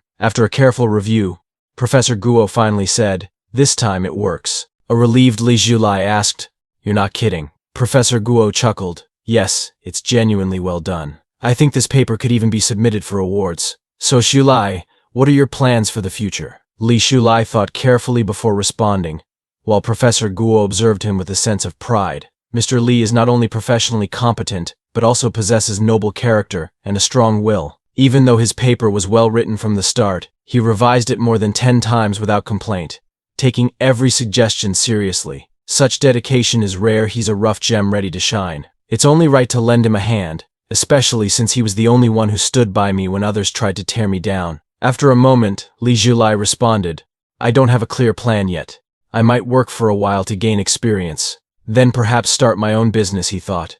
Just keep things vague, a mix of half-truths and half-lies, so I don't come across as too ambitious. Professor Guo smiled approvingly. Starting a business is a good plan. It's wonderful to see young people with ambition. Then he asked, are you free this weekend? I'd like to take you to a dinner party so you can meet some people. Li Shulai nodded and agreed, thinking, though I'm nearly financially independent now, I have no intention of being tied down to a 9-to-5 job. Professor Guo rarely introduces students to his network, so anyone he recommends must be someone he truly values. This is a rare opportunity to build connections in the financial world and shouldn't be missed. Professor Guo then told Li Shulai, get yourself a cooler hairstyle this weekend and join me for dinner. Li Shulai smiled and nodded. Okay, Professor Guo. After leaving the office, he activated his transmission talisman, recording a message. Master, I have a dinner with a professor from school this weekend, so I won't be able to visit Qingjin Temple. He then sent it to his master, Lin Shuhuan, who was relaxing in a hot spring. She noticed the talisman light up and thought, news from Shulai. She picked up the talisman and quickly replied. Li Shulai was pleasantly surprised by the instant response. This is even faster than a phone call. She reminded him, don't neglect your cultivation. I'll check in with you later. Li Shulai responded confidently, don't worry, master. I'm up early every day for training and have kept up with all the exercises. The weekend soon arrived, and Li Shulai accompanied Professor Guo to a high-profile dinner party attended by many influential figures. Inside, an older man with white hair was speaking to another guest. Boss Hugh, he exclaimed, I heard you secured another $30 million deal. Congratulations. Mr. Hugh beamed and replied, Boss Xiao, you're doing well too. You've got a good eye for talent. I invested in Feelong technology, and now look at its market value. Boss Xiao grinned and added, it's all thanks to a meeting I had with Buffett. He gave me plenty of valuable advice. Mr. Hugh chuckled. That must have cost a pretty penny. Boss Xiao nodded, saying, the greater the investment, the greater the return. As Li Shulai and Professor Guo entered the room, Li Shulai was stunned to see so many well-known personalities, including some clan elders. Is Professor Guo's standing really this high? I always thought he was just an honest man who was occasionally bullied at school. Noticing Professor Guo's arrival, several guests approached to greet him, and Professor Guo, in turn, introduced Li Shulai. Nervously, Li Shulai greeted the group, and Professor Guo spoke up with pride. This young man has noble character and exceptional academic achievements. He's a rare talent and a future pillar of society. When I faced difficulties, he was the only student who stood firmly by my side. I hope everyone here can share some of your valuable experiences with him." The guests welcomed Li Shulai warmly, and one guest commented, "Any student recommended by Teacher Guo is bound for great success." Another joked, "Young man, do you have a partner yet?" Professor Guo leaned over and whispered in Li Shulai's ear, "These are all industry leaders. But don't be nervous, just stay calm and keep an open mind." Li Shulai nodded and started conversing naturally with the guests. However, he thought to himself, "I assumed this was just a casual dinner, but I didn't expect all these experts to be here." Mr. Zhao called out to the group, "Teacher Guo is here. Let's all take our seats and begin with that." The dinner party officially started. Inside the private dining room, Li Shulai took his seat beside Professor Guo, thinking, "My soul is nearly 40 years old. It's far more interesting to converse with peers like these than with immature college students." As the evening progressed, Li Shulai had a few drinks with the others, and became a bit tipsy. Turning to an older gentleman seated beside him, he remarked, "I understand now. When the tree falls, the monkeys scatter. When trouble arises, people turn away. As they say in Lan, what doesn't defeat you makes you stronger. It's only through experiences like these that you learn who truly stands by you." The old man, surprised by Li Shulai's wisdom, responded, "Brother, though you're young, your words resonate with me. That saying, 'What doesn't defeat me makes me stronger.' It's exactly right. The cold stares I received became fuel for my ambition. Eventually I rose above, and those same people were left behind. The look on their faces? Disgusting."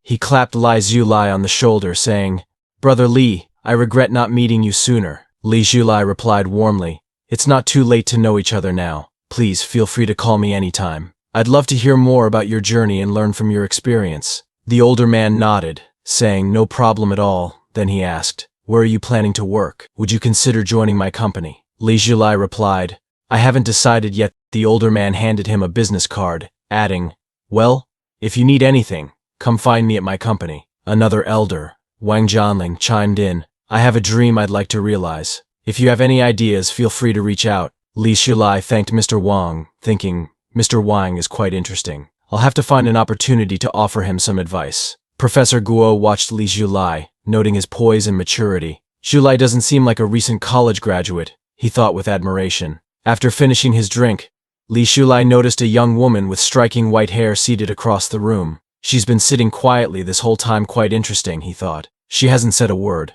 Maybe she was brought here by her father." The white-haired girl noticed him looking at her and asked, "Is there something on my face?" Li Shulai didn't reply directly. Instead, he walked over, offering her a gentle smile. The girl blushed, quickly turning her head to the side, flustered by his attention. Everyone cheered and continued drinking.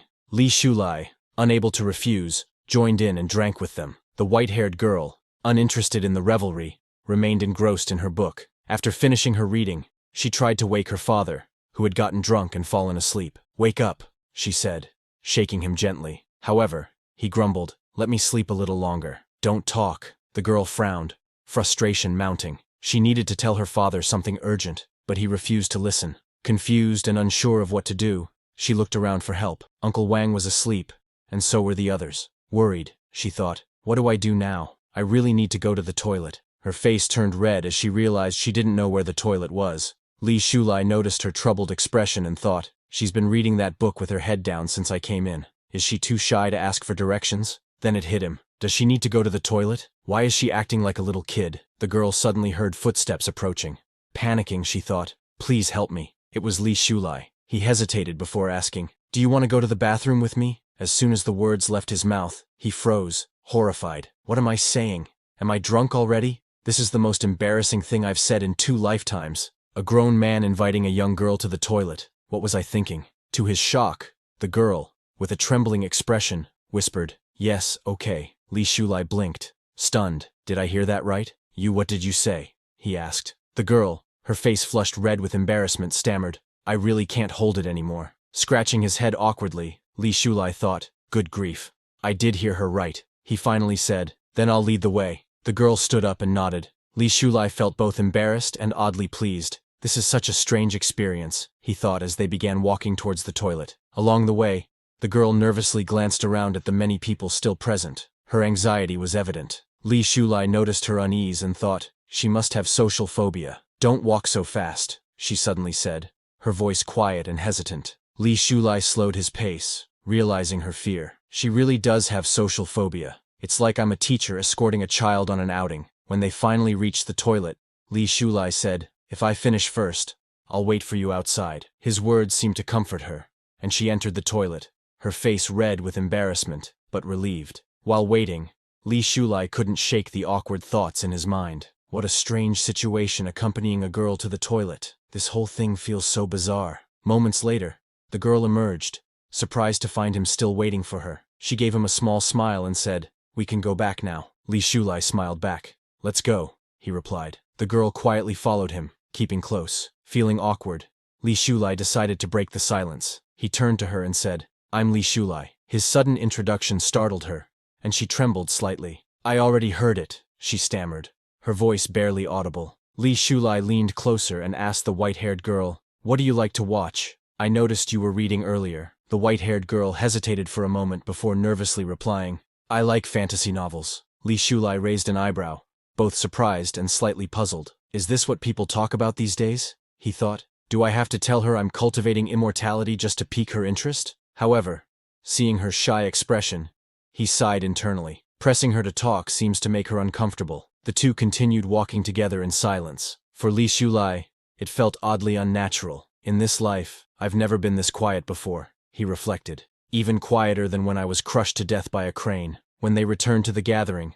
the white-haired girl smiled softly and returned to her seat. Li Shulai, heading toward his own chair, caught a glimpse of the book she had been reading earlier, The Princess in Distress and Benevolent Men. His sharp eyesight had unintentionally given him a clear view of the cover. "I didn't mean to see it," he thought defensively. "It's not my fault I have such good eyesight." Still, he couldn't help but chuckle to himself. So this is the kind of fantasy novels girls her age enjoy. Later, as the party came to an end, people began leaving for their homes. Li Shulai helped a heavily intoxicated Professor Guo to his feet and prepared to escort him home. Just as he was about to leave, a timid voice called out to him from behind. He turned to see the white-haired girl, looking nervous but determined. "Will you come to eat with us next time?" she asked, gathering her courage. Li Shulai was caught off guard, but quickly responded, "I'm about to graduate soon and am busy looking for a job. There might not be many opportunities for us to meet again." The girl's face fell, disappointment evident in her expression. Noticing this, Li Shulai added with a small smile, "But if you want to hang out,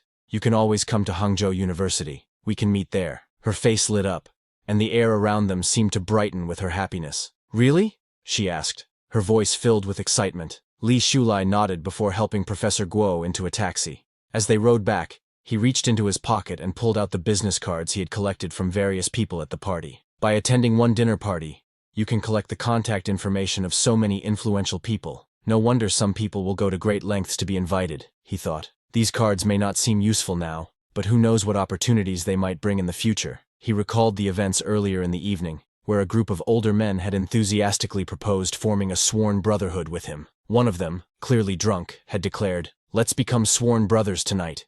If you don't recognize me as your brother, you won't leave this room." Another chimed in. "In ancient times, there was the story of the three brothers of Peach Garden. Tonight, we'll create our own oath of brotherhood with Brother Li." They all raised their glasses, shouting, "Drink! If you don't drink, you're not giving us face." Li Shulai reluctantly joined in, sharing a toast with them. Looking back on it, he couldn't help but smile wryly. Everyone was drunk and acting outlandishly. By morning, most won't even remember their so-called brotherhood, or any of the promises made. Connections like these are superficial unless you demonstrate real value. Only then will they take you seriously. Otherwise, it's all for show. Having lived a previous life filled with experiences of human nature's ups and downs, Li Shulai was unfazed. He carefully stored the business cards. They may prove useful someday. As he leaned back in the taxi, his thoughts drifted to the future. "My involvement will undoubtedly accelerate the rise of the internet business. People like Lu Daxi must already be feeling the pressure. Why hasn't he approached me yet? Is he holding back? Or did he misplace my business card?" The next day at the university, Professor Guo addressed the class with a serious tone.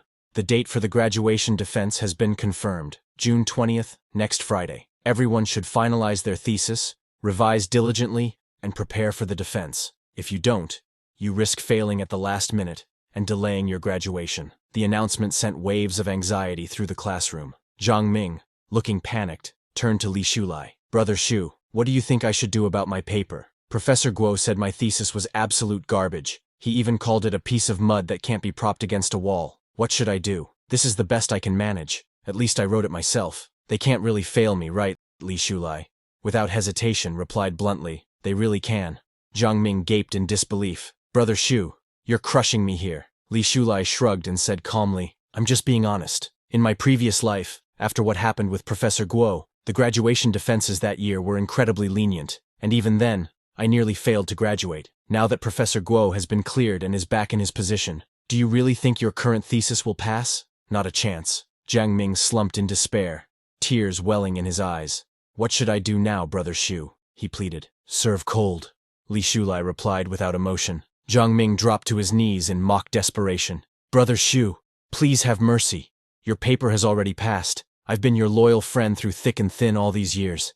Even if I don't deserve credit, I've at least worked hard, haven't I? Save your brother's life. Seeing Jiang Ming's dramatic plea, Li Shulai finally relented with a sigh. Go to the library later, and I'll help guide you through it. Jiang Ming's face lit up. Overcome with joy, he attempted to kiss Li Shulai's cheek, exclaiming, Brother Shu, I love you so much. Li Shulai pushed him away in irritation. If you disgust me again, I'll change my mind. Meanwhile, at the university dormitory, Liao Kexin stood waiting for Li Shulai. Unbeknownst to her, Xiao Ning and her friend were watching from a distance. Xiao Ning's friend whispered, She looks so elegant, like she's waiting for her boyfriend to come downstairs.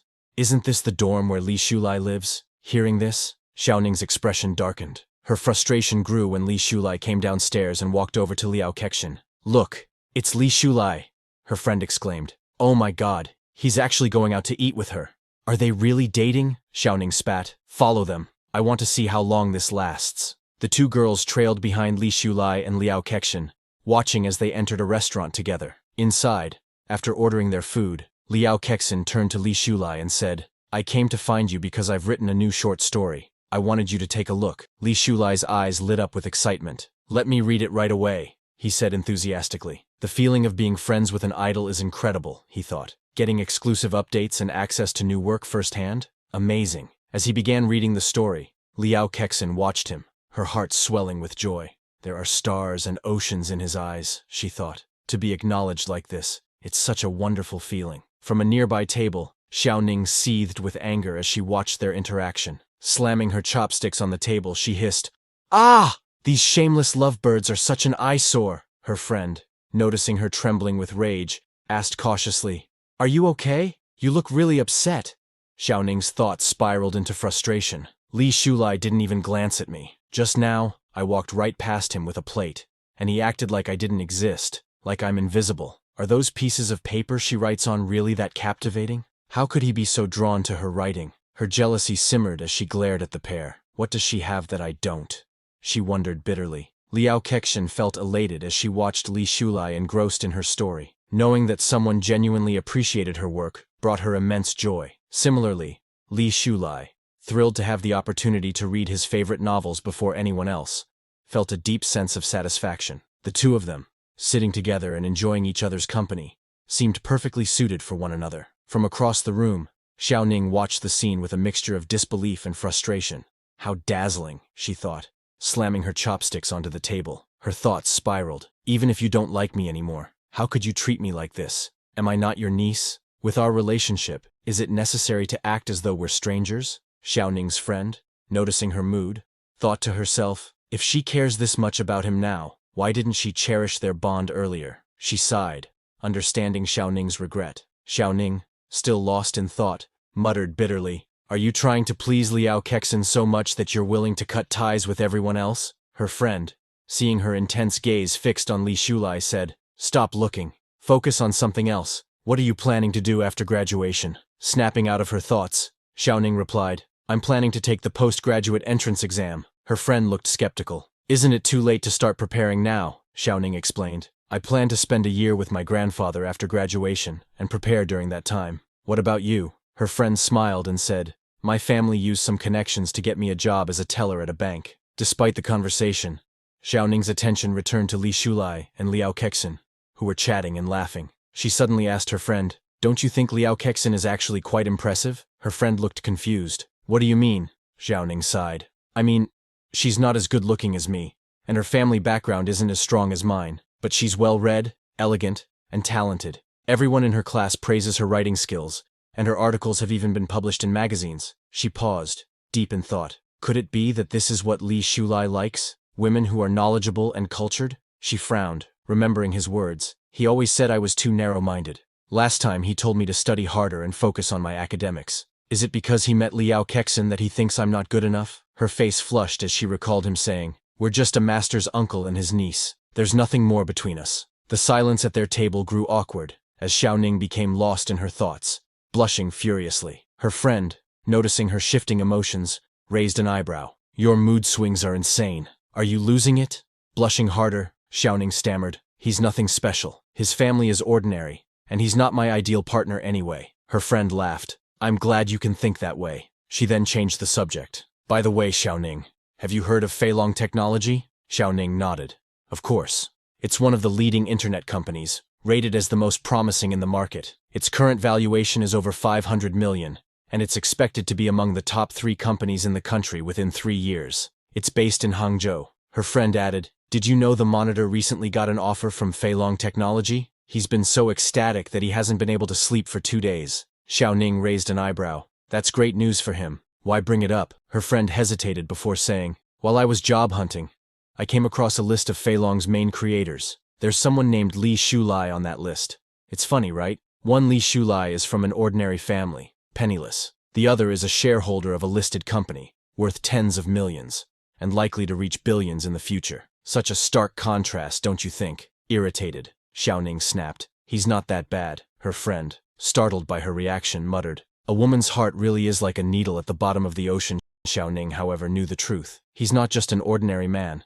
He's a cultivator. Compared to others, he's far superior. For cultivators, money is insignificant. He has incredible talent and limitless potential. Her expression grew melancholic as she thought, "Meanwhile, I haven't even stepped into the world of cultivation. He's progressing so rapidly." She sighed and said aloud, "He may come from a humble background, but he's academically brilliant, and the only one to have passed the graduation thesis defense. He's righteous, helps others, isn't bad-looking, and he even cooks well." Realizing she was listing his strengths, she stopped abruptly. "Why am I doing this?" she wondered. Her friend smirked. "Wait a second. Have you ever even tasted his cooking?" "How do you know it's good, Xiaoning?" Her face bright red stammered. "I must have heard it somewhere." Her friend teased. "I heard you loud and clear. You slipped up." Flustered, Xiaoning hurriedly changed the subject. "Let's eat quickly," she said, trying to avoid further embarrassment. Meanwhile, Li Shulai had just finished reading Liao Kexin's short story. Tears welled in his eyes as he thought,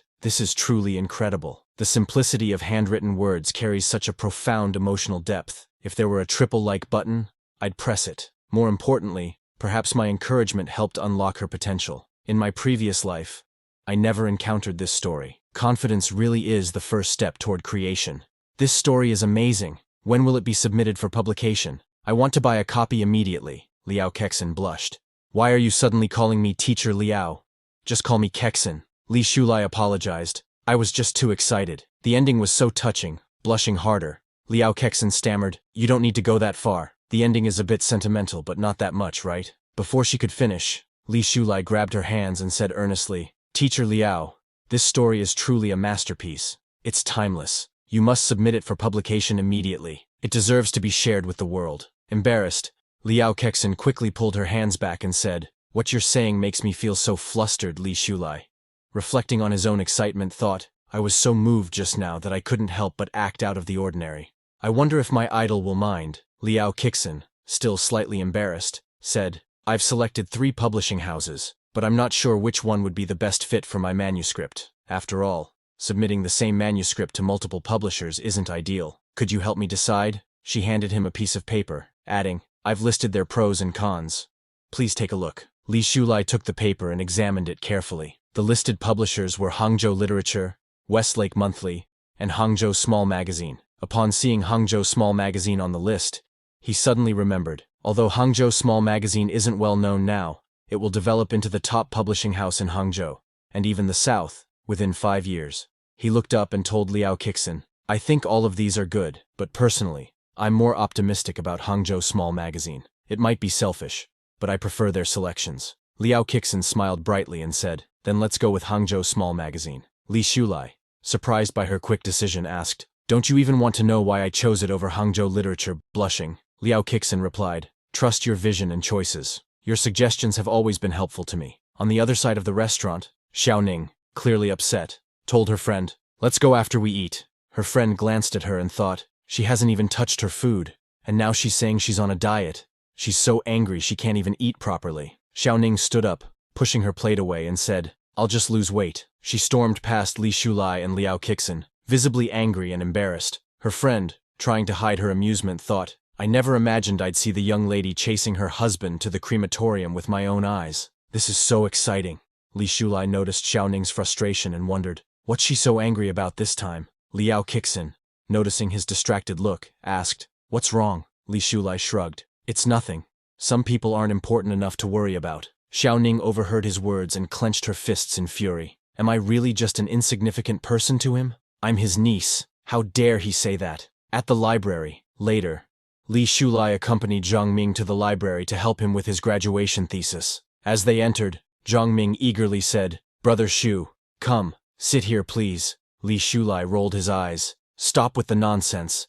Let me find you a couple of reference books first. He walked to the library shelves and picked up some books.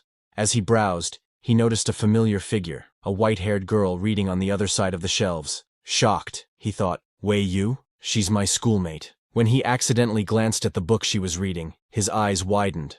My enhanced eyesight really doesn't help sometimes. Last time, there were 18 handsome men in her book. Now there are 38. The number has increased exponentially. Who knew the eldest lady's heart was so unrestrained? Curious, Li Shulai grabbed a book and sat beside her. He peeked at Wei Yu's book, observing the complicated relationships between the characters. For a while, he sat quietly, stealing glances at her. But Wei Yu didn't notice him. Meanwhile, at Zhang Ming's table, Zhang Ming waited and waited. Frustrated, he thought, why hasn't Li Shulai come back yet? Did he run away? He stood up to look for him and spotted Li Shulai sitting next to Wei Yu, staring at her. Dumbfounded, Zhang Ming muttered, what about me? Have you forgotten I'm here? You came to the library to help me with my thesis, not to pick up girls. He sighed and thought, I'm a bachelor. I'll study on my own. Whether I pass or not, it's my fate. Back at Wei Yu's table, after finishing her reading, Wei Yu noticed Li Shulai sitting beside her. Embarrassed, she thought, when did he sit here? Why is he next to me? What should I say? Awkwardly, she said, hello, Mr. Lieutenant. What a coincidence. Li Shulai smiled and replied, what a coincidence indeed. Wei Yu, blushing, thought, this is how greetings go, right? Just like in novels. He's so kind and polite. Li Shulai asked, did you borrow this book from the library? Wei Yu nodded. It's a book about the history of the Song dynasty. It's on the bookshelf at G11. Li Shulai smiled. Oh, I see. I'm here today to help a classmate with their graduation project, but I'll definitely check it out when I have time. Wei Yu blushed again, thinking, he's so nice. Why is he so perfect? Li Shulai turned to Wei Yu and asked, Student Wei Yu, your graduation thesis should have passed, right? Wei Yu nodded. Yes, my graduation thesis passed. Upon hearing this, Li Shulai asked, what do you plan to do after graduation? Wei Yu hesitated for a moment before responding. Haven't thought about it yet. My dad said, I don't need to worry about these things, and should just do what I like. Li Shulai observed her trembling hands and the slight shake of the book she held, thinking, as expected of the young lady, she's so nervous her hands are shaking along with the book. Could she be scared? Suddenly, Wei Yu asked nervously, do you want to chat with me? Last time, when you accompanied me to the toilet, I thought you were a good person, so I'll try my best to keep the conversation going. Li Shulai, slightly amused, replied, you don't need to force yourself to come up with something to talk about. Wei Yu blushed and said, then I'll just keep reading. Li Shulai sighed inwardly. Still the ultimate social phobia. She can't even chat about simple topics. But then Wei Yu surprised him by asking, do you like reading? Without hesitation, Li Shulai answered, I guess I do like it. Encouraged, Wei Yu asked, have you heard of a new and cutting-edge author named Liao Kixin? She's from our school. Our schoolmate. Li Shulai was taken aback, thinking, what a magical bond this is. Teacher Liao, you've turned a socially anxious person into a chatterbox. This must be the power of living literature. Even Wei Yu is taking the initiative to bring up a topic. Wei Yu continued, I've read several of her short stories. Li Shulai, careful not to overwhelm her, thought, take it slow. Don't scare the socially anxious lady. Wei Yu then asked, which of Liao Kexin's works do you like best? Li Shulai confidently replied, actually, I like all of them. But if I had to choose, my favorite would be her debut work, Tide. Hearing this, Wei Yu's eyes filled with tears, and she began crying. Alarmed, Li Shulai asked, "Are you okay?" Her emotions are like a storm, so sudden and intense. What should I do? Unfortunately, I don't have a handkerchief or tissue. Through her tears, Wei Yu explained, "You are my soulmate, and you are also Teacher Liao's soulmate. You're the first person around me who thinks Tide is good." Li Shulai was surprised and thought, "Is it worth crying over?" Wei Yu continued, "So many people, so many of my so-called friends who read Tide told me they didn't understand it, or that it wasn't good. They know how much I love it, yet they still criticize it." Blushing, she looked at Li Shulai with soft eyes and asked, "Will you be my friend?" She raised her pinky, making a pinky promise gesture. Li Shulai smiled and hooked her pinky with his, saying, "Of course I will, my dear lady. It's rare to find a true friend in life, and it's even better when that friend is like-minded." In his mind, he thought, the eldest daughter is truly adorable, even making pinky promises like a child. She looks so cute doing something so innocent. Wei Yu beamed with happiness and said, "Thumbs up stamp." Seeing her joyful expression, Li Shulai decided the moment was right. "Actually, Teacher Liao and I are good friends. If we're ever free, the three of us could have a meal together." Wei Yu's eyes widened in delight. "Really?" she asked. Li Shulai smiled. "Of course. We made a promise to stick together for 100 years without lying." Overwhelmed with joy, Wei Yu hugged Li Shulai tightly without thinking and declared, "I officially announce, from now on, you are my best friend. No one else." Blushing, Li Shulai tried to calm her down. "Miss Wei Yu, we're in the library. You're hugging me too tightly." Realizing what she'd done, Wei Yu pulled back quickly, her face as red as a cherry. Looking into his eyes, she stammered, "Ask you to come over sometime?" Li Shulai hesitated for a moment but eventually smiled and said, "Of course." Wei Yu quickly turned her head away, embarrassed by how close she had gotten to him. Later that evening, Li Shulai returned to the university dormitory, where Zhang Ming was waiting for him. As he opened the door and stepped inside, he thought, "I always feel like I've forgotten something." Zhang Ming, sitting on the bed, looked up and asked, "Brother Shu, what time is it?" Hearing Zhang Ming's voice, Li Shulai froze. "I forgot about my old friend," he realized, remembering his promise to help Zhang Ming with his graduation thesis. Zhang Ming smiled knowingly and said, "For your happiness, I can sit on the bench, I can fail the exam, and I have no regrets." Li Shulai quickly apologized. "I'm so sorry, Zhang Ming. Tomorrow I promise I'll help you write your paper." "Something unexpected happened today." Zhang Ming gave him a pointed look. "Unexpected? You mean you forgot your principles for the sake of beauty? So, what's up with that girl today?" Feeling guilty, Li Shulai hesitated. Zhang Ming, feigning bitterness, sighed. "Bro, you've been quite lucky with the ladies lately. First Xiaoning, then Liao Kixin, and now that white-haired girl today." He grinned mischievously and added, "Come on, tell me the truth. It's the least you can do to make up for my emotional damage." Li Shulai sighed and began explaining everything to Zhang Ming. The next day at the university cafeteria, Li Shulai brought Liao Kixin to meet Wei Yu. Wei Yu, nervous and fidgeting, struggled to start a conversation with Liao Kixin. Li Shulai noticed her anxiety and thought, the young lady's social phobia is acting up again. To break the awkward silence, he said, "Wei Yu wants your autograph, Teacher Liao. Please sign something for her." Liao Kixin smiled warmly at Wei Yu and asked, "No problem. Where should I sign?" Gaining some courage, Wei Yu replied, "Anywhere you want, Teacher Liao. I even brought a few magazines you published. You can sign those." She hesitated for a moment, then joked nervously, "Here is fine too," as she gestured at her clothing. Liao Kixin blushed slightly, thinking, "That's unnecessary." She quickly changed the topic by suggesting they order some food. The three enjoyed their meal together, and Wei Yu, who usually struggled with social interactions, found herself genuinely happy. Turning to Liao Kixin, she asked, "Teacher Liao, would you like to visit my home? I've bought every issue of your magazine. I've filled 3 large bookshelves with them." Liao Kixin, surprised, thought, 3 bookshelves? But I've only published a few works. Wei Yu continued enthusiastically. "I bought at least 100 copies of each issue.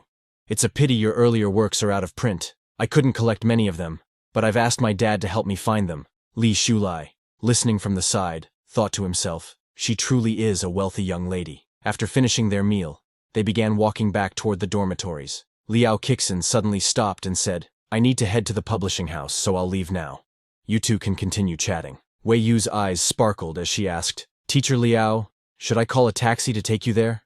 Liao Kixin waved her off with a smile. "No need, I'll get there myself. But if you ever want sample issues in the future, just let me know. I'll sign each one and bring them to you. There's no need to buy so many copies." Wei Yu's face lit up with happiness. Teacher Liao is so kind and gentle. Is this what a privilege feels like? She thought. Li Shulai, watching Wei Yu's reaction, mused, she's even crazier than I was when I met my idol. Before leaving, Liao Kixin said, take care, Wei Yu. Let's meet again soon. With a big smile, Wei Yu replied, take care, Teacher Liao. After Liao Kixin left, Wei Yu turned to Li Shulai and said, thank you for introducing me to Teacher Liao. Now I have a best friend. Li Shulai smiled at her and thought, I promised you I'd be your best friend.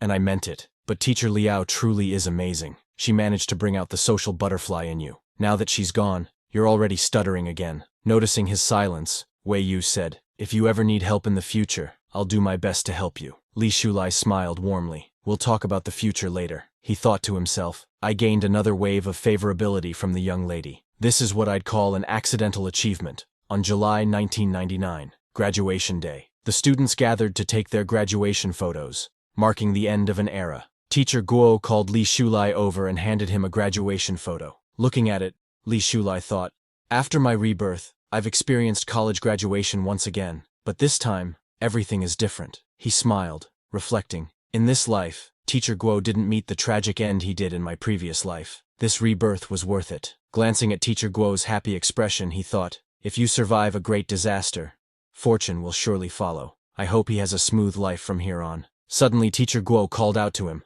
Li Shulai, come here. Li Shulai quickly approached, and Teacher Guo said, when you're out there, make your way forward. If you need help, feel free to come to me. Li Shulai smiled warmly. It will definitely be a great experience. Teacher Guo, you too, take care of yourself. Seeing Li Shulai's expression, Teacher Guo couldn't help but feel a bit worried. You don't need to worry about me anymore, he said. Li Shulai hesitated before replying.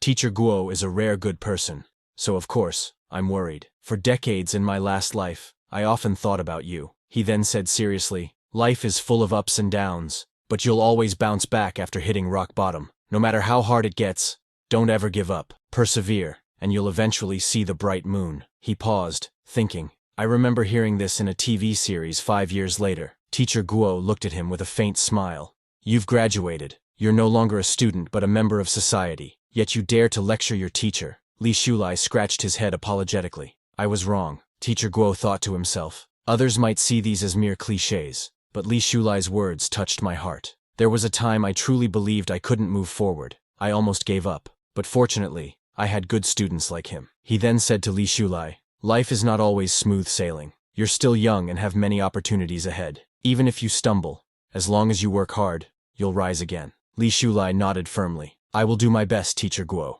Elsewhere on campus, Zhang Ming approached Li Shulai with a big grin. Brother Xu, thanks to your intensive tutoring, I passed my graduation defense.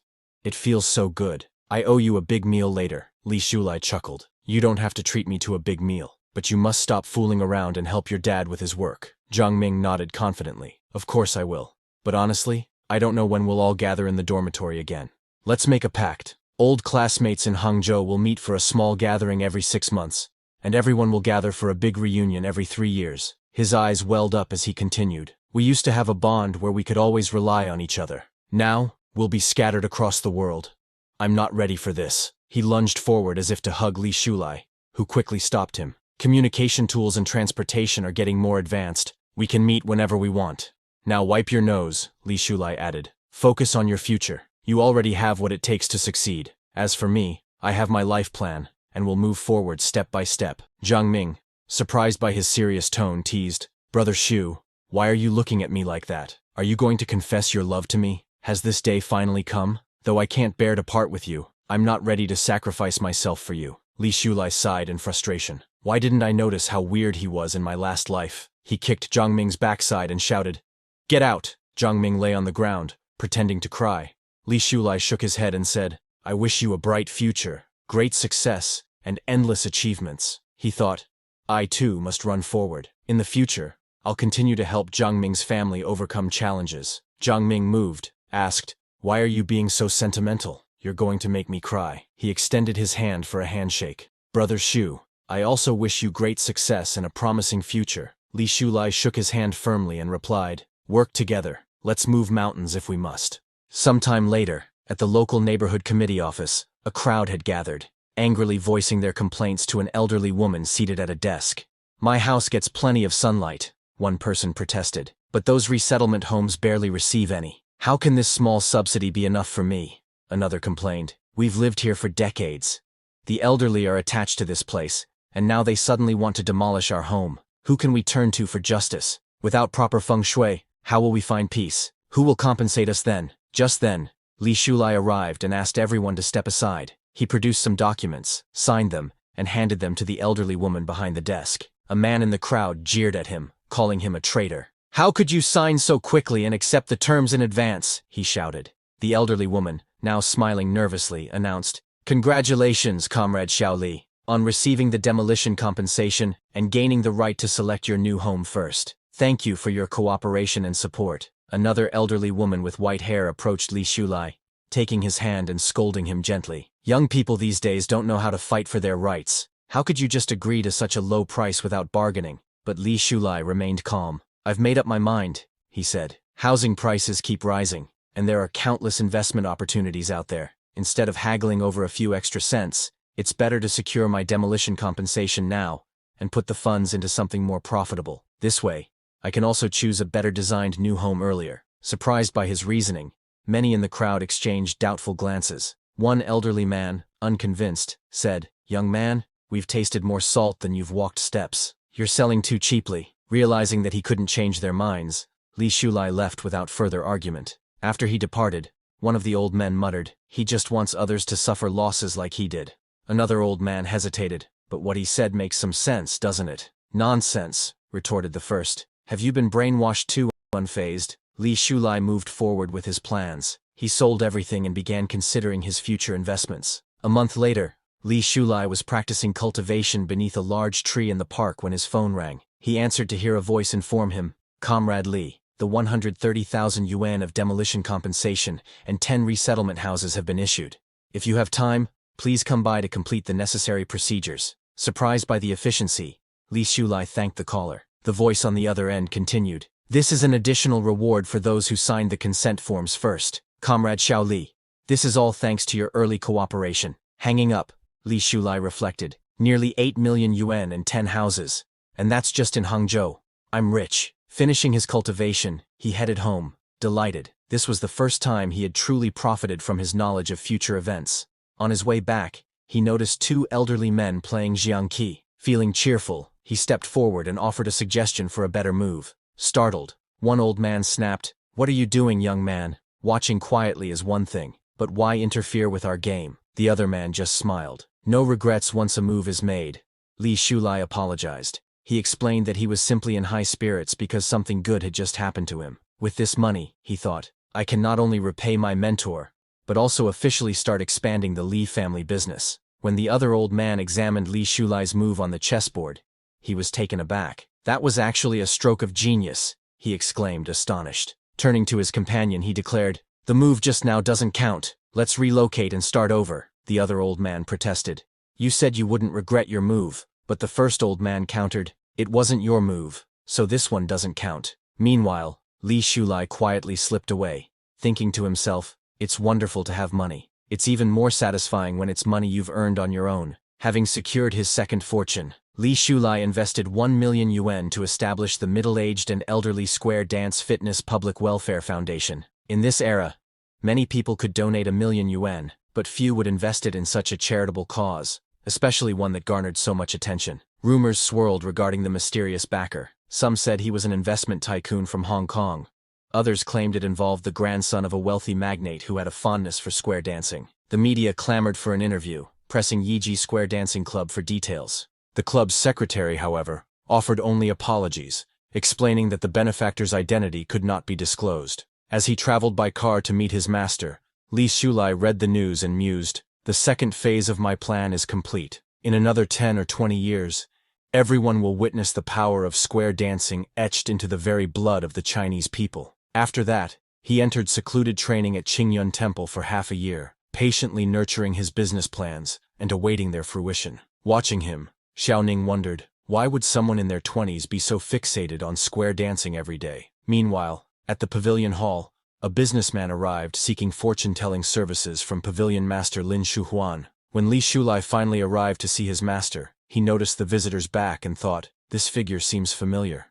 As he got closer, his eyes widened in recognition. Is that Yang Feilong? So Yang Feilong managed such rapid success thanks to guidance from an expert. Yang Feilong, surprised to see Li Shulai, reasoned to himself, no wonder this man appeared so suddenly. He's the master's disciple. The master must have seen my potential and sent him to assist me. Yang Feilong turned back to Pavilion Master Lin Shuhuan and asked, "What's the verdict?" Lin Shuhuan calmly replied, "No one can defeat you within 20 years. Yang Feilong was startled. He stood up abruptly. "What about 20 years from now?" he pressed. The Pavilion Master said nothing more, leaving Yang Feilong unsettled. Will disaster strike in 20 years? Will Feilong Technology's growth stall then? Desperate, he offered. "I can pay more. Any amount you name. Just tell me how to avoid this fate." Lin Shuhuan regarded him quietly. "This isn't about money. To reveal secrets of the heavens brings calamity. I have accepted your reward and guided you for 20 years. This is the limit of what can be said about your fortune and misfortune. It's better not to ask further." At that moment, Lin Shuhuan called out to Li Shulai and asked him to come and see the guest off. Yang Feilong, still displeased with the Pavilion Master's cryptic answer, attempted to press the matter, but Li Shulai stepped in. "Mr. Yang," he said quietly, "the master has already said all she can. Please don't make things difficult for her. Let's talk while we walk." Realizing the hint, Yang Feilong thought, "So we'll talk outside. How could I have overlooked this?" He apologized to Pavilion Master Lin Shuhuan, saying, "I'm sorry for my earlier rudeness. Please forgive me. I'll leave for now and return another time." Once outside, Yang Feilong turned to Li Shulai and asked, "Master's disciple, have you learned something about my future?" Li Shulai nodded. "In 20 years, you will indeed face trouble." Startled, Yang Feilong asked anxiously, "What should we do? What kind of disaster is it? Will my company be manipulated, or will the general environment turn bad?" In a serious tone, Li Shulai replied, "The root of this disaster was planted over the course of these 20 years. I won't tell you precisely how it happened yet. You're a smart man. Think it over with your own wisdom."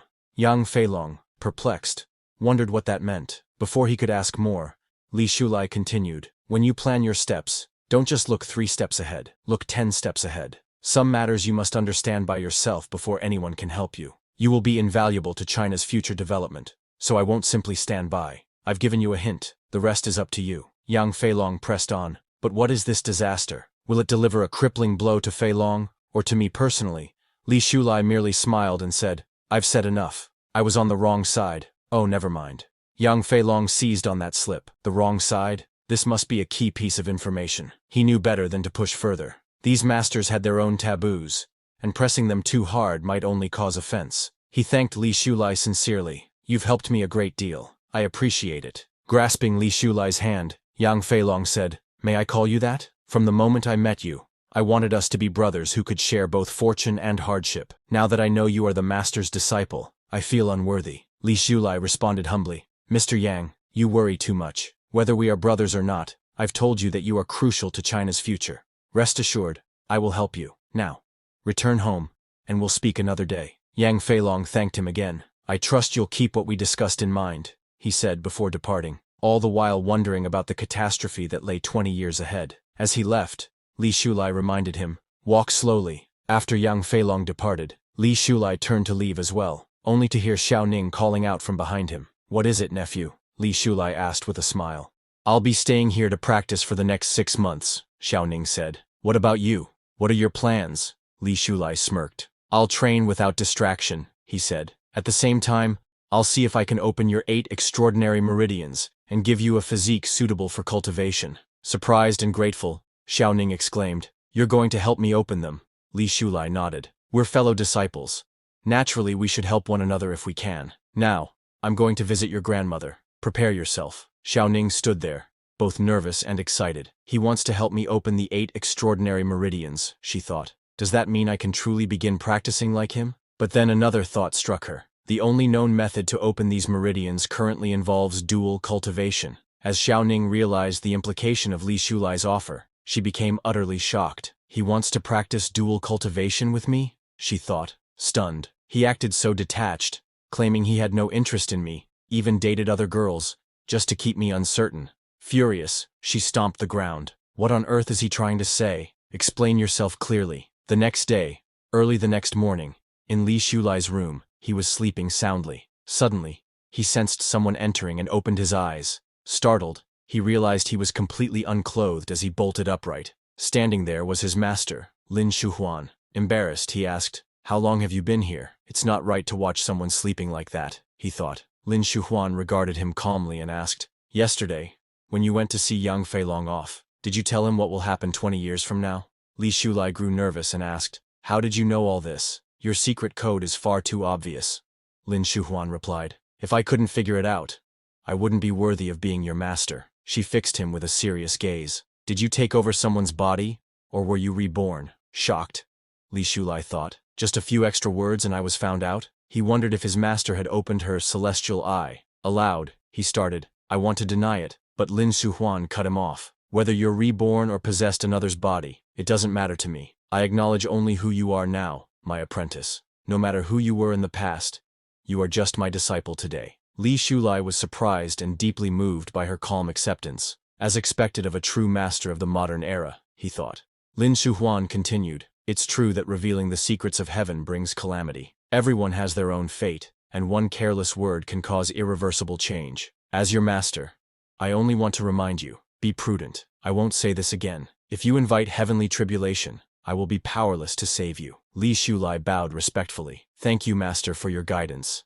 I understand." He was grateful that she had not condemned him as a monster. Instead, she offered a warning. Is she not surprised by reincarnation or body possession? Could there be others like me in this world? He wondered. Lin Zhuhuan turned to leave, but before departing she said, "Wash up, have breakfast, then come find me near the waterfall behind Qingyun Temple." "Understood," Li Shulai replied, smiling. "Master's going to teach me something again. The Ningxian pond helped me immensely last time. This waterfall must be another invaluable opportunity." Just as she was leaving, Lin Shuhuan paused and looked back awkwardly. "Also, put some clothes on. Don't be so bold." Embarrassed, Li Shulai glanced down, realized his state of undress, and quickly covered himself with a pillow, smiling awkwardly. Later, near the waterfall, after cleaning up and having breakfast, Li Shulai arrived at the waterfall on the back hill of Qingyun Temple. He looked around but couldn't find his master anywhere. "Where is she?" he wondered. Suddenly someone tried to sneak up behind him and shoved him straight into the waterfall. Surprised and drenched,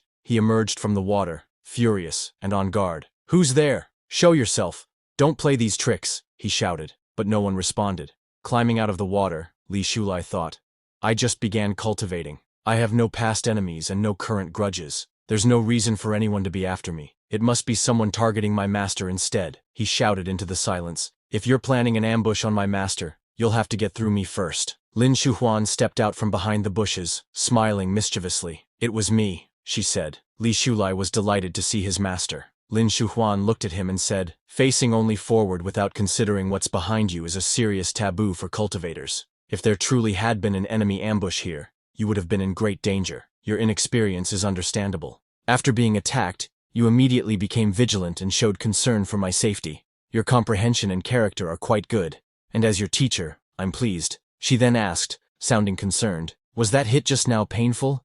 Li Shulai tried to appear calm and confident. It didn't hurt. In truth, he was still shaking from the surprise. Lin Shuhuan stepped closer, wading into the water and placing a hand on Li Shulai's chest to heal his injuries. The unexpected proximity made him uncomfortable, and he couldn't help blushing. While channeling healing energy, Lin Shuhuan said, "Killing for treasures, murdering for money, such things are common in the cultivation world. You must never let your guard down." Li Shulai nodded mechanically, barely hearing her words. His mind was preoccupied, struggling to maintain focus. "Don't look," he told himself, trying to resist the temptation to glance at his master's soft, graceful figure. To avoid giving in, he turned his head aside, but Lin Shuhuan moved even closer, her chest pressing lightly against him, causing his face to redden further. "Master is really quite soft and delicate," he thought fleetingly, before chastising himself. "Stop it, Li Shulai. She's your master. Pay attention to her teachings." He forced himself to remain calm. Finishing the healing,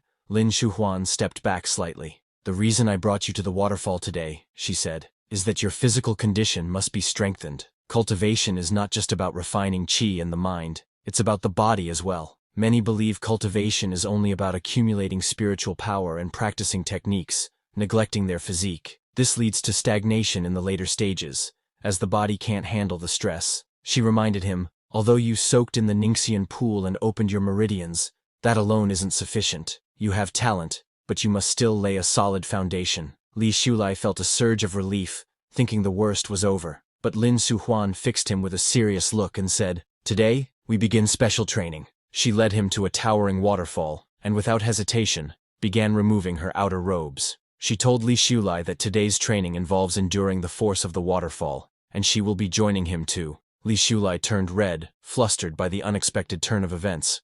Seeing his master's body, he panicked, thinking that as a normal man, how is he supposed to handle this? Unfazed, Lin Shuhuan stepped into the freezing water, climbed onto a large rock beneath the waterfall, and sat directly under its powerful cascade. She glanced at Li Xiulai, who stood frozen in place, and asked him why is he holding back. Does his wound still trouble him? Li Xiulai, struggling to compose himself, though that in this new life, his goal is to work hard, not to succumb to distractions, since his master transcends worldly concepts like gender, and isn't shy. So why should he be? Summoning his courage, he removed his robes and stepped into the icy water, positioning himself near his master. The force of the water was relentless, making Li Xiulai's body trembled violently, his muscles tightening from the cold. Glancing at Lin Shuhuan, who remained composed and serene, he thought that if master is unaffected and can endure this, so he can do it too. Hours passed, and as the evening approached, Lin Shuhuan opened her eyes, telling Lin Xiulai that it's enough for today. Li Xiulai, however, was barely conscious. His body was numb, and his face frozen in an expressionless mask. Every fiber of his being screamed with exhaustion. Even speaking felt impossible. Lin Shuhuan observed him with a slight smile, thinking, this disciple of hers shows remarkable potential. Many cannot endure even an hour of this training on their first attempt, yet he managed to persevere. He is indeed worthy of her guidance. Meanwhile, Li Xiulai was silently pleading, asking for someone to please help him. Unable to withstand the strain any longer, he collapsed into the water. Lin Shuhuan acted swiftly and pulled him to safety. When Li Xiulai opened his eyes again, he found himself lying in his room. The familiar surroundings offered little comfort, as his body ached with every movement. He feels like he had been trampled by a herd of horses. He attempts to sit up, and as he stirred, he noticed Xiao Ning, seated nearby, tending to him. She glanced at Li Xiulai and told him that it was master who brought him back as he had a fever. Still disoriented, Li Xiulai checked himself under the blanket, only for Xiao Ning to snap, telling him to don't flatter himself. She told Li Xiulai that she didn't volunteer to take care of him, but his fever reached 39 degrees, and it couldn't be treated with elixirs. Overcoming this on his own is part of early cultivation, she continued, and told him that her master and grandfather are out having tea, so if she hadn't stepped in, no one would have cared even if he burned to death. Despite her words, Li Xiulai managed a weak smile and thanked her for taking care of him. Xiao Ning's face reddened momentarily, before she straightened her posture and retorted that it's just waterfall training, and he end up with a fever. She called him pathetic. Li Xiulai gave her an awkward smile, thinking, was that a veiled insult? Without missing a beat, Xiao Ning threw a damp cloth at Li Xiulai's face, telling to just lie down and don't die on her. She then turned to leave, her footsteps echoing in the quiet room. As she departed, Li Xiulai watched her curiously, thinking, why is she so quiet today? He reclined on the bed, thinking that maybe his earlier words had some effect. Perhaps she'll leave him alone from now on. He thought all that before drifting back into restless sleep. Then 2 days later, after Li Xiulai had fully recovered and the fever was finally gone, he thought that it was very embarrassing getting sick after just starting physical training. However, he couldn't shake the thought that his master hasn't assigned him any follow-up tasks yet. What is he supposed to do next? But then he dismissed his doubts with a renewed determination, thinking that compared to the misfortunes of his previous life, this rebirth is a blessing. Hardships and setbacks are merely tests, and he must seize this opportunity. With that, he dressed and headed back to the waterfall. As he approached, he noticed someone already there. To his surprise, it was Xiao Ning cultivating under the waterfall. Seeing her, Li Xiulai quickly ducked behind a rock and wonders that, isn't Ma Xiao Ning's spiritual power blocked? She's not supposed to be able to practice. He decided to not disturb her and go for a run instead. However, just as he turned to leave, Xiao Ning stood up and her gaze shifting toward his direction. Startled, Li Xiulai wondered if she noticed him. Quickly, he adjusted his posture and reminded himself that he came here openly and honestly, so there's nothing to feel guilty about. However, Xiao Ning wasn't looking at him. Her attention was focused on a massive stone in front of her. Li Xiulai, puzzled, wonders, what is she planning to do with that stone? Raising her hand, Xiao Ning effortlessly sliced through that massive rock as if it were butter. Li Xiulai's jaw dropped. Seeing that, he said, is this what they call unable to practice? If she tried to punch me with that, I would be dead on the spot. In disbelief, he began to wonder that did Bi really get reborn, or is this some kind of parallel world, And is this really Ma Xiaoning? After splitting the massive stone, Xiaoning calmly adjusted her stance and began doing one-arm push-ups. Her movements were so fast and fluid that Li Shulai was left speechless. Then without pause she transitioned into sit-ups, alternating between the two exercises without even catching her breath. Li Shulai could only stare in awe and thought, alternate between one-arm push-ups and sit-ups without stopping? Are you serious? As she finished her workout, Xiaoning struck a triumphant pose thinking, I did 200 each, which is one more set than last time, so that's progress. She then removed her remaining clothes and stepped under the waterfall to rinse off. Still hiding behind the rock, Li Shulai quickly turned his head away, his face burning red. However, he couldn't help but remain in shock at what he had just witnessed. He wondered that, how much effort and hardship did she endure to reach this level? He knows that, for most practitioners, to splitting a large rock is simple after reaching the foundation stage. But for Ma Xiaoning, whose spiritual power is supposedly blocked, this is no easy feat, so she must have worked tirelessly in secret, accumulating strength over time to achieve this. Watching her, Li Shulai felt a surge of motivation. He admitted to himself that he hadn't been working hard enough, and need to push himself to his limits just like her. With newfound determination, he quietly retreated from the scene, ready to dedicate himself to his training with greater resolve. As Li Shulai stepped out from behind the rock, he was startled to find his master Lin Shuhuan standing before him. She looked at him with a knowing expression, and asked him it. He have seen it all. Li Shulai lowered his head slightly, nodding in acknowledgement. He admits to his master that up till now he didn't understand her well enough, and thought she was a spoiled girl with a narrow perspective, focused only on immediate gains. But he didn't expect this. Lin Shuhuan handed him a handkerchief, telling him to wipe away the sweat. Li Shulai thanked his master, and gratefully take the handkerchief. Lin Shuhuan told Li Shulai that she have watched Xiaoning grow up. While she may seem spoiled at times, but she's always been diligent and hard-working. Even though she was told from a young age that her path to spiritual cultivation was nearly impossible, she never gave up. Li Shulai felt a pang of realization. He understood that he was blinded by his own assumptions, and forgot that she's a remarkable person in her own right. Not only does she excel academically, consistently earning the top GPA, but she also takes first place in the school sports meets. She's intelligent, athletic, and admired by so many. Memories of his previous life flooded his mind. He now remembers that it was her grace and speed on the track that first made him fall for her. Back then, he had come from an ordinary family with no outstanding traits or achievements. He was just another face in the crowd with nothing to offer to someone like her. Lin Shuhuan, noticing Li Shulai's contemplative expression, and explain him that she is not telling him this to make him feel inadequate. She is telling him this to emphasize that talent is talent, and hard work is hard work. He have a higher starting point than most, but that doesn't mean he can afford to slack off. She advised Li Shulai to use his talent wisely, and don't waste this opportunity. Her words filled Li Shulai with newfound determination. With resolve in his voice, he told her that he understand, and will work even harder in his cultivation. He then starts a new routine. The next day, Li Shulai woke up early and began a rigorous training regimen. He climbed mountains to fetch water, performed grueling physical exercises, and pushed his body to its limits. Day after day for an entire month, he followed this routine without fail. By the end of the month, his body had transformed. His muscles were toned and his endurance had greatly improved. Wiping the sweat from his brow one evening, he thought that he will do 500 push-ups and sit-ups and call it a day. But before he could start, his phone rang. Glancing at the screen, he saw the name Mr. Yang. He picked up the call. From the other side, Mr. Yang nervously said, "Master, you once told me I would face a major disaster in 20 years. Since then, I've been plagued by worry. I can't eat or sleep and think about it constantly. I've decided to offer you 10% of Feilong Technology's shares in exchange for more advice." Without hesitation, Li Shulai told Mr. Yang that there's no need for that.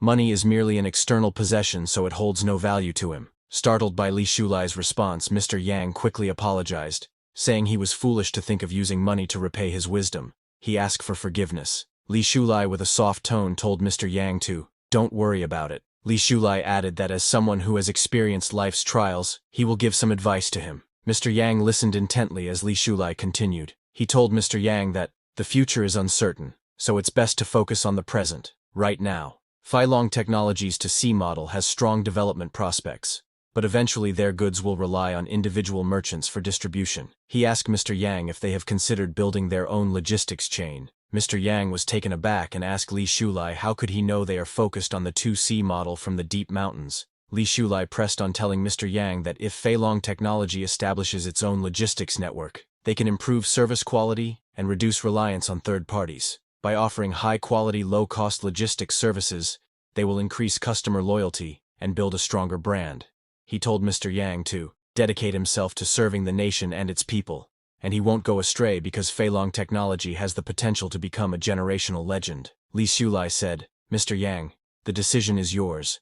Do you aim to leave a lasting legacy, or will you settle for short-term gains? The path forward is yours to walk, one step at a time." And with that, Li Xulai ended the call. After the call, Mr. Yang sat in his office deep in thought. He understood that the master has enlightened him once again. A bright smile spread across his face as he looked out the window and thought, Master's wisdom is unparalleled. With his guidance, the future of Feilong technology is boundless. A nearby employee, noticing Mr. Yang's glowing expression, and whispered to his colleagues that the boss just closed another multi-million-dollar deal. He looks ecstatic. Meanwhile, after finishing his call with Mr. Yang, Li Xulai resumed his training, performing 500 one-arm push-ups with determined focus. As he continued, his master Lin Shuhuan suddenly appeared before him. She announced that, today they are going to have a test, and asked Li Xulai if he is ready. She told him that, if he succeed, he will break through from the qi refining stage to the foundation establishment stage. If he fail, he will have to continue training and wait for the next test.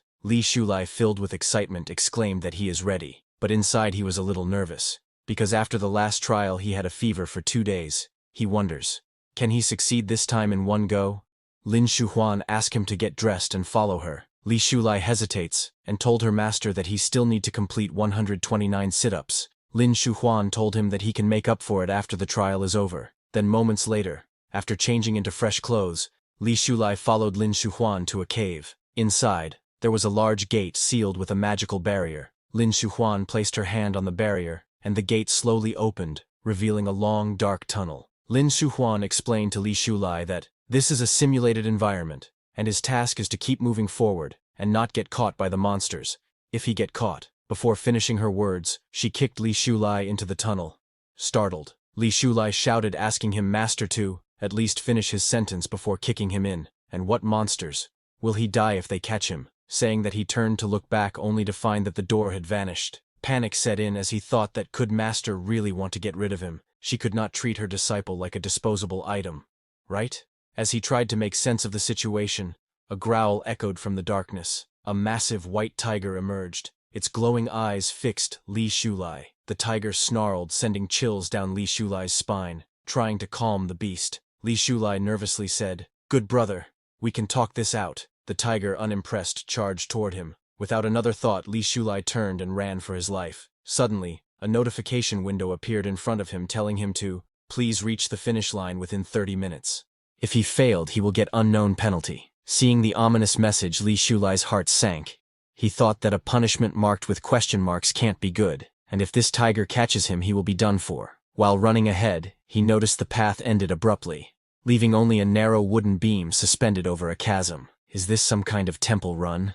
He wondered in disbelief. Gathering his courage, he sprinted across the beam and narrowly avoided a trap that triggered spikes behind him. As he continued running, dodging obstacles and traps, Li Xulai thought that if this trial had come a month ago, Ni wouldn't have survived. Fortunately, his trainings like water trials, running, mountain climbing has prepared him for this challenge. While he was thinking that, suddenly, another notification appeared with a 10-second countdown. Seeing that, Li Xulai wonders that, what if the punishment is death? He thought that he has been given a second chance at life and can't afford to fail now. Just then, he recalled his master Lin Shuhuan's words telling him to keep moving forward and don't get caught by the monsters. Summoning every ounce of strength, he pushed forward, but the white tiger closing in on him. As the beast lunged for an attack, Li Xulai dodged at the last moment. Out of breath, he struggled to maintain his pace while avoiding the tiger's relentless attacks. While running, in the distance he spotted Lin Shuhuan standing near an exit. Relief washed over him as he thought that victory is within reach. With renewed determination, he sprinted toward the gate. The white tiger, sensing its prey slipping away, launched a final attack. Li Xulai, now just a meter from the finish line, felt the beast's hot breath on the back of his neck as its jaws opened wide. Just as the tiger pounced, the countdown reached 0, and Li Xulai reached his master. The illusionary array was dispelled, and the tiger vanished into thin air. Li Xulai collapsed at the finish line, gasping for breath. Lin Shuhuan approached him with a smile and congratulates him on passing the trial. She told Li Shulai that you've exceeded her expectations. To be honest, she didn't think he could pass on his first attempt, but he surprised her. He truly is a cultivation genius. Exhausted Li Shulai sighed in relief, thinking that fortunately, his determination to survive was strong enough. Otherwise, he wouldn't have made it. He looked at his master and asked curiously, what would have happened if he had failed the trial? Lin Shuhuan smirked and told him that, there's no punishment. She grabbed Lin Shulai's wrist to check his pulse, and noticed his fast heartbeat. She was amazed because she told Li it was a simulated environment with virtual monsters, yet his heart rate nearly reached 200. Her little disciple is trying way too hard. Meanwhile, after hearing that there was no penalty for failure, Li Shulai stood up in shock. He told his master that she kicked him into the trial halfway through a conversation. Can't he at least afford to gamble with the stakes? Lin Shuhuan chuckled at his outburst and asked him to relax. She told him that, the important thing is that he passed. He is now qualified to begin practicing magic. She smiled and asked Li Shulai to come with her to Ningxian Pond, saying she will teach him the foundational mental techniques for cultivation. Li Shulai was confused, thinking that if he have to read the classics, can't he just go to the library? Lin Shuhuan shook Li Shulai's head, telling him that he is her disciple, so there's no need to go through all that trouble. They have simpler methods of passing down knowledge. Moments later, they arrived at Ningxian Pond. There, Lin Shuhuan instructed Li Shulai to take off his clothes. Li Shulai hesitated, but began removing his clothes. He froze in shock when he saw his master also removing her robes. He asked his master, what is she taking off her clothes too? Lin Shuhuan glanced at him nonchalantly. She told him to take off his clothes and get into the water so that she transfer her secrets to him. Li Shulai felt his nose start to bleed as his mind spiraled into chaos. Nervously he muttered, Master, isn't this beyond the scope? He thought that it's like dual cultivation. But if that's what his master want, how can he refuse, as he is afraid of wielding such power? Lin Shuhuan sighed and told Li Shulai that, it's not dual cultivation. Embarrassed, Li Shulai scratched his head, wondering how his master always knows what he is thinking. Realizing his nose was bleeding from his inner drama, he quickly wiped it away. He stripped down to his underwear, and nervously asked his master to let's go, adjusting her glasses. Lin Shuhuan glanced at him and told him to strip completely. Li Shulai stared at his remaining garment in disbelief, and her if she mean everything. Without hesitation, Lin Shuhuan told him to remove everything. Blushing furiously, Li Shulai removed his underwear and quickly jumped into the pond. Lin Shuhuan followed him fully undressed. Li Shulai closed his eyes to keep himself from looking, saying, I promise I won't move or look. In serious yet gentle voice, Lin Shuhuan told him to just obey her and don't resist. Because if he will go crazy. Li Shulai nodded nervously as his voice was trembling. Akin Shuhuan moved closer, and wrapping her arms tightly around him. Li Shulai's heart raced, and his embarrassment grew. He wondered that isn't this dual cultivation, trying to distract himself, thinking, is this really necessary for transferring Qigong? As their eyes met, Li Shulai's face burned with embarrassment. His heart rate climbing even higher. Lin Shuhuan, focused and unbothered, told Li Shulai to don't move. Li Shulai blurted out that he is not moving. Lin Shuhuan teased Li Shulai by grabbing his shoulder lightly and telling him to don't move his body. She said that with a playful tone, leaving Li Shulai utterly flustered. Lin Shuhuan's voice carried a calm authority as she instructed Li Shulai to focus his eyes and listen to her whisper. This method originates from the spiritual energy of heaven and earth, integrating yin, yang, and the 5 elements. It is the key to the path of cultivating immortals. She told him that he must have a mind as still as water, and a will as solid as rock. Only then can he comprehend the profound meanings. The mind method is the foundation of inner strength. It must be transformed from within and become part of his being. She started passing on her secrets to him, telling him to remember every detail and do not make the slightest mistake. The key to building a foundation lies in following nature, obeying the will of heaven, and understanding the breath of life. As Li Shulai followed her guidance, his body became surrounded by energy and cultivation. He slowly opened his eyes, feeling an overwhelming sense of aura. He looked around wondering, is this the realm of cultivating immortals? He found himself floating in the sky, and the entire world stretching out before him. Everything, the mountains, rivers, and the vast expanse of the universe, felt within his grasp. Overwhelmed by the beauty and tranquility, Li Shulai landed gently on the ground, absorbing the natural energy surrounding him. A serene smile crossed his face as he thought, I have seen it all. Nature, the universe, and he wanted to explore the sea of stars. But suddenly a voice interrupted his reverie, asking him to wake up quickly. Startled, Li Shulai opened his eyes and found himself back at Ningxian Pond. Everything he had just experienced was an illusion. He turned to his master who was getting dressed, and asked her, where did he go just now? Lin Shuhuan told him that it was matter-of-factly, he didn't go anywhere. She told him that during the foundation building stage, all he need to do is comprehend the mental method she have taught him. Once he master it, he can practice on his own. When his foundation is fully established, she will teach him new techniques, and he will begin the next stage of cultivation. She added that, if he encounter any difficulties, he can always come to her for guidance. Li Shulai nodded, accepting her words. He quickly got dressed and prepared to leave. As he stepped away, he saw Xiaoning approaching. Their eyes met, and Xiaoning curiously asked him, what is he doing here? Before Li Shulai could answer, she noticed the significant improvement in his cultivation. She congratulates him on entering the foundation building realm. She said that, but her voice carried a hint of frustration. She clenched her fists, seeing that his true energy is more turbulent than before. She couldn't help but feel bitter because she is still stuck in the same place. Li Shulai noticed her frustration and gently told him to, don't worry, saying he will find a way to help her improve other than dual cultivation. Of course. Xiaoning shook her head, telling him that he don't need to trouble himself, but she thanked him for thinking of her. She hesitated before adding that she actually came here to find her master Grandma Lin. Without waiting for a response, she walked away toward Lin Shuhuan. Watching her leave, Li Shulai thought to himself that Xiaoning hasn't mentioned her cultivation struggles to him again. Perhaps she's truly let go of it. Later that evening, Li Shulai sat at his desk while connecting his laptop to the internet. After some tinkering, he downloaded the QQ app and added Liao Kexin's number, sending her a friend request. Moments later, she approved his request. Excited, Li Shulai quickly typed a message asking her, how have she been lately, and is she okay? Liao Kexin replied that she is good, and recently moved from Hangzhou to Sangxi, changed her phone number and cut off contact with her family. Now she is fully focused on her writing. She then asked Li Shulai, what is he doing? Li Shulai smiled as he typed back saying he is doing well too, practicing cultivation and doing homework every day. Her response came with a laugh, asking him if he is trying to make her laugh. She told him that he is too funny, while smiling Li Shulai replied telling her that, when he finish his seclusion, she will come to visit her and treat her to a meal. She laughed again, told him she will hold him to that. Although her words were light-hearted, Li Shulai sensed she didn't entirely believe him. Still, he resolved to stay truthful no matter what, because he can't lie to his idol. Curious, he asked her if anything new is happening lately. As he waited for her reply, another QQ account caught his attention named Light Raindrops. Intrigued, he clicked on the profile and read its bio. It says, the chaos in my heart cannot bear too much noise from fake masks, dancing alone on the edge of the world, listening to the wind, counting the stars, looking for that touch of color that is not ordinary. Li Shulai paused, admiring the poetic words. This person's state of mind has a unique charm, perfectly embodying the spirit of this era. Smiling, he thought, in this modern age, building a network of relationships is a trend. Perhaps he should join in and expand his connections.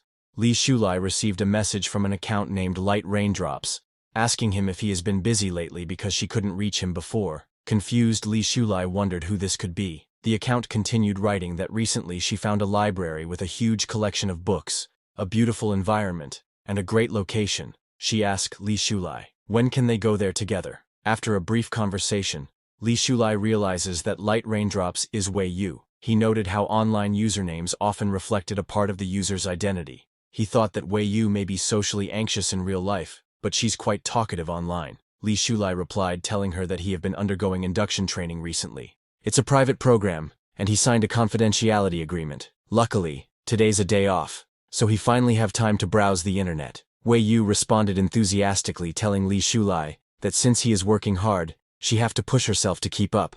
She asked him to please let her know when his training is over. After chatting for some time, Li Shulai bid her goodbye and returned to his rigorous training regimen. He spent his days climbing hills with buckets of water on his back and meditating under waterfalls to build his muscle power and endurance. 2 months later, after completing his training routine, Li Shulai approached his master Lin Shuhuan to assess his progress. Without hesitation, Lin Shuhuan launched a sudden attack with her qi energy. Startled, Li Shulai asked his master if she is serious. While smiling, Lin Shuhuan asked him, how else can they test the results of his training?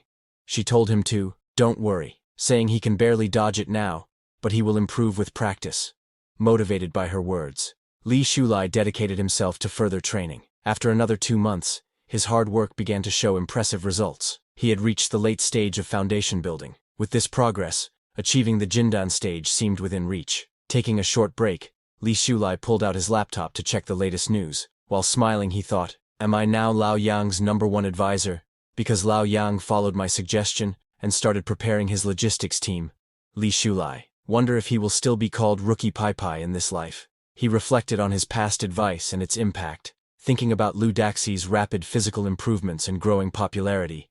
He knows that they'll hit a bottleneck soon, but everything outside is developing as planned.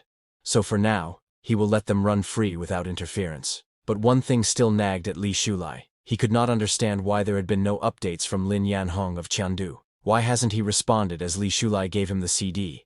He wondered that, could it be that the front desk dismissed it and never handed it to him? A few months earlier at Qiandu, the front desk staff had handed the CD to Mr. Lin saying, "Someone asked her to ensure this reaches him personally." That person added that once he watch it, he will understand what that person means. Intrigued, Mr. Lin asked the receptionist who gave it to her. The receptionist replied that it was a senior student who seemed ambitious and energetic. Smiling, Mr. Lin commented, "The young truly are formidable." Mr. Lin instructed the receptionist to return to her duties and place the CD on his desk before heading into a meeting. In the meeting room, Mr. Lin addressed his team, telling them that the rapid development of the internet is an unstoppable trend. It will soon become a key channel for filtering information. Search engines as a traffic gateway will play a vital role in shaping this future. Qiandu will focus on making the search engine a cornerstone of internet use over the next 5 years. The upcoming internet war will require Feilong Technology and others to rely on Qiandu as a traffic portal to attract new customers. He told them that their commercial value is immeasurable. The employees erupted into cheers, clapping enthusiastically to show their support for Mr. Lin's determination. With unwavering confidence, Mr. Lin declared that they will aim to become the new leader of the internet. And from now on, Feilong Technology will be nothing more than Qiandu's little brother. The room roared with applause and chants saying they will work hard to make Qiandu great. However, the CD that Li Shulai had handed Mr. Lin lay forgotten in a corner of his office, only gathering dust. Meanwhile, Li Shulai continued his cultivation, showing noticeable improvements. He began practicing sword techniques, fencing, magic, and cultural studies. Within 6 months, he had reached the late stage of foundation building and achieved near perfection in his skills.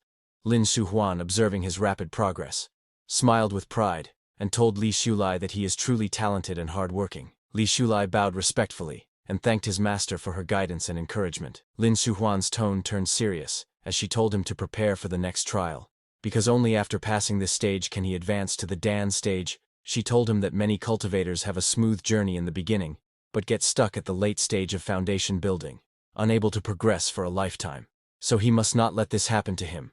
Li Shulai told his master he understands and won't slack off. Lin Suhuan explained the trial further. She told him that this trial is similar to the last one. It takes place in a simulated environment. While there is no risk of physical harm, he still need to push himself to the limits to succeed. Li Shulai nodded, but couldn't help feeling uneasy, wondering, what exactly is a simulated environment? It feels too real to be an illusion. He hesitated but asked his master if she have heard anything about Xiaoning because he hasn't seen her in a long time. He wondered that she wouldn't give up. Lin Suhuan smiled knowingly and told Li Shulai that Xiaoning has decided to focus on becoming a physical trainee and has been busy preparing for her postgraduate entrance exams. Lin Suhuan was amazed because after breaking away from distractions has made Xiaoning much more focused.